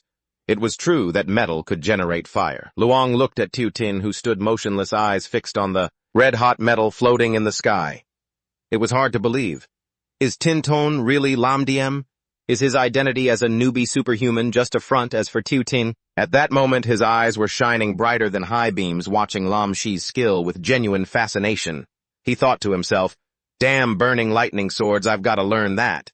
On the other side, Lam Si's face was tense. He shouted, "Lam Diem, time to die." He commanded the blades to charge forward. The metal shards transformed into searing razor-sharp points, striking straight at Tuting. Suddenly a voice rang out, "Enough!" At that very moment. The entire area previously filled with burning metal was engulfed by a massive ring of water. Under the water's influence, the red-hot iron cooled, instantly reverting to its original state. Immediately after all, the metal shards were blocked, unable to move a single inch. Nhip Duong was stunned by the power. That water element is incredible. The 10,000 swords technique was completely neutralized. Every student present, including Tin Ton, who stood in the middle of the sword storm, was completely unharmed. Thuong Quan Koi stepped in front of Tuting, annoyed. "I thought you guys came here just to act as judges for the supernova selection." She narrowed her eyes, clearly displeased, and continued to challenge them. "You're all alumni of this school. You should know that the Nam Nguyet Superhuman Academy is under the protection of Thong Kan Koi. If you dare bully the school's students, don't blame me for being heartless." She gripped an iron pipe in her hand, radiating murderous intent as she moved to chase them away. "If you're here to be proctors, then do your job and stop causing trouble in my territory." Lam Shi showed no fear, provoking her instead. "Senior Thuong Quan Koi, hi is Lam Diem, move out of my way." Nhip Duong heard this and whispered, "Hey Lam Shi, you'd better show some respect to Junior Thuong Quan." Chuen Koi's expression darkened instantly. She laughed coldly. "You told me to move out of your way." She condensed water into a dragon to intimidate him.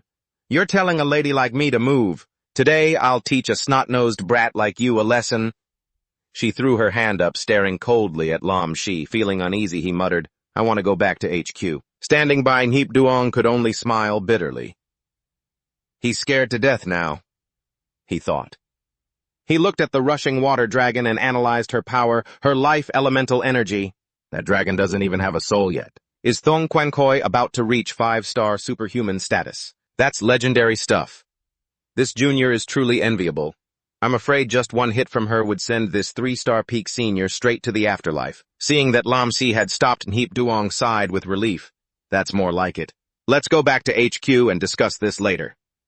But Lam Shi dropped a bombshell. Call in another 17 or 18 more agents from HQ to come and deal with her. Right after he said that, Quan Koi's water dragon opened its massive jaws, ready to lunge and tear them to shreds. Suddenly, an image of old kin flashed in her mind, slowly warning her, "Koi, take it easy, just take it easy. This hot temper of yours is only going to make you suffer in your relationships, kid. My love life, too. Come on.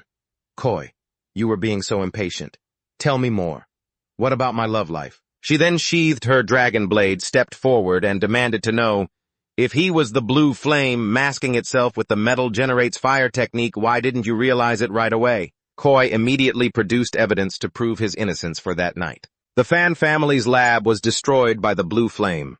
I was monitoring the school and nobody from the academy stepped out, he said, leaving Tin startled and anxious. Who would have thought that incident would unintentionally become such a perfect alibi for him? Hearing the reason, Duong immediately threw his arm around Lam Shi's shoulder and bid her farewell, saying, "If that's the case, then we must have really been mistaken. Let's go, Lam Shi, time to get ready for the supernova selection trials." Once the two of them were out of sight, the training ground finally returned to silence.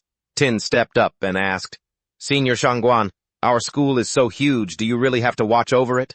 Taking care of every single student. That must be so exhausting for you," Tin said. She yawned, repeatedly puffed out her chest, and replied, "How could that be? Nobody has the time to go around monitoring things every single day." But suddenly she nudged Tin with her elbow, laughed, and said, "Based on my ability to read men, I can tell you're not a bad guy," then looked toward the other side. Niu saw the scene and felt a tinge of jealousy, so she pretended to cough a few times, but in the blink of an eye, Koi rushed over and grabbed both of her hands to introduce himself. "No, my little junior sister, I think very highly of you. Hurry up and train to 4 stars. 5 stars, once you reach that, we'll join forces to wipe out all the scum of men in this world." After saying that, Koi immediately took off. Leaving the two of them standing there, Tin was the first to speak. "Let's go. We need to focus on our studies."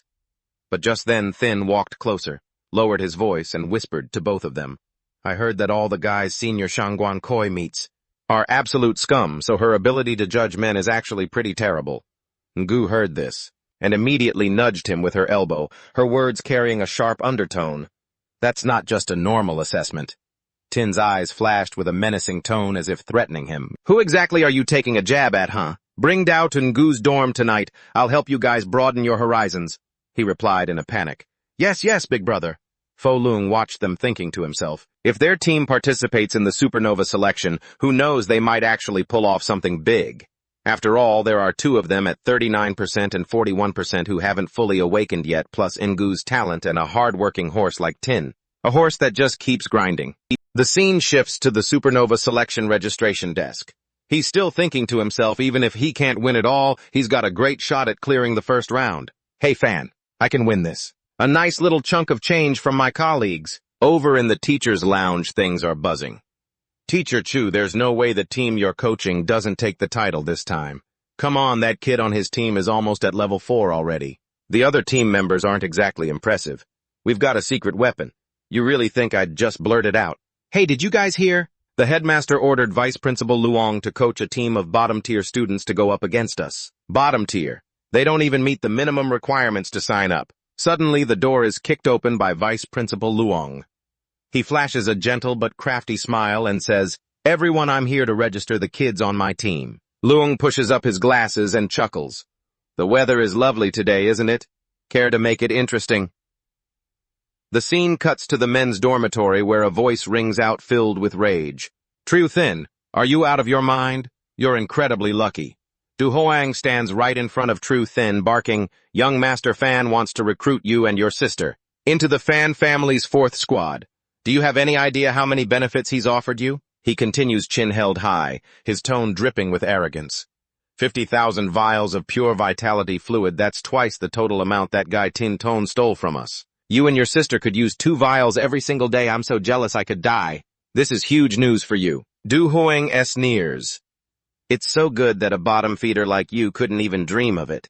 You've really met a benefactor. Seeing Trio Thin stay silent, he assumes he's wavering and presses harder. Young Master Fan has a way to help you guys awaken.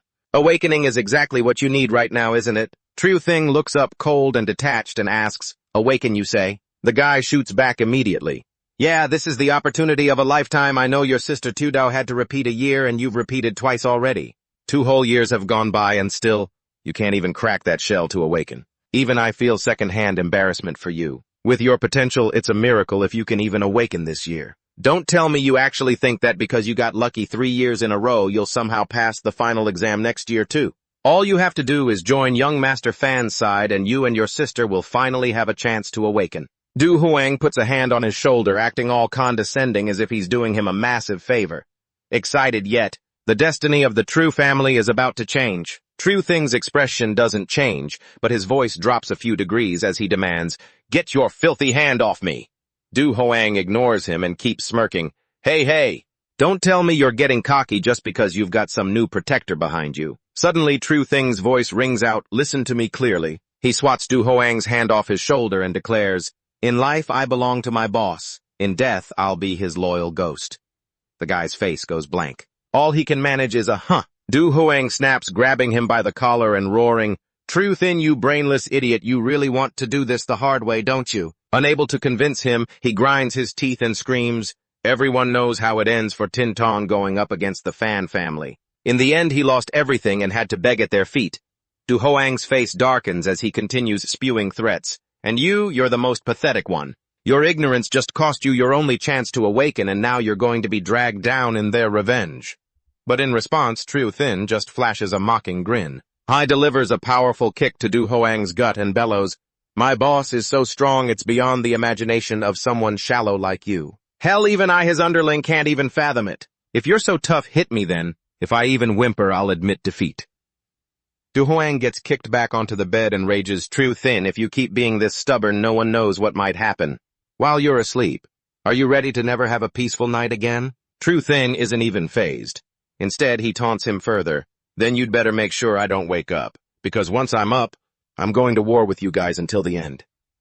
Du Hoang is so furious his power flares up, a flash of golden lightning sparks in his eyes as he roars, You really are a rabid dog. He swung his arm and slapped Triu Thin hard across the face, lecturing him while he struck, From now on, I have to come up with ways to mess with you every single night. Just thinking about it is a pain.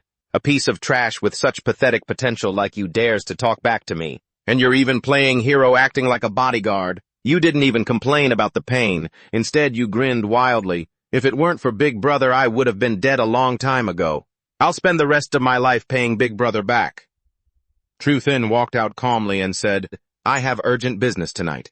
If you can't manage to beat me to death, then I'm leaving. When it comes to fighting, you're not necessarily going to win against me. We'll settle this debt later. Hearing this, he burst out laughing, assuming you were just terrified and looking for a cowardly excuse to run away. Get lost before I beat you to death right now. His voice echoed through the entire dorm. You're going to die, and your little sister will be dragged down to her death along with you. You ignorant loser. The scene shifted to another location where Ngu Hung was glancing at the Tay, then spoke up. Young master, that loser is no different from Tin Ton's loyal dog.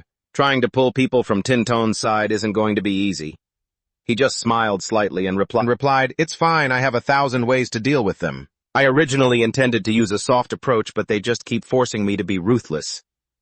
The scene shifted again to another dormitory. This one was the female student dorm. At this moment, True Thing and Tu Dao were standing outside the door, knocking and calling out loudly, Big Brother, we're here. Suddenly a hand reached out from inside, catching his attention immediately. Then a gust of wind swept by as fast as lightning. Tu Tin had pulled both of them, still dazed, inside. Once in the room, his expression looked no different from a devil's, and his wicked voice echoed through the small room. Little Thin, little Dao Dao, have you prepared your minds for hellish training yet? I was stunned, then agreed. Huh, yes.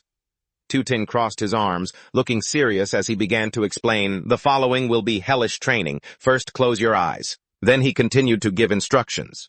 Then Trio Thin, but he suddenly paused, looking confused. What on earth are you taking your socks off for? That question made Tu Dao standing next to him look at her brother in horror. He held the sock he had just removed and explained, I'll definitely make sure not to peek. I'm just afraid I might accidentally open my eyes. True Thin held the stinking sock and shoved it right into his sister's face. Tu Dao, put your head here so I can cover you with this. She immediately protested, screaming, Are you trying to murder your own flesh and blood, sister? Tu Tin clasped his hands together, pretending not to see anything, his voice still calm. Stop it. Never mind about the eye closing. The second thing is much more important. I need you two to trust me absolutely. Tu Tin narrowed his eyes and continued seriously, Give your lives to me. True Thing, without a brain in his head, immediately agreed. Without even thinking, No problem, right, Tu Dao? On the contrary, Tu Dao seemed much calmer. She looked at him then. Asked, Tin Ton, are you? Lam Diem right. True Thin, standing next to them, got annoyed upon hearing this and called out, Big Brother Tu Dao, what kind of nonsense are you spouting? But Tu Tin frankly admitted, Yes, that's me. Hearing that, her eyes instantly lit up with admiration. Big Brother, you're so strong. Then True Thing turned to ask Tu Dao, How did you know? She narrowed her eyes and analyzed, It's not for nothing that the disciplinary committee would go through the trouble of coming here to find Tin Ton. So when class president Lam Shi called Tin Ton Lam Diem, I paid attention to your reactions, Tu Dao stated firmly. Tin Ton, based on my observations of you from before until now. Your over-the-top reaction back then was nothing more than an act, because I have never seen you truly panic before. She continued, recalling Tringu's performance. Tringu's acting was even more refined, but I feel, based on the relationship between you two, there's no way Tringu would have let it go. I have never seen her act like an outsider like that. True Thin screamed in shock. Tu Dao, are you really my little sister? How are you so smart? Tu Dao immediately mocked her foolish brother. A family with two stupid kids like us must be cursed for 18 lifetimes. Tu Tin's voice rang out immediately after. Tu Dao, you can say I'm Lam Diem, but don't say my acting is bad. I am indeed Lam Diem, the bastard who destroyed the Fan family's laboratory. Do you still trust me? She still calmly expressed her thoughts. Like my brother said, if it wasn't for you, we would have been dead a long time ago. Although thinking back now, I just realized that final exam, receiving such special treatment was probably because the Fan family wanted to target you, right? True Thin, standing by, nodded in agreement upon hearing his sister. That makes sense? Tu Dao looked straight at him with a firm gaze and continued. But that also happened to prove the Fan family's crimes. Their laboratory must be researching something not so good. Furthermore, I don't have another choice. She added, My foolish brother chose to follow you, so he certainly will never change his mind. He heard this, then patted her head and joked, Tu Dao, you'll have to repay me with your body too. Tu Dao immediately scolded him, Shut your mouth. Tu Dao said optimistically, Even though your opponent is the powerful fan family I and Truthin will definitely do our best to help you, Tudao shouted with determination. Let's start the training. Whatever you tell us to do, we will do it. Truthin also agreed. Tudao is right. Tuting and Tungu took out 2 large bottles of life serum and said, then let's begin. Drink this. 1 bottle each. The 2 of them immediately agreed, uh-huh. Truthin grabbed one and gulped it down. After drinking, he said, I finished it all. Beside her, Tudao also struggled to finish her portion, then tiredly spoke up, I've finished mine too. So bloated, Tutin replied with a smile. It will be absorbed quickly. Tudao asked suspiciously, is this the life serum? He honestly replied, yes, I snatched it from the fan family's laboratory. It's the real deal. You 2 have already finished over half of the life serum that our classmates so generously gave us, right? True Thing was so touched he burst into tears. Big brother, this is too extravagant. What have we done to deserve this? Meanwhile, Tudao looked more worried, thinking to herself, this must be why Tinton told us to entrust our lives to him. As Tudao continued to ponder, we haven't awakened yet, but we're taking such a massive dose of life serum. In such a short time, our bodies will accumulate an enormous amount of life energy, which is life-threatening. He's using danger to trigger our superpower potential. Why did a look of anxiety appear in her eyes? This method must be something Tinton learned from the fan family's laboratory. Besides, he probably needs some kind of equipment to go along with it. He won't let us see it, so there must be a reason. Could it be because this experimental gear is too bizarre and looks untrustworthy? Tutin had already circled behind them, raised his hands, and said to the pair, close your eyes now. Tudao had the same thought. Yeah, I have to close my eyes. But she was shocked when she was struck at the base of her neck. Before she completely lost consciousness, her thoughts became chaotic. We've been knocked out, right? Doing this means no need to worry about them opening their eyes. This way is much more effective than my brother's stupid tricks. Tutin chuckled and said, sorry about that. I can't let you know about me carrying the monster gene just yet, so I can only trigger your superpower genes while you're in a dream. Then he quickly mutated his arm, making it swell, and muttered, I hope you have a beautiful nightmare straight from hell. His targets were the 2 siblings. With Trio lying off the ground, Tutin controlled several small mouths to pierce the back of their necks. He felt inwardly happy. Triunagu's superpower gene started running wild the moment I pierced it. I shouldn't act recklessly with that reaction. He wore a rather satisfied smile. Then Tutin silently calculated, but the superpower genes of the 2 of them aren't very abundant. I can inject a bit deeper, inside their bodies. The milky white superpower genes were lazily drifting, unwilling to move, when suddenly a monster gene injected by Tutin dove straight down from above. It directly fused the monster gene into their superpower gene chain. Tuting looked at the 2 with satisfaction. I bet they can feel the nightmare and terror now, coming from the deepest parts of their own souls, right? And currently their superpower genes are erupting like never before just to protect themselves. The scene shifted into Tudao's dream. She was wearing pink pajamas lying in the middle of a grassy field. Tudao struggled to regain consciousness. Where is this? She looked at her blood-stained hands. She was immediately terrified. This outfit... Her expression gradually became weary, and the sadness in her heart slowly rose. I'm having this nightmare again. Suddenly, that little brown teddy bear began to twist in a bizarre way, then grew massive. This unexpected event caught Tudao off guard. Her eyes widened in astonishment. She stared at the teddy bear, which was now taller than the building. Drool poured down right in front of her. Tudao screamed in fear. This dream seems different from before. It's more disgusting than usual. The scene shifted outside the dormitory. Lam Shi was still standing below, unwilling to give up. There's a problem. He definitely has a problem. Tanha walked over, draped her arm over his shoulder, and advised him. Lam Shi, the captain, told me to follow you, and she was right. I caught you red-handed peeking at the junior student bathing, she said, feeling slightly annoyed. Tinton's room emits an aura that's both strange and familiar. She laughed. Lam Shi, are you a dog? Lam Shi persisted with his theory. He's definitely Blue Flame. I will definitely catch him. He'll slip up during this supernova selection period. Right at that moment. The radio crackled a few times, then someone called in. Both received the news at the same time. Emergency notification from the purifiers. Something big has happened. They immediately picked up their radios to hear the situation clearly. Thanha left in a hurry. While the announcement continued to play, The supply station in the northern sector has been attacked. All nearby purifiers proceed to that location immediately. Rescue mission. Tongdan looked at the ruins before him and reported, Northern Rescue Point, this is the Purifier Squad. This building has almost completely collapsed. The scent of blood at the scene is extremely heavy. We haven't found any survivors. Judging by the traces at the scene, we suspect a monster rampage, but we don't see any monsters here at all. He continued to report to the Purifier headquarters. The 4th U.S. unit proceed with the investigation immediately. We hope to find survivors. Headquarters suggests caution. Headquarters detects no monster swarms in the vicinity. Tongdan immediately assured them, please rest assured headquarters. We are a super-level squad that assisted Thuong Quan Khoi in killing the Earth Dragon. No matter how terrifying the monster is, at least we have the ability to defend ourselves. He smiled confidently. Besides, I also hear that there are no monsters there. Don't underestimate my supernatural hearing. Suddenly, Tongdan sensed something wrong. He spun around in a panic and shouted, wait! There's movement in the distance. Could it be a monster? It sensed a human presence and turned back 1,800 and 400 meters.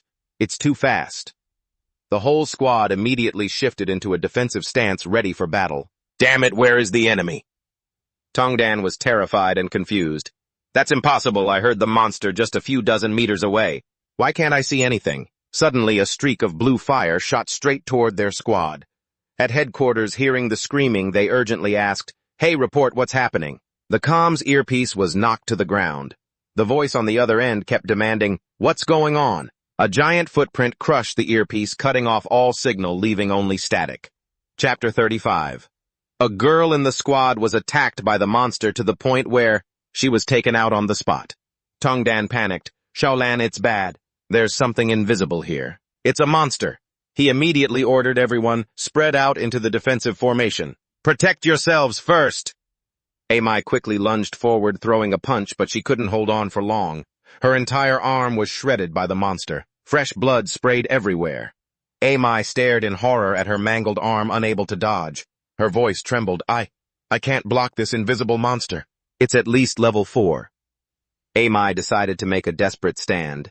She immediately activated the blood crystal prison technique, using her own blood as a conduit to manipulate the blood on her arm to form a cage. She locked the monster inside the blood cage. Tongdan said anxiously, Ma, you don't have to do this. We just need to hold on a little longer. Headquarters has already sent notice to nearby exterminators to come and rescue us. Amai looked at Tongdan and smiled. Captain, the blood cage won't hold for long. Listen to me, this monster can turn invisible. It's at least a level 4. It's truly terrifying. Even though she was severely injured, she forced a bright smile to reassure everyone. We won't last until reinforcements arrive. And even if we could, whoever comes will only die. I won't make it. Amai weakly clutched her severed arm and said sadly to the remaining members, I'm sorry, everyone, but I think you'll have to go with me. We all cultivate the same star map. Due to using the blood, prison cracks began appearing all over her body. Amai kept smiling and said softly to the squad, only if you all use your blood to form the prison. Together with me can we protect the captain's life. Her body gradually turned into a mist of red blood dispersing into the air, but her voice still echoed in the night. He has always been the one protecting us. This time let's protect him. The girls in the squad immediately rushed forward to stop their captain. Don't move, be good, and let us tie you up. If we sisters work together, you won't be able to resist, he yelled. Stop. I'm the captain, you have to listen to me. But the two of them used their abilities to push him away. Far away they left their final words, Captain Tong, tell headquarters about this monster. Tell them to send experts to eliminate it. Don't let other comrades walk to their deaths. Tongdan could only scream, no. I was knocked back, sliding a long way across the ground. His heart was filled with helpless despair. Damn it, damn it. He watched as 2 more teammates dissolved into the air to stop the monster. Tongdan blamed himself. If only I were stronger, I could have protected them. He gripped his phone, gritting his teeth, ready to dial when he realized something unusual nearby. Damn it, I have to report this quickly. There was a similar sound in the distance. Suddenly, Tongdan's whole body stiffened. He jumped up. This invisible monster. There isn't just one. There are 2, or 3. Because their speed wasn't as fast as before. They were still right behind him. His face turned more desperate than ever. He cursed wildly in his head. Damn it, where did these monsters come from? Trouble, big trouble. The impact is just too massive. After calming down, Tongdan tightened his grip on the phone and decided there's no more time to find a safe spot. I have to inform headquarters now. But as soon as he opened the phone, an error message appeared. Tongdan realized the cause and immediately ran away from the blood prison. He calculated, the enemy's supernatural elemental power is too strong, it's interfering with the signal. I need to get further away. Suddenly, a trail of movement appeared on the ground. Tongdan also sensed the danger closing in, muttering, I've been spotted. Connect, please connect. He gripped his phone tightly, praying anxiously, please connect. The old phone in his hand let out a few beeps, and at the same time, a message saying no network available appeared, but then finally it successfully connected. Only then did he breathe a sigh of relief, looking at the phone with a satisfied smile. It's connected. Tongdan didn't hesitate for a single second. I immediately reported to headquarters, don't send any exterminators below 4 stars here, because there are at least 2 level 4 invisible monsters here. Behind him, the shadow of the monster appeared. Once he finished speaking, he felt a weight lifted off his shoulders and smiled contentedly. Message sent. Tongdan's eyes gradually flashed with a blue light. He was determined to risk his life against this monster. Now's the time to go all out. The worst that can happen is I die. Images of the gene within his body appeared. Tongdan felt his blood boiling and shouted, I can feel the power sprouting, a breakthrough in elemental genes, just as he prepared to fight to the death. A familiar glowing blue shield suddenly appeared in front of him. Tongdan was immediately overjoyed, his voice trembling as he said, send a report back to headquarters. As expected, the one who arrived fastest was Shangguan Kui. As soon as she ran up and saw the tragic scene before her, she spoke up. I'm sorry I'm late. Tongdan warned, be careful those monsters. She utilized her superhuman genes, her eyes cold as she said, they've already left. Though I feel bad about it, they probably only ambushed you all because they wanted a quick meal. They didn't want to fight me, probably because they were afraid of wasting time and blowing their cover, her voice continued. Regardless, there's no doubt, those terrifying monsters definitely have a more important goal. The scene shifted to Xiaoxing. At this moment, he was in a mutated state and said, after adapting to superhuman power, humans always assume they can control monsters. They think they can control this world. They've spent the last few years living far too comfortably and peacefully. Xiaoxing used his mutated arm to grab Trieu Thin's waist and laughed wickedly, saying, if I don't give you a little shock, I'm afraid that when a disaster strikes a year from now, Thindao, let me give you both a little stimulation. Tiangu watched the scene feeling a bit scared. This image is so bizarre, she warned. Hey you've got to try your best to hold back, don't go eating them now. Xiaoxing looked at her and teased, don't worry. If I can't hold back, the first person I'll swallow whole will be you, because you're much tastier than they are. Tiangu heard this. Her fishy eyes widened and she cursed, screw you. Xiaoxing explained to her, I wouldn't dare mix monster flesh and blood into your body because your superhuman genes would go completely haywire. But their superhuman genes aren't as abundant. So this extreme training method is viable. Hearing this, she asked curiously, what on earth are they dreaming about? Xiaoxing critiqued them one by one. Tiudao's dream is very normal. It's a standard human reaction to fear. But Trieu Thin's state is a bit strange. Trieu Thin was twitching his mouth, still mumbling one word, kill. He said, it seems like he's hiding tremendous rage deep inside. Suddenly, Trieu Thin bolted upright. Veins popped out on his face. His eyes flashed and he roared, I have to kill you! Just as he was about to continue venting. Trieu Thin saw the 2 people in front of him looking at him gently. I immediately woke from his dream. Xiaoxing smiled in satisfaction and welcomed them. Congratulations on awakening. Tiudao had also just woken up. Dazed, the 2 asked in unison, huh? Their eyes widened as they fell into astonishment. Tiudao pursed her lips speechless while Trieu Thin burst into loud tears. He bowed his head before him and then resolutely said, Big brother, I swear I will never forget this immense kindness. From now on, I ask to be your shield to protect you, big brother. He just waved his hand, looking dismissive, and said, if you want to be my shield, you're not strong enough yet. You need to level up. I put a little something into both of your bodies. This will keep your superhuman genes in a state of constant eruption. Xiaoqing explained their condition. Your superhuman genes right now are like, imagine you're about to be eaten and every cell in your body is standing on edge. They will protect themselves when they sense a risk of death. After hearing this, Tiudao immediately asked in confusion, so that means a superhuman gene eruption? I waved his hand and replied, something like that. Next, Xiaoxing opened the door and reminded them, There's only 1 week left until the supernova selection competition. In this month, you all must level up to the superhuman level. According to your current gene status, reaching the superhuman level isn't very difficult. As for the 3-star level, I think Tungu will go and ask for the principal's star map. Tudao looked at him in shock. Ask the principal, but that's a star map. Moreover, at a time like this, since Shosing didn't intend to explain any further, he stepped outside, closed the door, and called out inside. And another thing, in the coming days, if you're thirsty, don't drink water. Drink that vitality essence instead. True Thin stared at his own hands, his expression chaotic as he asked Tudao, "Am I dreaming? Did we really awaken? I feel like the superhuman genes in my body are acting like they've gone crazy. In 2 years at school, I've never seen a case like this." He excitedly rubbed Tudao's head and said, "We're drinking vitality essence like its water. Big brother is both loyal and generous. I think he's incredibly powerful too." Tudao looked at his brother's followers. "He's cool, right?" Tudao was still a bit uneasy, so she asked about the supernova selection and the star map, and said, "Don't tell me he plans on making us participate in that." True Thing replied innocently, "Whatever Big Brother says, we just do it right. Isn't it just a selection that's awesome? Big Brother is truly talented. Now we've even got the qualifications to enter the supernova selection."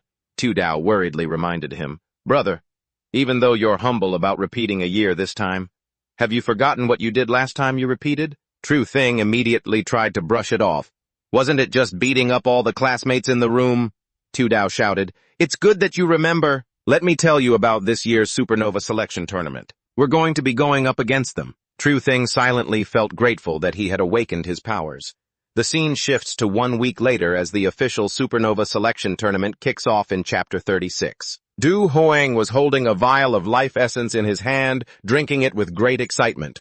The brown-haired guy, seeing this, curiously approached and asked, "Hey, where the hell did you get that life essence?" He clicked his tongue, looking completely unbothered as he replied, "Where else would it come from? It's True Thin's. That idiot hid the life essence in another one of his leather shoes, and now I can even taste a faint scent of it while I drink." The other guy kept pressing, "Did you steal it from him? Aren't you afraid of causing trouble?" Du Huang smirked and replied, "Afraid that loser is nothing more than a dog for Tringu. This life essence must have taken a lot of sucking up to get. Our backer is the Fan family.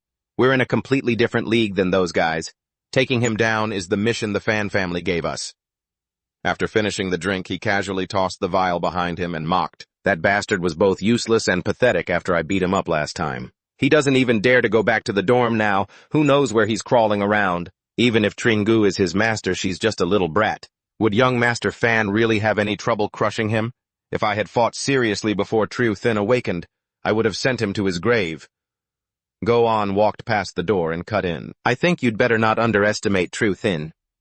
Du Hoang looked contemptuous and sneered, seeing that True Thin had managed to get so much essence. "So you're regretting betraying Tringu, are you? What are you planning to go over there and lick their boots again? I've met plenty of people like you who just flip with the wind. It's fine, even if I beat you a few times, you'll still recover just fine." Goan just replied in a cold voice, "Check the school website, don't you guys know? Today is the day of the supernova selection tournament." Du Hoang hurriedly took out his phone to check, then clicked his tongue and replied, "Of course I know, it's a grand event. The school even installed a lot of cameras on the tournament grounds. As long as you're a student of the school, you can use your computer or phone connected to the school Wi-Fi to watch it live. Besides, you can go to the classrooms to watch it too. I was just about to go." "Hi," and the brown-haired guy suddenly shouted in excitement, "It started!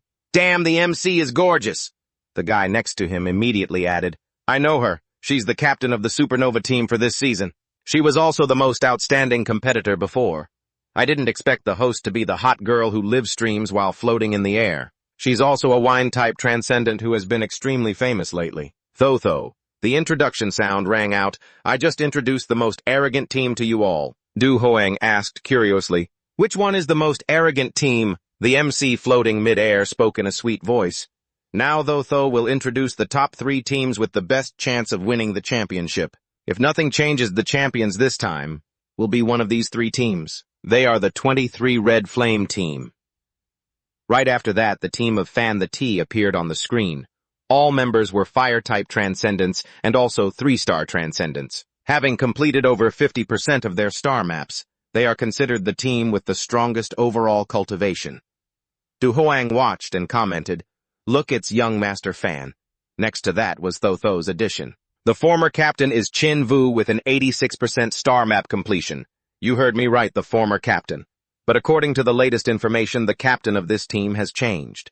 And the new captain is this year's most notable freshman Fan the T, the heir of the Fan family. That's also very reasonable.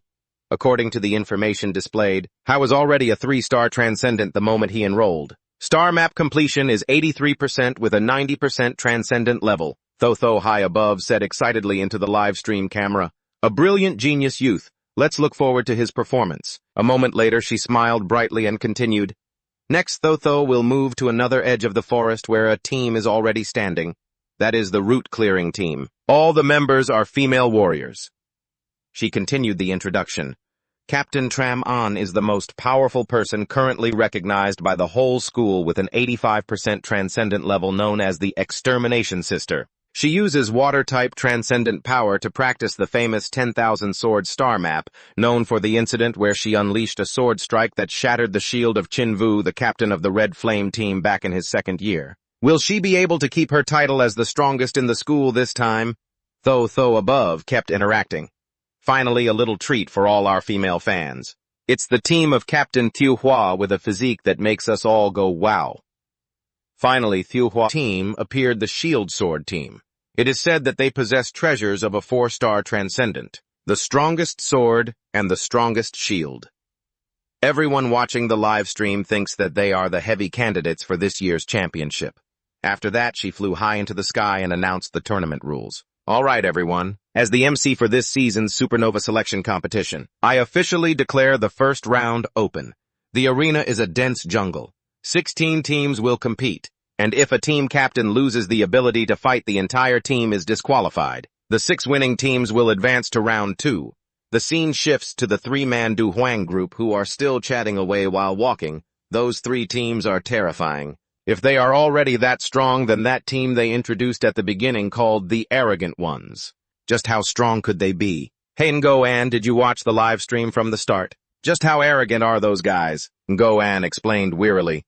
The whole team is made up of freshmen, only 4 members, yet they want to compete for the championship against sophomore and junior teams. That's why Thotho called them the Arrogant Ones. Hearing this, Du Huang couldn't hide his shock.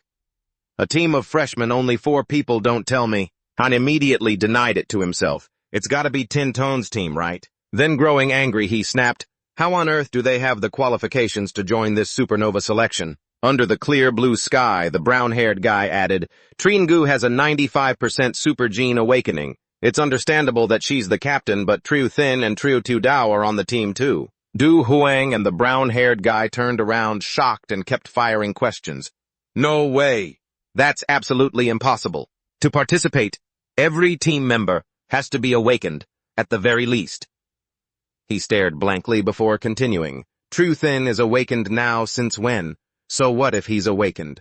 He spent 2 years repeating a grade just to awaken 39% of his super gene. I could still beat him to a pulp. Who isn't awakened anyway? Ngo-an kept walking calmly, but didn't forget to reply. It's true that Triu Thin's super gene level is very low and he repeated 2 years, but exactly because he repeated those 2 years, it means he's been at this super gene academy for 2 years already. Despite that, Du Huang still argued stubbornly. So what if he has? Ngo-an continued. That means he knows all the subjects taught at school, right? Except for the super gene-related courses, he basically worked his butt off to study everything else. He added, oh right, there's something you probably don't know yet. All the students from the previous class, whenever they meet Triu Thin, have to call him Brother Triu. In another development, a young man appeared with an arrogant look saying, Brother Triu and Tu Dao, too long time no see. I didn't expect to run into each other at this year's Supernova selection. That year, I was Tu Long, a sophomore captain of the Black Horse Meteor team. Seeing him, Triu Thin's eyes widened in surprise while Tu Dao just covered her face to avoid him. Tu Long looked at Triu Thin and yelled aggressively, do you guys still remember the day you left school? He patted his chest proudly and challenged them. You practically fought every single one of us. So when we saw you show up here, the others didn't hold back either. As long as we aren't on the same team as the juniors, we sophomores are all here now. Tu Long rubbed his neck, looking annoyed. You actually managed to join the Supernova selection, huh? And your team even took such an incredibly cheeky name. He clenched both hands together and raised his voice. We thought about it over and over, and finally we decided we had to find a chance to beat you to a pulp for revenge. We'll take turns fighting you one by one. That's not too much to ask, right? Suddenly, Tinton stepped forward, put a hand on his shoulder, and teased, "Then you did well. I didn't think you were this good at making enemies. Better than I thought." He calmly stepped out and scanned the crowd with a look of disdain. "Is this it? Only a few of you? That's pretty pathetic." The crowd was furious. "Damn it, you're just a freshman here. Is there any room for you to talk?" At the same time, in the faculty office, Master Loi VM was sarcastically remarking, "Master Fo Luong, do you really believe that team of freshmen can pass the first round?" He laughed menacingly and continued, "There are 6 teams made up entirely of sophomores, 30 people in total." Then he firmly pulled out a ticket and declared loudly, "I'm interested now. 100 vials of vital life fluid."